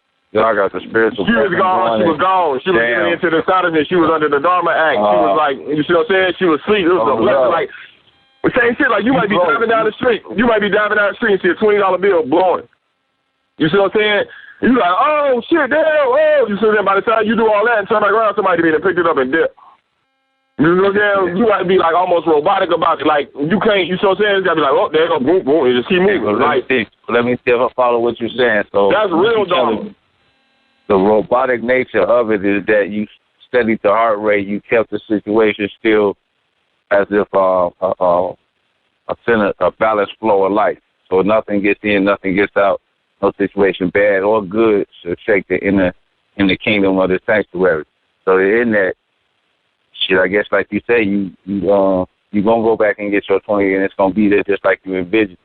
Because once you balance like that and your breathing is at that level of how can I call it, calm, because you was calm, you seen the blessing and what was going on, and you was also a perceiver of the situation, or a perceiver of yourself in the situation, to where you knew if I start acting like damn too, or Dharma, giving off the Dharma effect, if she was going to see it and question why she was giving us this food. But you already knew because you feel like you got body, right? Am I following you so far? I didn't flinch, right? I didn't flinch. Because I like, mummified. You know what I'm saying? It's a blessing. It's a blessing. Mind you, this is at the time I was practically homeless. I was living in a hotel. I was practically homeless at the time. You know what I'm saying? And it was a straight up blessing. Now, mind you, if she wasn't in the car, I would have been good. She would have dropped it off right in the car. I would have dipped. Like, all right, thank you. Right. Boom, gone. The reason I didn't get it because she was I wasn't under the Dharma Act. Like, you know what I'm saying? I kind of see there's a certain synchronicity to things, man, that you have to see without the emotional response of seeing it. Like, cause that's the thing. Cause as soon as you see the synchronicity unfold, you gonna go, you gonna take your heart gonna skip a beat, and you gonna go, oh wow, like boom, right there you gone, just that quick. You know what I'm saying? Cause like this is no longer universal law. This is your interpretation of universal law. This is Dharma. Like, so that's what my brother told me. That's what it took me a while to understand why my brother had told me that. He was like, Dharma is like when people be like, wow, oh, that's crazy. Because it's like, I understand what he was trying to say. It was like, okay, when you see that shit unfold, motherfuckers be like, oh wow, it's like that's God right there. You see what I'm saying? But like, look at the people's response more so than the actual order. You see what I'm saying? That's kind of what he was telling me. Look what the response, the Dharma effect is coming from. The big ass diamonds and the 52-inch rims. So you say they see God in them rims and that whip. That's how it looks. Yeah, right. Well, I mean, when you look at it from a scientific aspect, under dopamine, if that's the shit that's gonna sit off the dopamine receptors in your head to go crazy, then yeah, that's gonna be, you know what I'm saying? That's Dharma right there. Like, okay, that's God, shit. You see what I'm saying? That's gonna be that's what you worship. Subconscious gonna recognize it. That's how the subconscious gonna recognize it. I got you. That's when Jay-Z turned around and started calling himself Hope, but just to really throw you off. You know what I'm saying? Like, damn, like the God in C. They start saying shit like that. You know what I'm saying? To really throw you off and put you under that energy. There's a certain I don't even know the word, like a religious aspect to even like certain rap. Like Rick Ross had a song, he says Hallelujah. Or like Kanye West called himself Yeezy. Or you got Jay-Z calling himself like Jehovah and stuff like, you know what I'm saying? Like there's a certain like religious aspect to certain rap. Not even just rap, but just, you know what I'm saying, people in general. Like, right, in hip-hop, yeah, but people in general who listen to hip-hop, you know what I'm saying? Like, it's a certain, I don't even know the word, man. It's like almost like they say gangbang in a religion. Right? It's almost a religious aspect of certain gangbang. Like, once you go so deep, you start to see, like, even pimping. Like, they say there's like a certain religious aspect of pimping. You know what I'm saying? But it's like, it's a dopamine. It's giving off these dopamine receptors in your head. You know what I'm saying? It's sending you to the top of the thought. When you get there, you know what I'm saying, how you respond is key. You know what I'm saying? Because that's like, well, let me go into the chamber, man. Let me go into the chamber. Go ahead. Let's hear it. You go to hoodex.com, bring it up, don't give in to the astonishment, or you can just go to Google and Google don't give in to the astonishment lit Hoodex. And you're going to see this. Don't give in to the astonishment lit. One, when synchronicity unfolds. Okay. Number one, when synchronicity. Okay. When synchronicity unfolds, or someone experiences total recall or divine intervention, the typical response is that the mind will go into an awe or wow effect. This is known as the Dharma effect. This is called giving in to the astonishment. It is important that the person pays attention to the divine patterns of synchronicity instead of letting the foundation of synchronicity turn into a watery illusion. So, a guy told me once, he said, you go watch Star Wars. He said, it's a lot of knowledge in Star Wars. You see what I'm saying? He said, you go watch The Matrix. It's a lot of knowledge in The Matrix. But it get absorbed by all of that ping, pang, whoosh, whoosh, and flying helicopters and gunshot, you know what I'm saying? Like, you get lost in all of the special effects. You feel what I'm saying? So, like, you got to really pay attention. Like when you had first told me, you was like, man, Neo was really supposed to be black. I was like, what? I was like, bullshit. But then I looked it up, and I really seen that it was supposed to be Will Smith. I was like, hey, Will Smith actually was supposed to be Neo. I didn't really understand the weight of what you had told me. You was like, man, yeah, it was supposed to be Morpheus, a black man putting another black man onto the Matrix. Like, you know what I'm saying? But, like, I didn't even, and it was wild when you step back and looked at it from that standpoint. You see Smith, you see jumping from person to person, you see the shadow walkers, you see, it's like, okay, this is how your mind originally works. When that thought really hit me, I was like, damn, how the hell did I not even see this? Like, I always knew that the Matrix had some type of, like, divine code in it. I just didn't, like, nobody, like, had to explain it to me. It was like, I was under the Dharma effect. Like, when you first see the Matrix, you be so gone under the Dharma act that you don't never really line it up. There's a lot of movies like that. Like, you go back and watch them later, they show you, they was like, this is what they were trying to tell you in that movie. You like, how the hell did I miss that? Like, cuz you was under the Dharma when you was watching it. You didn't, you know what I'm saying, you weren't looking at it with the right eye. You know what I'm saying? He shit. What's the name of that movie, man? Where they got the four zodiac symbols go to life and be what they supposed to be for the future. I forgot the name. What? Divergent? Yeah. To piggy off what you were saying, like, that is true. Like, if you've seen it in a way it was two black men, you actually see the rest of the knowledge in the movie. But all they have to do is alternate one character to another color, and it'll blind you. You just see the special effects, not the message.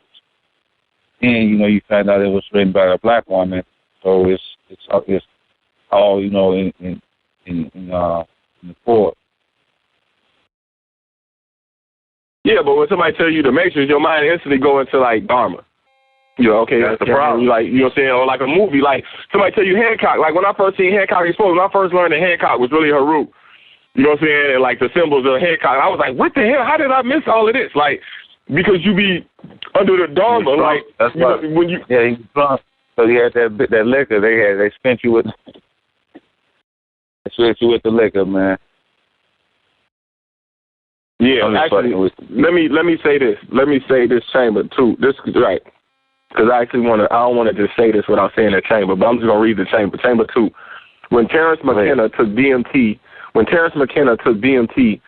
he was transported into another world that was compared to a dreamlike fairy tale. He was approached by elves and fairies who told him, don't give in to the astonishment. They were trying to show him that he had the possibility to speak entirely worldly structures into existence. This is also known as pop locking. McKenna testified that it was impossible to do what they were doing, but they were speaking entire worlds into existence. He was completely floored by what he was witnessing, but the elves kept telling him, don't give in to the astonishment, pay attention. Now, when I first heard of DMT, you know what I'm saying, and I was researching it, they were saying that Terrence McKenna was like the DMT like guru. Like this dude did more DMT than anybody, and he understood like what it was. And if you've never heard of DMT, I highly suggest you do some research on it. It's really called dimethyltryptamine, which is like a gateway to open it up to like the ether, basically.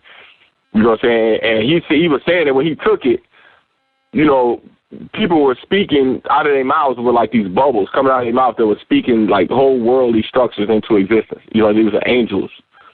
And it was impossible. Like they were speaking whole buildings into existence. You see what I'm saying? That were in turn speaking other people that were speaking other people into existence. He said that's kind of how it looked. He was like, how do you even describe that? Which you know what I'm saying, take the 2 eyes and explain that out your mouth. It's almost impossible to describe what he was looking at. You see what I'm saying? And he was saying that the more he was floored by it, the more difficult it was going to be to describe this. Because like when you take DMT, they say basically you fall asleep.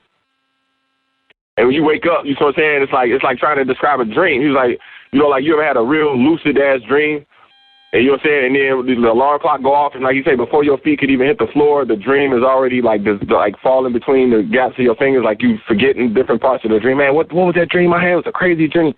And you be trying to piece the puzzle, you know what I'm saying, put the pieces back together. He was like, well, that's kind of like what taking DMT is like. So when you under the trance, you got to really, really pay attention to like what the hell going on, because like how the hell you gonna describe that shit when you wake up? You feel what I'm saying? And that's his subconscious was basically telling him that. He was like, look, man, he had like these elves and motherfucking fairies running up on him, telling him, don't give in to the astonishment, don't give in to the astonishment. Make sure you pay attention. So when you wake up, you can explain, what you saw for what it was. And that's where this concept came. That's why we chose these words, don't give in to the astonishment, to describe the Dharma lit, was because it came from Terrence McKenna's DMT trip.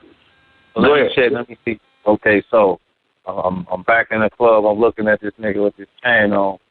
And if I don't give into the astonishment, I think, I'm like, damn, nigga got that chain probably got about $2 million. Okay. He's sitting here with me, you know what I'm saying? So I see it for what it is. I'll be like, this nigga in front, it'll look different, right? You see a nigga sitting there with a chain on, like, you know what I'm saying? And a $700 jeans and the gym shoes, and it'd be like, damn, he wouldn't spend all that money to impress me or impress somebody outside himself. Basically.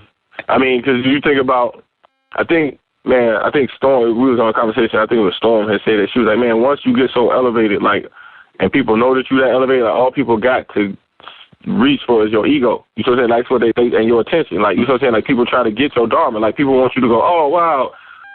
Like you sit around people, that's all they do. They say wild shit to try to get you to go, wow, that's crazy. You know what I'm saying? That's all people really got. Like once you get so far and elevate, you know what I'm saying?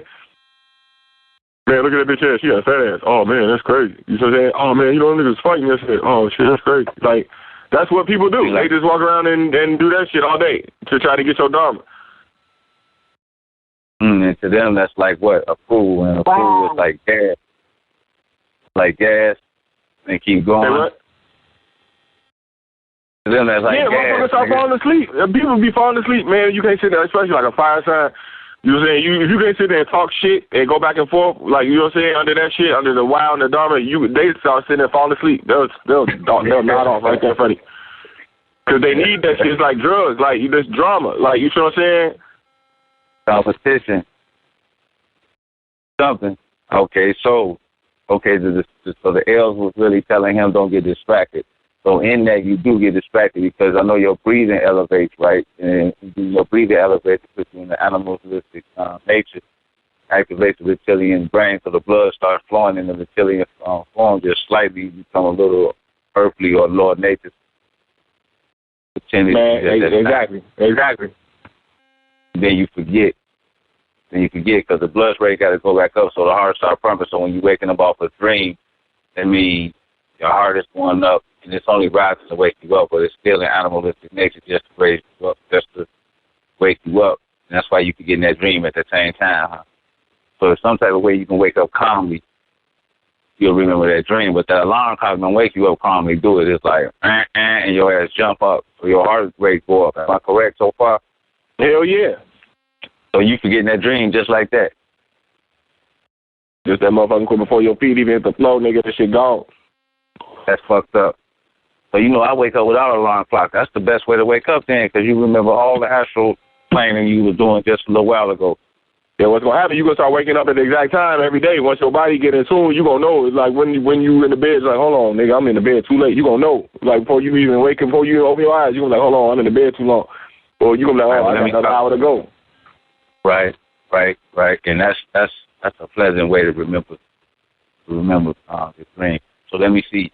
Check this out. So the theory from what you're saying under this information, what I'm getting is that you think we should say that when you're dreaming, you're looking through the eyes of you in a parallel universe. And now as you awoke, the person in that parallel universe is dreaming, looking at through your eyes. And everything we're doing right now, they're going to wake up and talk about, I had a dream I was on a talk show with such and such. It's similar to that effect, right? Right. You can't not go through Dharma until you got body in your sleep. Like, until you got body in your dreams. Like, because that happened. Like, one time I had took some pain pills, and then I drank some beer. And that was a bad reaction. I remember, like, I fell on the floor. I felt like I was dead. Maybe I wasn't dead, but I was just, like, in a different place. You know what I'm saying? It was like you be drunk. But then, like, when you got pills and that shit, like, okay, this ain't no regular sick drunk. This is some fucked up shit. You know what I'm saying? Like, I was laying there, and I just remember in that, like, as I was completely unconscious. I wasn't asleep. I was unconscious, but I just remember knowing that I was going to be okay. Like, God got me. I remember thinking in that, even though I was completely helpless in that situation, I just remember it was like, man, God got you. Don't even trip. I'm God by. And I remember the lit. I remember the conversations that we had. I remember, me and you talking, and you kind of guided my subconscious toward this type of enlightenment, to the point I was so enlightened that even when I was unconscious, I still was aware of my enlightenment. You see what I'm saying? And, like, I just knew I was straight. So, like, when you get to that point, you fall asleep and you're not scared in your dreams, or you don't wake up and, like, you aware of your dreams, then you ain't under the Dharma no more. You're not moving from a wow effect. You're not moving from a wow perspective. You're not doing things to get a reaction. This is just who you are. External forces, you're not controlled by external forces. So it's like I say, you're proactive instead of reactive. Reactive is being controlled by external forces. Proactive is controlling external forces. The external forces is forces outside of yourself. All right, so let me see if I line this up. I had a dream when I told you about the lion, right? And in the dream, it happened twice. So this time I was, as I grew in knowledge, like you said, and as I studied it more nightly before I fell asleep, I was downloading myself to the point where you dream about it. In your dreams, you're the same person. So when I see the lion now, and this is over a period of time, it's extreme fucking. But it wasn't like today and tomorrow. But hold on, your phone kind of breaking up a little bit. I don't know if it's the recording or me. Can you say that last part again? As I studied, what I was saying was the distance, travel. It's not just happened overnight. As I elevated, over time, studying, not studying, shit like that. at the final stages, I started dreaming. Like he said, I was holding this information in my mind. But this time, the lion came, and I said, I'm gonna check the lion, the dream. So if so, it should run, and it did. So I woke up. Now it's a whole other feeling because now, you imagine being aware in your dream that you're dreaming, still hold mind state that you were God body out or a very knowledgeable person if you're not familiar with this term, or a person that seeks any information outside of what's given to you, which meaning is, I don't know if y'all notice 9 times out of 10 when you see somebody, the information that's coming out their mouth actually was given to them externally from the TV or the radio. That's all you hear. You're hearing their interpretation of that or those two. Very rarely do somebody search. They give you even opportunities to search for information. They just study giving it to you. But go ahead, do that answer. I mean, you understand? Yeah, it's a different way. Like me and you sitting having this conversation. I'll go get in the bed and I piss on myself in the bed. But they were like, well, damn, how does this man know all this information? But he still pee in the bed and have nightmares. Like, you see what I'm saying? Like, if you can't control your subconscious, like, you show. No matter how much knowledge, you see what I'm saying? Like, you got to be that person in your dreams. I can't be up here sitting there talking about, God by this, God by that, but then, like, I still got scores and shit like that. Like, you see what I'm saying? Like, you got to clear that out. You got to clear all that out your subconscious. And get to the point where, like, it's kind of like you say the old man lick. Like, the old man don't react to shit. Like, he just, it's real divine order. It ain't divine order with emotion mixed in. Like, you see what I'm saying? It's like, no, this is real divine order. People just naturally moving under how they move. They're not trying to get a reaction from people by doing this. This is just who they really are. Like, you give them, that's the thing, too. Like, you can somebody listen to this whole show tonight for an hour long, whatever we do. You see what I'm saying? And you ask, man, what was you doing for the past hour? You hang up the phone, and you go in the next room. They be like, man, what was you on the phone? What was you there doing? He said, oh, man, I was listening to this radio show. We said, what were they talking about? I don't know, some shit called Dharma. Dharma, what the fuck is that? I don't know, some shit like wow or something. Like, you see what I'm saying? Like, just that quick. Just soon you hang up the phone. You see what I'm saying? Because while you going through it, you was Dharma. It's like, that's Dharma kick in, so your mind start moving in opposite directions. Like, as you hear the information, it's going to go into the interpretation. It's got to, you know what I'm saying? It's got to make sense. So let me see. Let me ask you this then. So basically what you're saying is let's erase the Dharma and look at it from a clear mind. You got to. And you'll find everything and all information for whatever you need to know in your life in that. Look at it from an unprejudiced, clear mind. Because a person, supreme, or what we're going to call it, the universe, or mother and father, will send you a message. But they'll send you a message to where your thought pattern or your, what we call it, matrix, implanted program, have you thinking it's your enemy that's giving you the actual answer to your problem due to how they got you thinking. Orion, the fucked up mentality, got you thinking. And if you free yourself, what he's saying, from the Dharma, free yourself from the fact you will hear the truth, or you hear the answer in which you can see to be your. If you drop $5 and the nigga needed, he was hungry, picked it up, put it in his pocket, you probably really didn't know it was yours, and you thought he did it on purpose, so now you're your enemy. But this nigga got the answer to your problems because your flow cracking. And they want 20 stacks, and he can do it for 300. You know what I'm saying? So what happens? Dharma, the ego kick in. You like, fuck this nigga, get on my face, and you lose. You lose because they're not sending you the message just to answer your question because you so nice.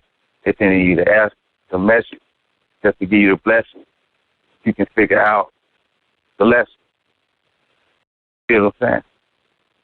Yeah, if you ain't looking at it the right way, man, that's like in what's that movie, The Book of Eli? When Eli, you'll say he had that book, and he knew he had the mind, but he was blind. He had the whole shit basically memorized. You see what I'm saying? But dude wanted the book because he was trying to put people under the Dharma Act. He said, man, we get that book. You know what I'm saying? We're going to have everybody, we're going to control everybody. You see what I'm saying? Because they're going to go under the Dharma Act. You see what I'm saying? This is where kind of Christians kind of have a misstep in that, like, in worship and in letting go and, you know what I'm saying, all that type of shit, like you let that Dharma creep in where it's like you kind of like Like when you first start riding a bike, and they be like, look at you, you riding the bike. You step back and look at yourself riding the bike, and then you fuck around and crash that motherfucker because, like, you know what I'm saying, you was riding it perfect until you step back and looked at what you was doing, and you couldn't believe you was actually riding, and then you fall over and bust your motherfucking head. Because it's like that type of shit. Like, you self-aware of the fact that you worshiping. It's like, okay, I'm self-aware of the fact I'm worshiping, so this must make me holy. Like, that's where you fucked up at. That's where Dharma kick in. It's like, nah, nigga, you can put the suit on. You can go to the church and you can smell good and be sitting with the preaching and then put your hands up and holy this. And all that shit is Dharma in your heart if that ain't who you really is. You know what I'm saying? That's what Book of Eli was showing you. It was like, man, this nigga got the whole book memorized. He's sitting there walking around and he ain't, you know what I'm saying? Like, your intent. What you gonna do with this information? You hear us breaking down Dharma. You hear us breaking down these concepts. Okay, it's like, okay, now what you gonna do with this information? You know what I'm saying? That's where the Dharma kick in, like your intent. Why do you want to know this information? And when you find out and you're excited, why? Why are you excited? Why? Because it helped change you, or because you're going to take this information and go do something with it? Because you want to show other people, you know what I'm saying, that you know this shit. That's what, you know what I'm saying? That's like they say in Spider-Man, great strength comes great responsibility. Well, that's kind of like how the Dharma is too. Like when you sitting there listening to the God, you go to say, God, why my life fucked up? And God tell you, well, your life fucked up because you got to fix this, fix that, fix this. And you go, oh, shit. You know what I'm saying? You like, what? You know what I'm saying? You be like, nigga, what you tweaking for? Nigga, just do that, do this, do that. You know what I'm saying? But you run around and you say, okay, well, guess what? You can fix your life if you just do. God told me if you do this, and fix this, and your life's gonna be straight. And you know what I'm saying? Like, nah, nigga, I didn't tell you to go do that. I told you to go fix your life, nigga. What the fuck?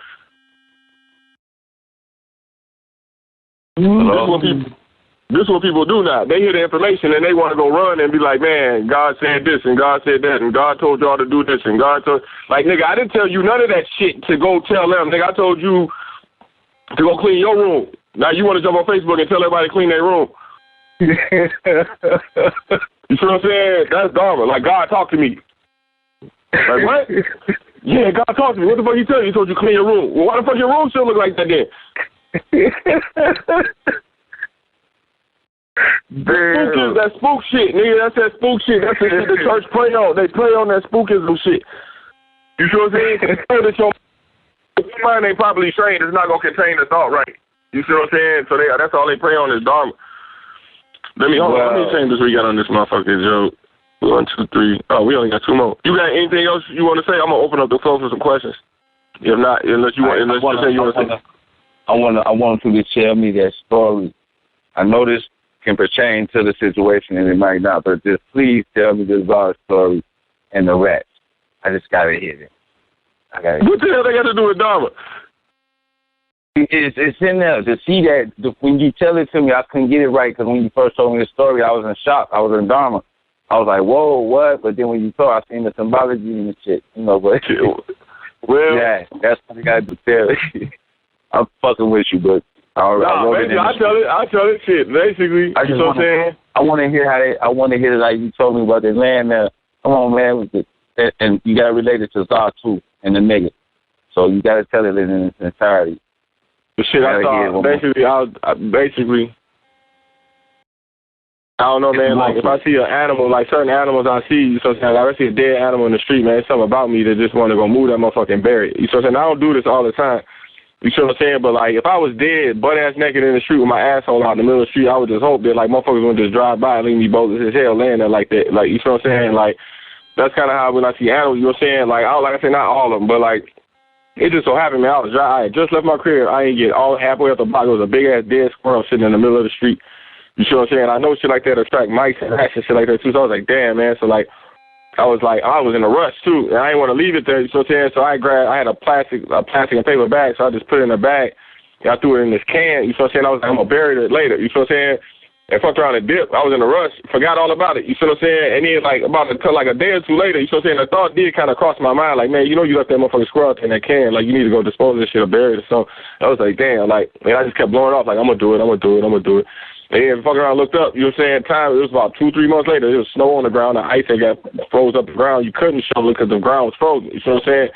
So that was like, damn. Like, man, that motherfucker got to sit out there all winter. You know what I'm saying? As time went by, you know what I'm saying? As this was going by, I kept hearing mice in my crib. Like, I kept hearing, like, little shit crawling around in my crib. Like, little feet rushing and shit. I was like, man, it's a fucking mouse in here. You know what I'm saying? I knew it was a mouse in here. You know what I'm saying? And as time went on, like, eventually I could start to tell it was more than one mouse. It was maybe like 2 or 3 mice. You know what I'm saying? I was like, damn, man, they moving here fast as hell. So I'm saying, so about 2 days ago, you know what I'm saying? Something told me, man, you still never buried that motherfucker squirrel. It's been like 3 months. It's sitting like the squirrel been sitting in that motherfucking can, dead as hell. You know, I was like, oh shit.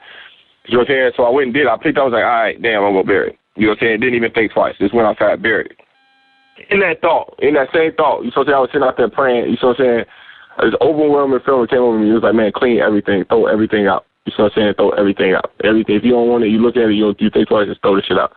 So I was like, all right, cool. You know what I'm saying? So that's what I did. I started running the crib. I just started throwing hella shit out. And I came across in the basement a bin. It was a bin full of bird seed that normally I used to feed the birds. So I forgot I even put it in there. You know what I'm saying? Because wintertime came and it was just sitting in there. You know what I'm saying? When I moved the box, it was like, all I heard was I was like, oh shit, this the motherfucking mic staying here.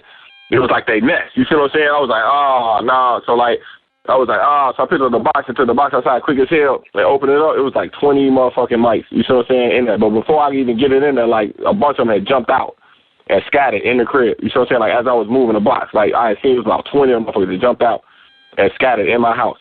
I was like, oh, shit, I just had 20 mics that scattered in my motherfucking house. Like, it was a nightmare. And it was like one of your worst nightmares, some shit you don't never want to see. Because you're like, how the fuck am I going to catch up you goddamn mic? You know what I'm saying? So I dumped the rest of the shit out. You know what I'm saying? And I was sitting there, I was watching the mics in the base. I was just sitting there watching, observing them. And they was looking for the bin. Like, damn, this nigga moved the bin. I was like, that's it right there. So I put a bunch of traps in the bottom of the bin. You know what I'm saying? And put the bin back. You know what I'm saying? The little glue traps. So then I took my ass to bed. You know what I'm saying? I woke up in the morning. Goddamn, it was like 15 motherfucking mice all stuck in the bottom of the motherfucking bin. You know what I'm saying? And it was fucked up. Like they was like squirming around and like they couldn't get off the paper. They was all stuck. It was one of the most grossest things I ever seen. Like, mind you, this is just yesterday. You know what I'm saying? I'm like, oh shit. You know what I'm saying? Now in that thought, I was like, all right, well, cool. I caught all the mics. You know what I'm saying? And then that's when the thought came, like, okay, now what you gonna do with these motherfuckers? You know what I'm saying? I was like, oh shit, you can't. You know what I'm saying? I ain't want to kill them. You know what I'm saying? But then at the same time, you can't set them free, you know what I'm saying, because they're going to run into somebody else's crib or run back in your crib. You know what I'm saying? That's all stuff. I was like, oh, shit. And mind you, they sitting there looking up at me, fucking face glued to the goddamn paper, eyeballs stuck to the paper. They was fucked up, bleeding. One motherfucker was dead. You know what I'm saying? The other mouse sitting there 2 inches away, sitting there looking at motherfucking dead. Like, I knew they were traumatized, and they were screaming. They was like, man, come on, man, let us go. And I was like, damn. So, like, this is what I thought. I was like, man, this is how the judge must feel when the judge be looking at niggas and shit, like, locked up. You know what I'm saying? You want to let them go, but you can't. You know what I'm saying? Like, you don't want to kill them. You know what I'm saying? So I was like, damn, like, what the hell am I going to do? So that's why I called Paul. I was like, Paul, man, what the fuck should I do, man? I got these damn mice. You know what I'm saying? They all in here. What should I do? He was like, nigga, kill them, motherfucker. I was like, damn. Like, why? Cuz if you let them go, they're going to come back in your house and you're going to wish you killed them the first time. You know what I'm saying? But so I didn't kill them. You know what I'm saying? I just put their ass outside. You know what I'm saying? And let fate decide, you know what I'm saying, what it's going to be. You know what I'm saying? But in that, we got a concept of that's called czar. You know what I'm saying? That's like the judge, basically. That's what we call the judge. You know what I'm saying? And I never really felt like, you know what I'm saying, looking down like how the judge was looking at niggas. Like, you got 15 niggas in the bullpen. You know what I'm saying? You got to lock all these niggas up and send their ass away forever. You know what I'm saying? That's going to have some type of weight on your subconscious. You know what I'm saying? That's why a lot of the time the judges don't even want to fuck with that. Like, they'll delay shit, they'll push shit off, and a lot of the time the judge don't be too in handing out. Typically, you would think, you know, I don't know, at least myself, I wouldn't be too aggressive in handing out sentences. You know what I'm saying? Especially like life and death sentences or like long-term sentences. You know what I'm saying? Because that is going to have some type of weight. Like the judge still got to go home and go to sleep. That's why a lot of motherfuckers drink and shit like that. You know what I'm saying? But I don't know why you wanted me to tell that story in the middle of the Dharma act, but you know what I'm saying? I don't know what that had to do with Dharma. You there? Oh, shit. Yeah. You could either kill the mice, or you didn't. You chose one. You chose not to do neither or. You just placed them. I ain't kill them all. I say, hey, look, you got called. If you get out of here, you get out. You know what I'm saying? If you don't, you don't. But you know what I'm saying? I ain't had shit to do with that.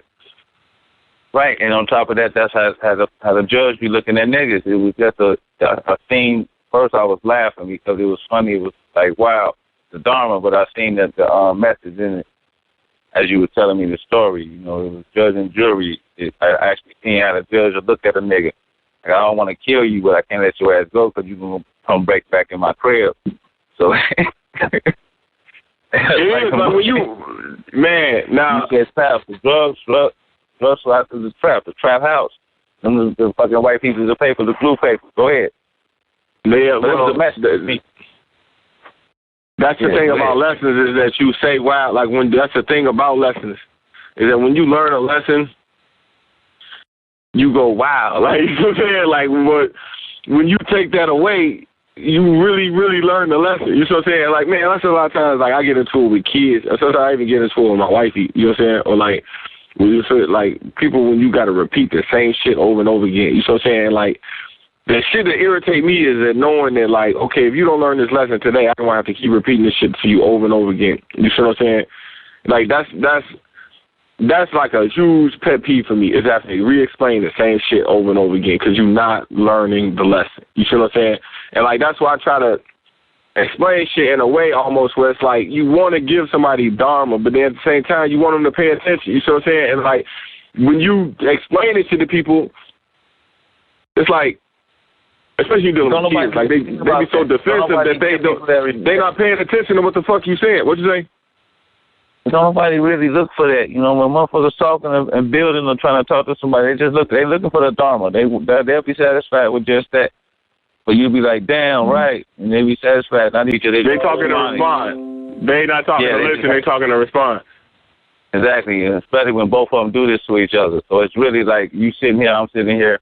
I'm saying some shit and you saying some shit, but they're not flowing with it. It's not, what I'm saying ain't got nothing to do with what you saying, and vice versa. So a lot of people they trying to send that off. They trying to get that right. They trying to make you go, oh wow, oh that's nice, oh wow. And then Sims. You ever seen the Sims game for the computer? My daughter used to play at the Sims. That's what the hell that shit is. You got to keep the Sim happy. You got the meter where it gets depressed. So you give it like book or let it play the piano and shit, and the thing go up and it say, oh, that means she's lonely. So you take it out to dance, and then it's you like a shadow walker, basically keeping them under the wow effect. Exactly. Or you can choose to do what you want with them, right? Just pray that you got a good-hearted shadow walker. Right. That's like when my son comes telling me, Daddy, I got Batman shoes. And I'll be like, and I don't say shit. And he'd be like, Daddy, I got Batman shoes. And I'll say shit. And he'd be like, Daddy, I got Batman shoes. I'll be like, oh, wow. And he go, mm-hmm. And then he'll walk off. You know what I'm saying? Like, he ain't going to walk off until he hear that wow. Like, until he hear that, oh, man, damn, that's great. Like, until he hear that, he going to sit there right there and keep saying the same shit over and over again. Like, he need that wow. He need that, oh, really? That's crazy. And, like, a lot of people don't realize that when you grow older, conversation just kind of, like, it take off like you don't realize you still be doing this shit as you go older. You just be talking just to get a motherfucker to go, wow. Hey, that's what all Facebook is. You on Facebook, that's all you see is Dharma. Like, oh, man. Like, stupid shit. Nigga, you on Facebook, like, what the think about what people talk about? I'll go on Facebook right now and just read 3 posts. It's going to be straight Dharma. Like, it's some shit to get a response out of you. Like, right, I'm looking at this dude. He got his new check out my new car. You see what I'm saying? Right here, this is exactly what we talking about right here. Dude sit up here with a fucking Cadillac with some chrome ribs. He sitting out here with some sunglasses on with a gold chain. Sitting in front of his car. Talking about, look at my car. Look at my new car. I just went right on Facebook right now. The first picture came up. You see what I'm saying? That's all you see. That's what they trying to get you going into that wow effect. That's what you supposed to be doing. Like, damn, this shit look like that. You supposed to be explaining it to me, and I'm supposed to act like I'm paying attention to you. Basically, right. I'm supposed to be like, oh wow, man, when did you get that? I'm supposed to say some shit like that, man. When you buy that? How much? All that, like, just, right, like I really give a fuck. Like I really give a fuck, right? That's what they be trying to do. They try to get you to pull you into this shit. I don't give a fuck about no car like that. Like, come on, I think you was telling me one time, you said you was outside Moon's crib and dude had rolled up or some shit, and who was that rolled up in the new car? And he was sitting there talking shit, and then nobody give a fuck, and he was sitting there looking like, damn, they don't give a fuck. Well, it was a nigga. We just gonna use that term. It was a nigga, and if the nigga pulled up with a fresh tie, and you seeing the ether, I could see his want in the Dharma, and not what we call Dharma. He wanted our Dharma, but he didn't get it, so he was kind of stuck. So he kind of get the whole conversation towards his car, you know. So he get it in a way where he talked about cars, and then it went to the type of cars, and then it went to his car. Man, I ain't hear none of that shit. right? But he started tweaking, and it was just a natural effect. It's like knowing the zodiac and the person next to you, everybody around you don't know it, and you know it. Imagine the leverage. That's leverage. Then half the time, ain't nothing woke. Once you woke, you all the same. Yeah. Let me go to the chamber. I was going to say some shit. I totally forgot. Oh, wait. Anybody got any questions? Or anybody want to say anything before we finish these last two chambers? We open up the phone call. Here's some callers on the line. Let's see. We got West Tennessee, New York City, South Carolina. Anybody on the line got any questions? Going once, going twice?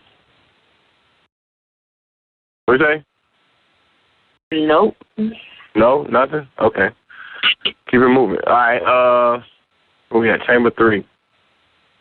Man, they had you on the Supreme Dog. And that was the other thing I was going to say, too. Like, when you go to church a lot of times, like, if you don't give in to that shit, like you see some kind of brother, something they be sitting there stiff. Like especially when you first get to the church. Like by the time they open up, but like when you first get to church, you see all the brothers that be in the aisle, they be sitting there stiff, and they be both clapping their hands, singing, "Lord Jesus, the Lord's gonna come and get me," and like they be sitting there clapping their hands. But then you got those like certain brothers be sitting there looking all awkward and shit, looking around. And they be kind of clapping their hand, looking like they be, you know what I'm saying? Like, man, kind of like, you know, tapping his fingers together and shit. He ain't clapping, but he ain't really clapping. And he be looking around like, man, this some corny shit, man. I don't even want to be in this motherfucker, man. Like, ooh. Like, until he give up that Dharma, until he go all the way in, until he's sitting there smiling and doing all that shit, they gonna be looking at that nigga like something wrong with him. They be like, something wrong with that nigga. Like, he didn't want to give up his Dharma. You know what I'm saying? He ain't under the wild act. Like the preacher gonna sit there and stare at that nigga the whole, like you ever go to church sometimes like that and you don't be feeling it, and then the preacher be sitting there staring at you the whole time, like that nigga just know that you ain't feeling it, like he just be looking at you all the time. Cause he know you ain't got no Dharma on that shit. Like nigga, this some bull. Like nigga, the information you giving me was some sesame. I didn't heard this shit. Goddamn it, 20 years ago. You still coming into this age of information? This some old ass information. When he see that, you know, it kind of fuck him up. His stomach kind of shift. Might not shift for the good. They see that shit. And then that motherfucker come out praying and looking dead at his ass. Yeah, I ain't got no Dharma when I go to church. I don't be under the wild shit because I done heard these concepts like a million times. I done heard them interpreted 2 million times. You know what I'm saying? And like by the time you hear it again, you be like, oh, that was kind of cute how he put his little spin on it. Like, you see what I'm saying? You like, oh, that was cute. He tried. That was cool. You know what I'm saying? It's 100. You know, they'd be like, damn, why? It's like, you know, when you first, you grew up listening to Biggie. You know what I'm saying? And then you hear the nigga rap now, you be like, oh, okay. Or you grew up watching Michael Jordan play ball, and then you watch the niggas do the shit they do now, you be like, oh, okay, well, my dopamine receptors already done been there. Like, I'm not. That's when they don't have shit to do. You so like that's when the motherfuckers sit back and they be like, damn, I don't have nothing to do. Like some people, that's all they got is your emotions and trying to like, you know what I'm saying, pray on that shit. Like once you remove that out of that, they be fucked up. They be like, well, damn, like they'll start yawning and shit, falling asleep, and farting and scratching their balls and shit. Like, man, I ain't got shit. Like I'm hungry, man. You want to I got a headache. Oh shit. What you mean, man? There's been too many times I be in the car, stone cold, just smoking, listening to my music and shit, and I don't like somebody be in the car with me, and like I know they ain't got no knowledge. I know they, you know what I'm saying. So I put the most ignorant music I can put on. Hold on. Let me photocopy this memory, this image.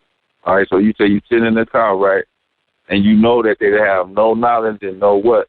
What were you saying? No knowledge and no what? Information? No. They ain't got no phone. They ain't got no mind. They ain't got no mind. They ain't got no knowledge themselves.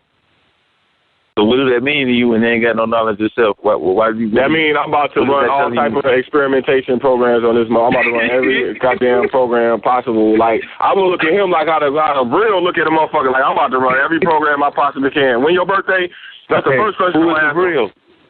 Who is the real? The white dude, the German scientist motherfuckers with the white coats on. Who look at niggas like apes. They be like, niggas ain't people, they apes. So goddamn it, we gonna goddamn it, abort the kids. We gonna run all type of programs on them, this type of food. Like they don't look at us as humans.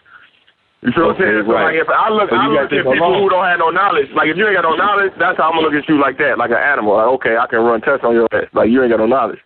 So the nigga sitting next to you, this the test you finna run on them, right? Right, exactly. And what What's this test? What is this test you finna run? I'm gonna put on as much ignorant, I'm gonna roll the fattest blood I can roll. I'm gonna put on the most ignorant music I can find, and I'm gonna run this shit through your. I'm gonna fucking brainwash your ass about it. Like we got an hour drive. I'm gonna play nothing but straight Dharma shit. You know what I'm saying? Because I know what it's doing to your dopamine receptors. It's frying them motherfuckers. I don't want you to have no inkling of it. I have any knowledge whatsoever. I want you to think I'm the most goon motherfucker. So you telling me while you firing up his dopamine receptors, he gonna do some shit like when y'all pull up to get gas, this nigga's gonna happily jump out and start pumping and ask you what pump is on, he's gonna go pay for it. All that type of shit, right? Exactly. Okay. Oh, okay. So you kind of getting him to your spoke. It's backwards. Okay, the dopamine receptors backwards. You gotta, like they just say, bad mean good. They be like, remember when Michael Jackson came out with bad, but it meant good. Like bad mean good. So right. So you put on some ruthless shit. That's how you get a motherfucker to move. Be good. It's like gasoline. Be good.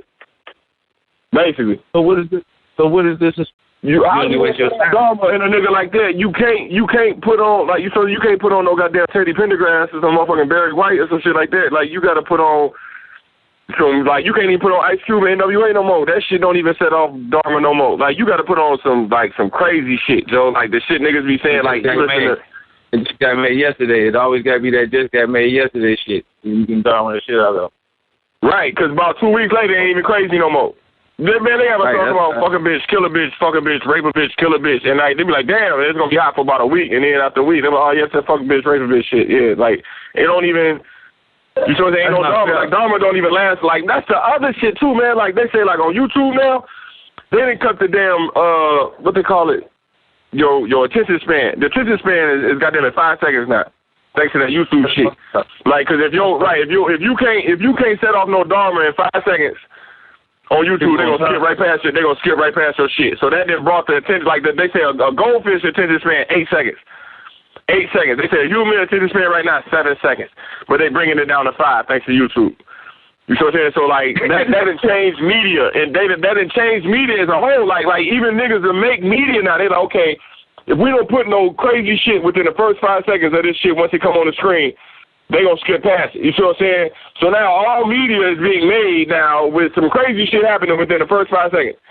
You see what I'm saying? They done completely changed the way people even make commercials and movies now. That's fucked up. Because they know the Dharma, you got 5 seconds to set off their Dharma. If not, they gonna keep it moving. That's fucked up. That means they have no wisdom in life. It's kind of like a reset button. They got a modem, you try to get it online, but you press reset, come off, and why I can't get online? Why you pressing the reset button? Nigga, they holding that reset button down, nigga. Like, just imagine the reset button and they'll never let the motherfucker go type shit. They just sitting there holding it. Like, and somehow you still receiving the signal, but just as soon as you receive the signal, that motherfucker gone. Well, Joe, how many YouTube commercials you done skip past? You ask the nigga, okay, just tell me 3 YouTube commercials you done skip past ever, and we gonna give you $1 million. The nigga be short as hell. You like, nigga, I can't remember not one goddamn YouTube commercial I done ever seen. You done seen about 1 million of them. That's fucked up. Yeah, the goal of the mainstream is to speed that shit up. Dharma shit, like, you see what I'm saying? That's what the fuck they doing now. That's that Donald Trump shit, too. Like, same shit. Like, Donald Trump is huge motherfucking Dharma shit. Like, you see what I'm saying? Everything he say, that's why you got motherfuckers out protesting, doing all that shit now. Like, you know what I'm saying? That's why people fucking crazy right now. Right. They just responding to shit. Like, people don't even, like, you protesting what? Like, that's going to actually get him out of office. What do you mean you going to protest a nigga after you get in office? You just responding to shit. Like, you just under some emotional shit. Like, you not even talking. Like, that's all I'm saying. Like, talking is reserved for humans. People think just because they talking that they really talking. Like, motherfucker, you are not talking just as words coming out your mouth. You just going through a fucking emotional reaction. These are not words. You're just fucking responding. Talking is reserved for, like, people. You know what I'm saying? What happened is that motherfucking animals that hijacked the fucking language and they using it. It's just like Facebook. Like, you know what I'm saying? Like, no, nigga, you are not talking. You are responding emotionally. You just think you talking. It sounds like you talking. You got words coming out your mouth and everything, but you are not talking, motherfucker. You are just, like, responding to some emotional shit. And, like, this needs to be said. Because, like, even in the information, like, the knowledge now, man, people fucking follow all this information. Oh, go, whoa, look at this. This brother deep.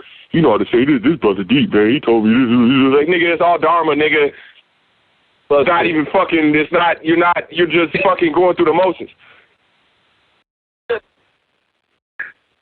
Oh, man. I'm sorry, man. I didn't spaz off like that, Joe. It's just like I wanted to do this episode so bad because, like, that's what I every time I look on Facebook, it's just all Dharma. You like, man, like, motherfuckers is not, like, people will just be liking knowledge. Like, okay, yeah, that's nice. Oh, he said some knowledge shit. I'm going to click like. Oh, he said some nice shit. I'm going to share it. It's all Dharma. It's like, nigga, you not even living this shit. You just liking and sharing shit on Facebook. Like, this, like, nigga do all that shit, go put the phone down, and then go fucking do some whole other shit. It's just Dharma. It's not even like knowledge ain't knowledge. Like back in the day, Farrakhan, them niggas lived that shit. Malcolm X, them niggas lived, died that shit. Like, you know what I'm saying? Like, Mega Evans, them motherfuckers was living that shit. And it wasn't just for shit to take a picture and like a photo op to some shit to throw on your motherfucking Facebook shit. Like, Dharma is goddamn Umar Johnson responding to SETI. You know what I'm saying? Trying to get motherfuckers to go, oh, wow, damn, that nigga snap. Oh, shit, damn. And then that shit backfired. That shit backfired on his ass. He was trying to get Dharma and that because that's what motherfuckers is under. And trying to get an emotional response. Yeah, trying to get an emotional response from the people. Trying to get them to, oh, man, he shit on SETI. That's the diss record. The diss record is straight Dharma. That's Dharma right there. It's like you trying to get them up and go, oh, man. Oh, Soldier Boy. That's Soldier Boy, right? Soldier Boy, Supreme Dharma, G. Everything like, right. That shit, right. Yeah, perfect fucking example. Perfect fucking example. Bipolar, tripolar is here like that shit with Chris Brown. Who is he with the Soldier Boy and Soldier? What the fuck? Who?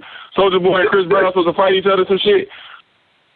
That's when Puffy come out the woodwork talking about, man, niggas is cooning. Like, nigga, like, you know shit is crazy when Puffy come out calling niggas coons. You like, wait, hold on, this is Supreme Dharma. You mean Puffy nigga jumped out talking about niggas is coons? This is wow effect. This is wow. This is college people saying, wow, oh, man. And, you know, goddamn, black people are the most emotional motherfuckers on the face of the planet. You're not talking like you talking. Those are not words. You just fucking... What you mean you not talk? You said it's crazy. What the fuck do that mean? That's crazy. What the fuck do that mean? What the fuck do that mean? That's crazy. That's what niggas say all the time, man. That shit crazy. What the fuck do that even mean?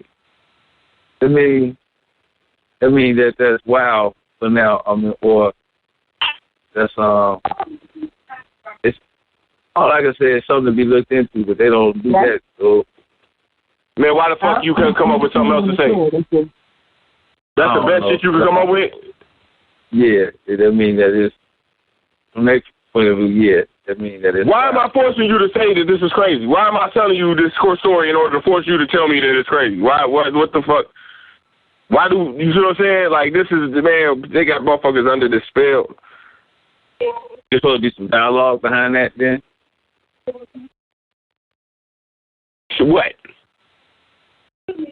Okay, so what? You say, Poe. If I say Blau, Donald Trump the president, how it's supposed to sound? What would you say? Like, tell you. Say what? Say it again. I'm gonna react to you. Fine. Now you know Donald Trump the president. Yeah, it's a very interesting time we live in. That's so shit like this. So man, the Cubs won the World Series and Donald Trump is the president. No, man, it's shit. Talk like we talking for real. Oh, you said talk like a nigga. Oh, go ahead. Start over. We talking. Man, did you heard Donald Trump was the president? Nigga, that shit crazy as hell. Oh, not like the nigga like you. How you supposed to respond? I already get the nigga say it's crazy. What would you say? Yeah, I know. Oh. Basically, shit. I mean, what the fuck can you say? Shit, I'm just trying to get a reaction out of you. Nigga, like, once you get the reaction, then what? I'm going to sit there and, like, drive the point home? Yeah. People don't even know why they talking like this. They just doing it just to do it. Like, man, as a matter of fact, let me go into the chamber. Look, chamber 3, this is exactly what we're talking about. Chamber 3. Synchronicity is a difficult concept to explain to someone who is not consciously aware of how unrelated event can trigger a completely unrelated parallel event. Under the Bastard language, these type of events are usually described as crazy. Other typical responses include, wow, damn, what, for real, or alongside. Like, oh. This is usually a sign that the subject is giving in to the astonishment of the synchronicity instead of actually studying the scientific method of how the synchronicity of the ether unfolds. A lot of people don't even, like when you say the word synchronicity, unless you don't have that word, how do you even explain what synchronicity, like what words you going to use, how you going to explain that shit? synchronicity is a key word in all spirituality, because it really homes in on what we talking about. Is what the real definition of Dharma. What we talking about Dharma, goddamn it, synchronicity. You see what I'm saying? The universal cosmic law and order. You see what I'm saying? There's only so many words in the English language that you're gonna be able to use to describe this shit. You see what I'm saying? And most people do not have these words.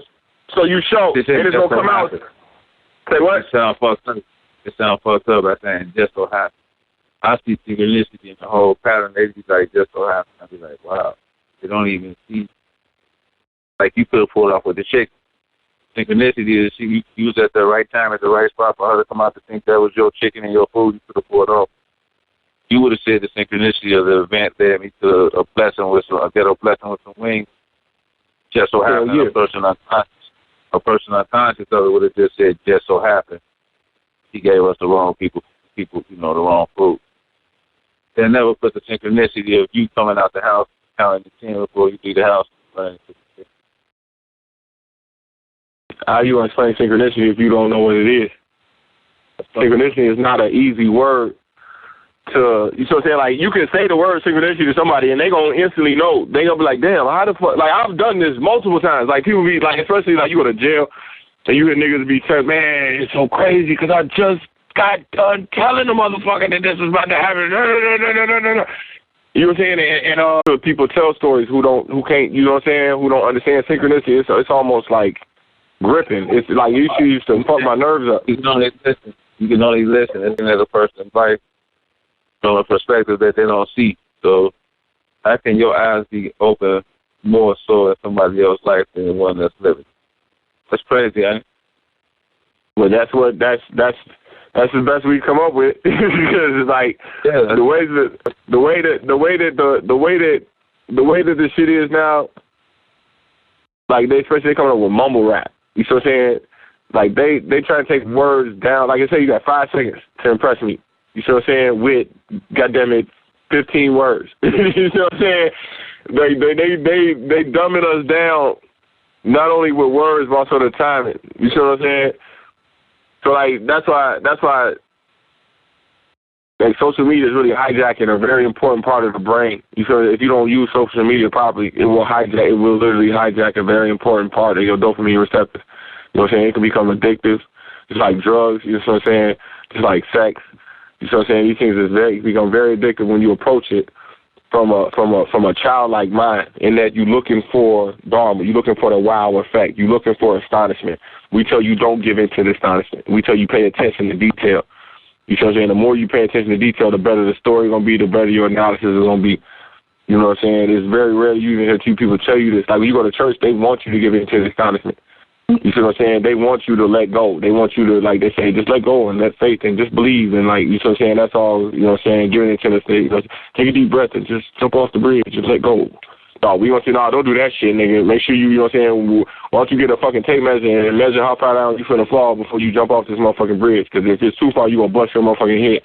You know what I'm saying? Pay attention to detail. Like, you know what I'm saying? Think outside the box. You know what I'm saying? Like I just said before, like I had 25 mice run off in my basement. Because I caught all the motherfuckers the next day because I paid attention to their ass. I was sitting there watching them for about 20 minutes. Look for their goddamn bin. You know what I'm saying? But you sitting there watching that. If I was sitting there like, oh man, we got mice down, fucking mouse ran off and I don't know what the fuck I'm going to do. If I was sitting there thinking like that, I would have even came to that thought to go put the mouse shots back in their goddamn bin. You see what I'm saying? It took me like 20 minutes to even realize that, man, just put the mouse shots right back in their damn bin. They're going to go back in there. They think that's their home. I was like, oh, that's perfect. You see what I'm saying? You ain't going to have that thought. You know what I'm saying? No, it's just like, this happens all the time, man. You know what I'm saying? This is why people constantly make the same mistakes over and over again. You know what I'm saying? Because when they get hit with it, they approach it like, oh, man, here we go again. Oh, man. You ain't thinking straight. You weren't thinking straight at that moment, right? Mm-mm. A lot of brothers get shot by the police like that. The whole situation play out under the Dharma Act. You mean when you look up in the mirror and you see the red and blue lights? To the point where they're getting out the top or walking up to the door with the gun out or whatever, tapping on your window. Somewhere between that and this, the Dharma kick in, some shit kick off, and the whole situation be off just like that. But you got a split second, not even a split second, about 5 minutes to figure it out. Think about it. They pull up on us. What you tell them? The fuck we tell them? We was dirty, all that shit. What the fuck? Yeah, we had weed blowing. The blunt was lit. The bottle was open. Hey. No Dharma. There wasn't no Dharma. I was like, what I do this time? Right, that fucked them off rip. Why that fuck them up when you said that song? Because most time they come to the... I was like, what? Yeah, what the fuck I do this time? Like, I ain't tripping, nigga. Like, what you gonna lock me up? You gonna shoot me? You just make some shit up. Just shoot me. And just, I can fight if you want to make it look more real. Fuck his head up. Like, he ain't know what to say. Another thing, I'm like, yo, you can shoot me. You know, I trade stock, taser shit. You know, taser stock gonna go up. I'm gonna get more money. I got stock in taser right now. So if you shoot me and I make USA fucking in the Chicago Tribune, we gotta go national. That's why I'm gonna kick and scream. Because if I make it more dramatic, we'll go national. He's sitting there looking at me like I'm crazy. He was like, man, I see the blunt lit. I see y'all got the open bottles, man. Y'all just get the fuck out of here. I was like, all right. I'm like, you ain't even have to tell me you saw the blunt and the liquor, though. Why you tell me that shit and then let me go? Like, you could have just let me go. Oh, shit. Why you gonna tell me you see we bogus as hell, but you still letting us go? You know what I'm saying? I ain't even flinch, Joe. My heart did not even skip a beat. It was like a fucking robot, nigga. Like, I ain't... That's the power in it, right? Say what? That's the power in it. That's the power. That's what I was saying. Right, but it's only power. It's powerful to a nigga who ain't never done that before. To a nigga that's doing it like me, I don't look at it as powerful per se. I just think it's instinct. Like, it's just fucking instinct. Oh, there's a power in that. I'm not talking about power. It's a power in doing that. That's the power, man. That nigga lets you go. Let us go and roll the fuck off. Power in that is you didn't flinch. Man, me and you was driving right now, and we crashed a car. And your arm, God forbid, you know what I'm saying, and your arm got stuck, pinned in, and you sitting there bleeding to death. You know what I'm saying? I got to cut your motherfucking arm off right there and there, or you going to bleed to death. And I got about 5 seconds to make this decision. You know what I'm saying? Now, you want the nigga that's going to slice your shit off quick as hell, or you want the nigga that's going to sit there and stumble and risk your ass bleeding to death? Or you fuck around and be paralyzed because you done lost so much blood because he waited, goddamn it, 10 seconds before he finally did it. I don't know. That's a hard one. I want that one that thinks a little faster, though. Got my arm out real easy. That's a rough decision to make. Now, I ain't saying, so God forbid we go through this. You know what I'm saying? And this is a really rough example to throw out there, but I'm only saying that and only because I know that it's going to train the mind to start thinking in that regard. Right. I understand. Yeah. I'll leave you there, man. I'm going to check out. I ain't even got time for this shit. That's how we're going to do that.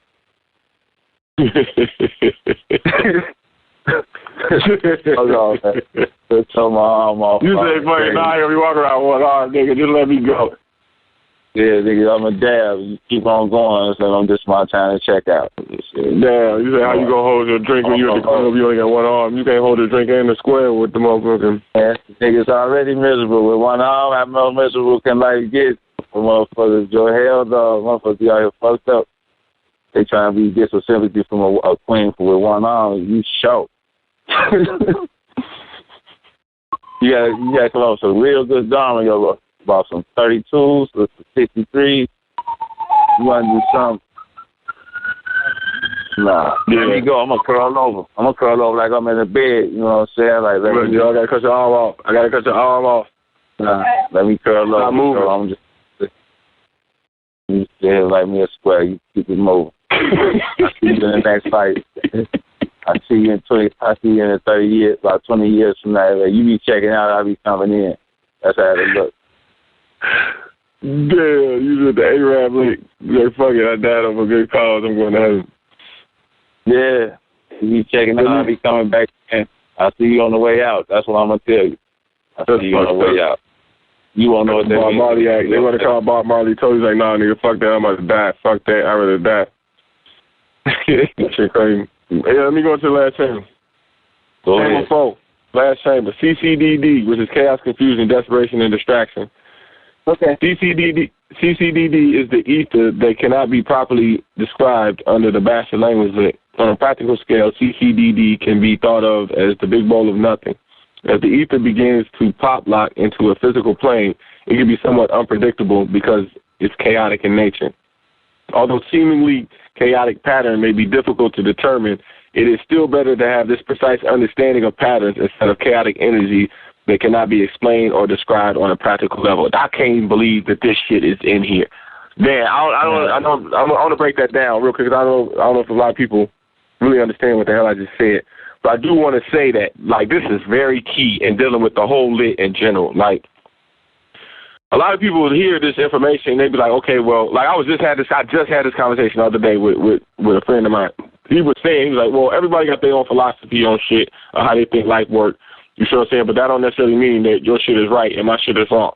You see what I'm saying? He was like, well, you know, the shit you kicking is just some shit you kicking. Like, you see what I'm saying? It ain't no different from the shit that I hear. You see what I'm saying? I can get different interpretations of life from anywhere. You see what I'm saying? And I don't need to necessarily know what you know. You see what I'm saying? That's how a lot of people. That's why you'll never hear me say no shit like that. I can listen to a story about computer engineering and find God in that shit. I can find God in any story. You see what I'm saying? That's why I can listen to anything. I can listen to any interpretation and find God in it through the synchronicity. You see what I'm saying? So, like, even if you hear everything we saying and don't none of this even resonate with you, like, you could be listening to this shit like, man, I don't know, all this shit is bullshit anyway. But we might not say not one word tonight that resonated with you whatsoever. You see what I'm saying? I promise you, it's still better to know than not to know. You see what I'm saying? Like, even if you take all this information and you find it useless, you're still better to hear it. It's still better to know than not to know. Because, like, to not know this information is you're going to be a lot worse off. You see what I'm saying? Even if you think that you see what I'm saying, that what we're saying is irrelevant. You know what I'm saying? It's like even in the, like, certain stories in the Bible, it's better to know than not to know. You like they say in Ecclesiastes, even if you rich, even if you already got money, even if you already, you know what I'm saying, transcended in spirituality, it's still better to listen than not to listen.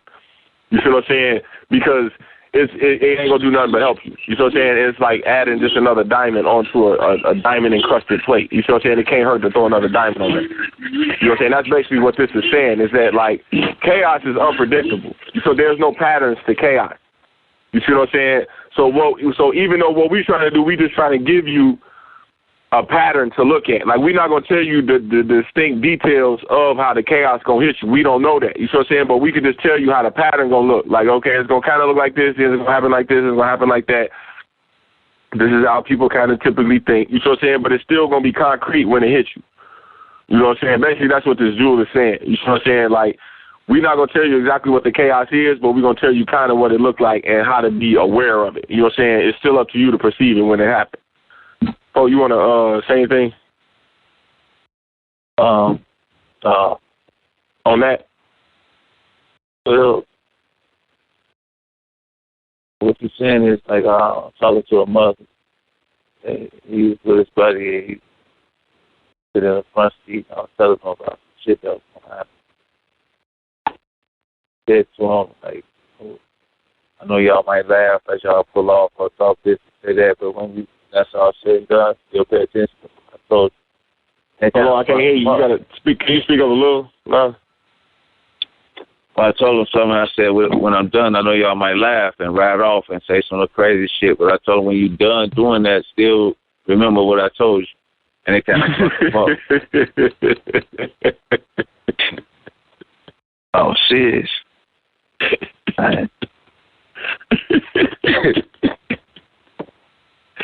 That's some real shit to tell a motherfucker. Hell yeah, that means you telling me that shit for real. That's, you know, but I hear what you're saying in that. Go back into that chamber. I gotta remember what you were saying. It said, well, I want to explain too. The big bowl of nothing. Before I'm gonna read it again. The big bowl of nothing is a concept basically like this is like cipher or zero. It's like what gravity will be doing if you couldn't see the planets. Like, if you couldn't see no planets, trust me, the ether's still out there moving in circles. You see what I'm saying? The planets just make you see the circle. You see what I'm saying? But it's in the circle is a big bowl of nothing. You see what I'm saying? Like, you know what I'm saying? Real quick. You know what I'm saying? Kind of a big bowl of nothing. It's like they say if you had a Cheerio sitting inside of a bowl, you see what I'm saying? You stir up the bowl, you know what I'm saying, the milk. You see a bowl of milk, you got one Cheerio sitting inside a bowl of milk, and you stir up the milk so fast that when you pull the spoon out, the Cheerio is still going to be spinning in circles around the inside of the bowl. You see what I'm saying? Now, if you have people living on that Cheerio, you see what I'm saying? The gravitational force would be so fast that they could not literally jump off of the Cheerio because it's moving so motherfucking fast. You know what I'm saying? Because they kind of caught in that gravitational pull. You see what I'm saying? In that milk. Like if you was living on that Cheerio, it's not like you could just jump off the Cheerio into the milk. You see what I'm saying? Because you're moving too goddamn fast. You see what I'm saying? Well, that's like the big ball of nuts. It's like the ether inside of that arena, and that the Cheerio is like the planet. You know what I'm saying? But if you had like nine Cheerios inside this thing, they all spinning around, you see what I'm saying, inside this big bowl of nothing, which is like invisible. You see what I'm saying? So when ether is the opposite of that. Like, ether don't have no form, but eventually, chaos don't have no form. You see what I'm saying? But eventually, chaos patterns start to take patterns of chaos. You start to see patterns in the chaos. You see what I'm saying? And it's similar. So I just want to explain that before I read the chamber. You know what I'm saying? But the chamber say this. I'll read it again real quick. CCDD is the ether that cannot properly be described under the bastard language lit. On a practical scale, CCDD can be thought of as a big bowl of nothing. As the ether begins to pop lock into a physical plane, it can be somewhat unpredictable because it's chaotic in nature. Although a seemingly chaotic pattern may be difficult to determine, it is still better to have this precise understanding of the patterns instead of chaotic energy that cannot be explained or described on any practical level. That makes sense? This time I said it the second time? No? Right. You read it again? No, keep going. No, that's it. It's still saying that, like, it's hard to recognize chaos, man. Like, how you going to recognize something that don't have no pattern? You see what I'm saying? Right. Let's speculate on that. That is a good question. Man, well, how you gonna tell us how you gonna describe something with no name? So first you have a given name, give it a form. First, and just second, you have to recognize when it happens. And right, if I'm sitting there talking to you, and goddamn it, the beer fall over. You know what I'm saying? You kick the beer over, and the beer spill all over my new rug. What do you call it? You call it, people call it an accident. You see what I'm saying? Like, you know what I'm saying? But that's what it looked like on the surface of it. It just so happened lit. But like, if you're the type of person, you see what I'm saying? Like, okay, just as soon as you spill over the beer, you get up and trip on your way to go pick up, to get the napkins. You trip and fall. You know what I'm saying? But then when you go pick up the napkins, you accidentally drop all the napkins into the toilet. You know what I'm saying? You flush the toilet and clog up the toilet. And then you see what I'm saying? Like there's one thing just besides, like, you see what I'm saying? Like, there's a pattern to like, they say the guide to the unlucky. You see what I'm saying? Like, certain people just got an energy dynamic that's just off. You see what I'm saying? Like, okay, you not balanced. You're not properly balanced. You're moving too fast. You see what I'm saying? Right. It's a difference between somebody who can explain it like that than me just explaining to you that, oh, yeah, no, he just kicked over the beer. Like, you see what I'm saying? Like, how would you rather approach the situation? It's like, oh, no, it was just an accident. He just kicked over the beer. But, like, if you see the patterns in this person, like, man, this motherfucker will kick over beer everywhere he go. He be always crashing his car. He always losing his money. He always loses his keys. You can see the pattern. You see what I'm saying? So it's still better to know than not to know. It's better to have that approach than not have that approach. You see what I'm saying? That's basically what that jewel is saying. Yeah.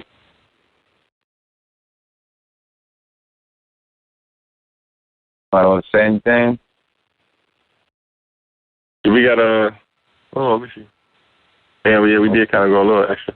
But anybody got any questions, anything they want to say before we check out?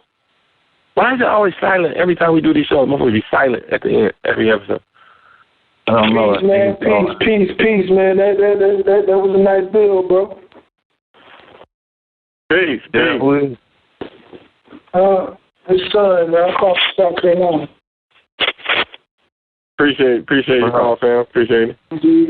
We don't know what the hell people be thinking, man. Y'all just be quiet. People be like, damn, like, Hello. We don't know if y'all get this shit or not. You know what I'm saying? Like, we just be talking and shit. I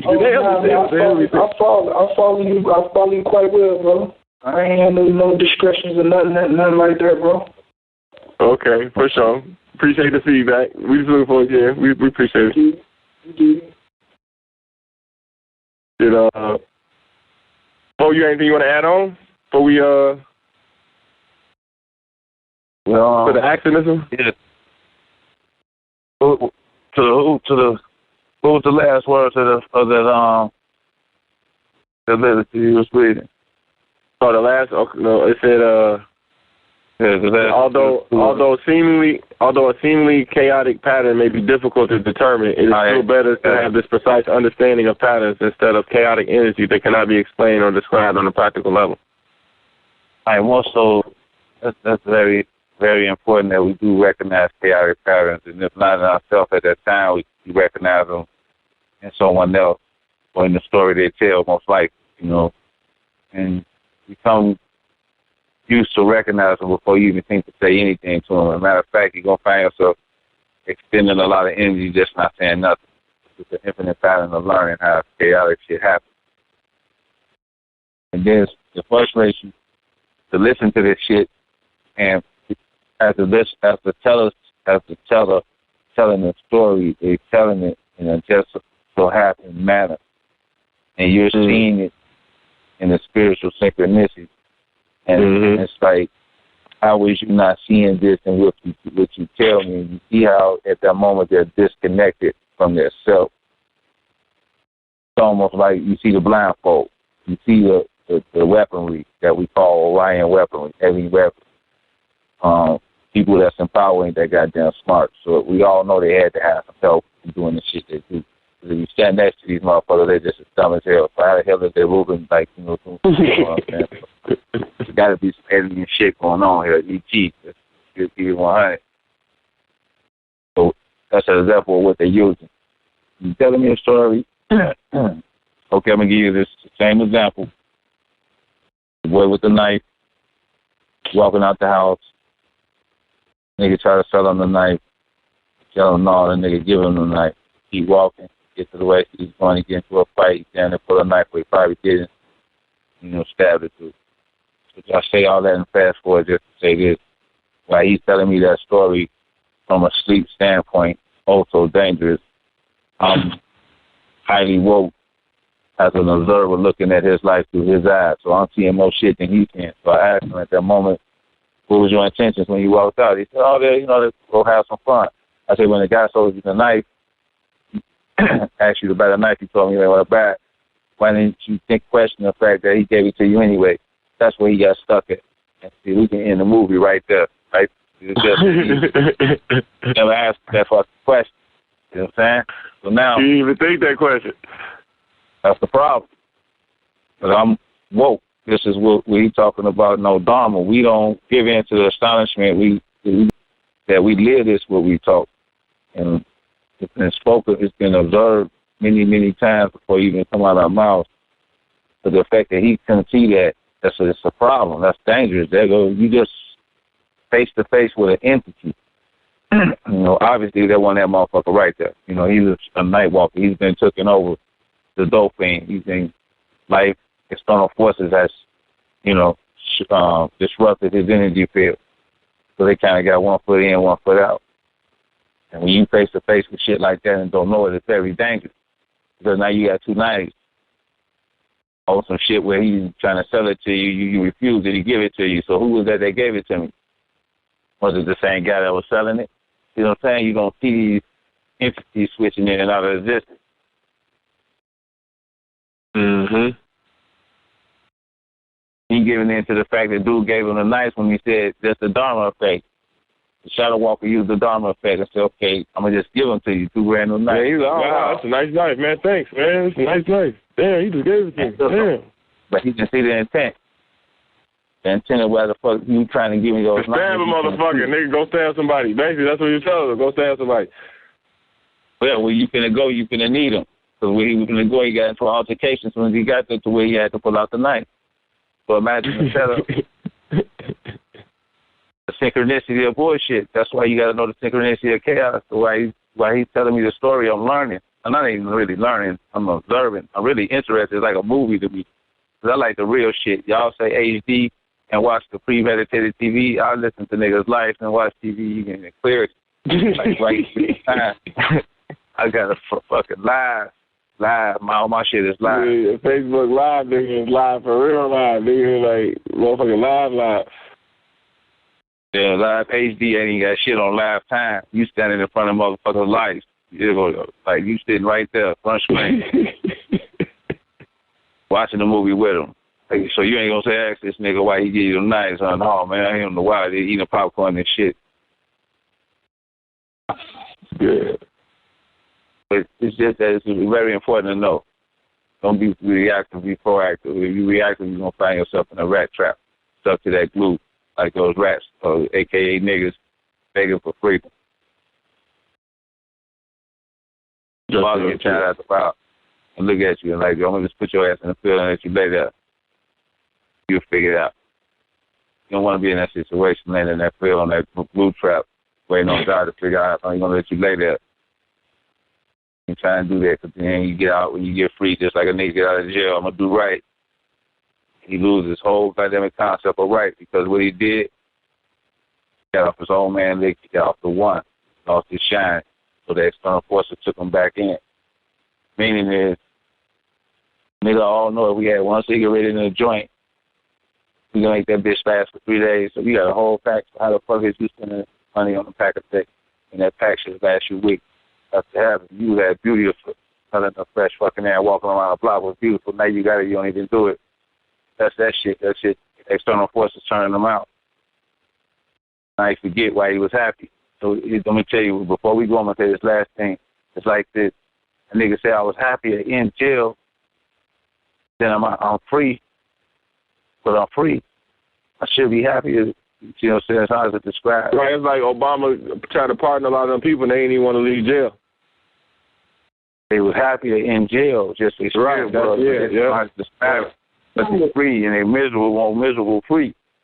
It's because they don't know that they're trying to be that same. They need to be that same person that they was locked up while they're free.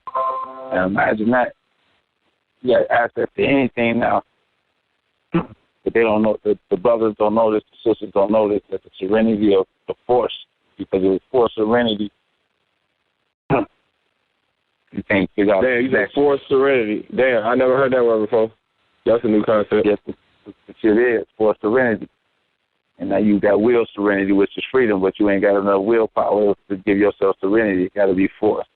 That's fucked up.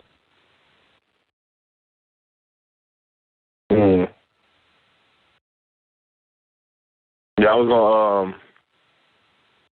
I wrote this down so I didn't forget, but I remember I had seen a documentary a while back on the Navy SEALs, and it was talking about how they make them stay underwater for like 5 minutes, and they wrestle them underwater, and they send them through this real intensive training, man. Like, by me saying intensive training, I'm really taken away from like the real intensity of what the fuck it is. Like, it's insane what they make them do, but they do it to prepare their minds for when they actually run into these type of situations, they not going to be under the Dharma Act. Like, if me and you sitting there fighting underwater, and you literally cannot come up from under the water for about 3 minutes, and goddamn it, no matter what you do, we going to hold you under this water for 3 minutes. You know what I'm saying? Like, eventually your body going to go past the shock. You know what I'm saying? You're going to fuck around and try to drown or stay awake, or you might fuck around and drown, or you just going to pass out or whatever. But when you go through this like 10 times, eventually your body going to get past the shock. You see what I'm saying? You're going to be starting to realize, okay, I'm going to be held underwater for 3 minutes. You see what I'm saying? So, like, about 2 minutes in, 2.5 minutes in, your body starts to go into shock. It's only going to do that like the first 2-3 times. You know what I'm saying? Once you get past that shock, you've been through this 7-8 times, it's no longer shocking. Right? You know what I'm saying? And they do this to train them. So, you know, in these extreme circumstances, they are mentally prepared. I will say this too, not to, you know, go too long, but like, I go swimming. You know what I'm saying? When I used to go swimming, I used to smoke a lot of weed. You know what I'm saying? And like I still smoke a lot of weed. You know what I'm saying? But one of the things that I started to do was going swimming because it really trained my breathing. You know what I'm saying? Like swimming is one of the best things you can do for your breathing. You know what I'm saying? Because like when I'm swimming laps, you get over a certain point of the water where it's like maybe 8 feet or 9 feet, and you know that your foot can't hit the floor and you can't stand up. You know what I'm saying? Because it's too deep. You're going to sink. Mind you, I know how to swim. It's not like I'm going to drown in 8 feet of water. You know what I'm saying? But as you swimming and you start to get tired while you swimming, you were saying you're not stopping, like your body, you do it kind of panic. Like, oh, shit, I'm swimming and I'm not breathing right. Like, you know what I'm saying? Like, if you swim truly, you're supposed to hold your face under water and, like, take a sip of air and put your face back in the water. When you need to breathe, you put your head up, you take a deep breath, and you put your head back under water, and you keep swimming. You know what I'm saying? This is tiring. And if it's like this is a pattern to this. Like, you got to learn how to do this. Like, you take 3 strides, take a breath, take 3 strides, take a breath. But, like, you trying to do this, like, eventually you're going to need more breaths. Like, especially if you smoke, you're going to be like, shit. Like, I need to take a breath every stroke instead of every 3. You know what I'm saying? Because, like, your body's going to start panicking. But I had to tell myself, like, nigga, it's not like you about to drown. You know what I'm saying? Keep swimming. Yeah, you're breathing heavy. Yeah, you get animal breathing kicking in. But keep swimming. You know what I'm saying? Because, like, eventually I let go of that Dharma. You see what I'm saying? Because, like, your body is just panic. It's like, oh, shit, I'm going to drown. I'm going to drown. I'm going to drown. It's like, nigga, you're not about to drown. You in fucking 5 foot, 6 feet of water. You know what I'm saying? But there's something about that survival instinct that kick in. And that's where that Dharma kick in. It's one of the best ways you can train Dharma is by going swimming. And you know what I'm saying? Pay attention to your breathing as you swim. And pay attention to the animal instinct that kick in when you can't breathe. You see what I'm saying? Because it's like, oh God, I can't breathe. It's like, calm your ass down. You can breathe. You can stop right now if you really wanted to, but challenge yourself and keep going. You see what I'm saying? And that's the best advice I give somebody who highly under Dharma, because you breathe in chaos. A lot of people don't know, like, if you're not breathing right, you will breathe in chaos. You breathe in the wrong thought. You welcome bogus thoughts. You know what I'm saying? You're not breathing right. Swimming is one of the best things you can do to train your breathing and train your animal instinct inside your head, you know what I'm saying, in survival situations. You know what I'm saying? That was the last thing I wanted to say. Yeah, that was all of the chambers. Yeah, I'm out. I'm fresh out of ammo. You got anything else you want to say, Paul? I'm out, man. Anybody on the line want to say anything? Anybody in the chat room got any questions? Thank you. That was awesome. Thank you.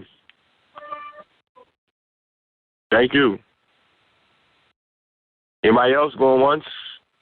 Going twice? 3 times? All right, well, tonight's show was Don't Give It to Nostalgia, a.k.a. the Dharma Lit.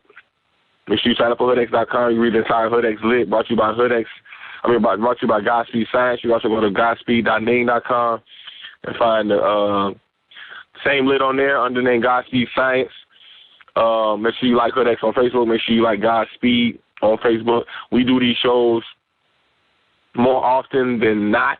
So if you want to be added to the list, just go to Godspeed on Facebook and just tell us to add you to send us a message. Tell us to add you to the list when we go live, so you can know, so you ain't gotta miss out on none of the episodes. Tonight's show brought to you by Hoodx live stream. Make sure you go check out all the independent artists from all over the world. Some of the craziest videos you've ever seen in your life. If you want to see the Shadow Walkers for real, just go to hoodx.com and watch the live stream. You see a lot of entertaining, a lot of talented people on there. It's a real good show. I think I've covered all of my tracks. Oh, you good? Oh, going once, going twice. All right, we're going to end it here. Thanks, everybody, calling in. Make sure if you want to get added to the list, just let us know on Godspeed. Peace.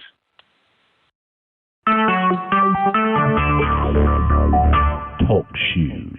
Recorded live. Yo. It's your boy K-Blao Hood X. It is a pleasure to be back with you on this beautiful Wednesday. And we're going to be talking about the Hood X Lit. As usual, I'm joined with Pomo of Godspeed Nation. What's up, fam? What up, nigga? Like we always do around this time. What we about to do?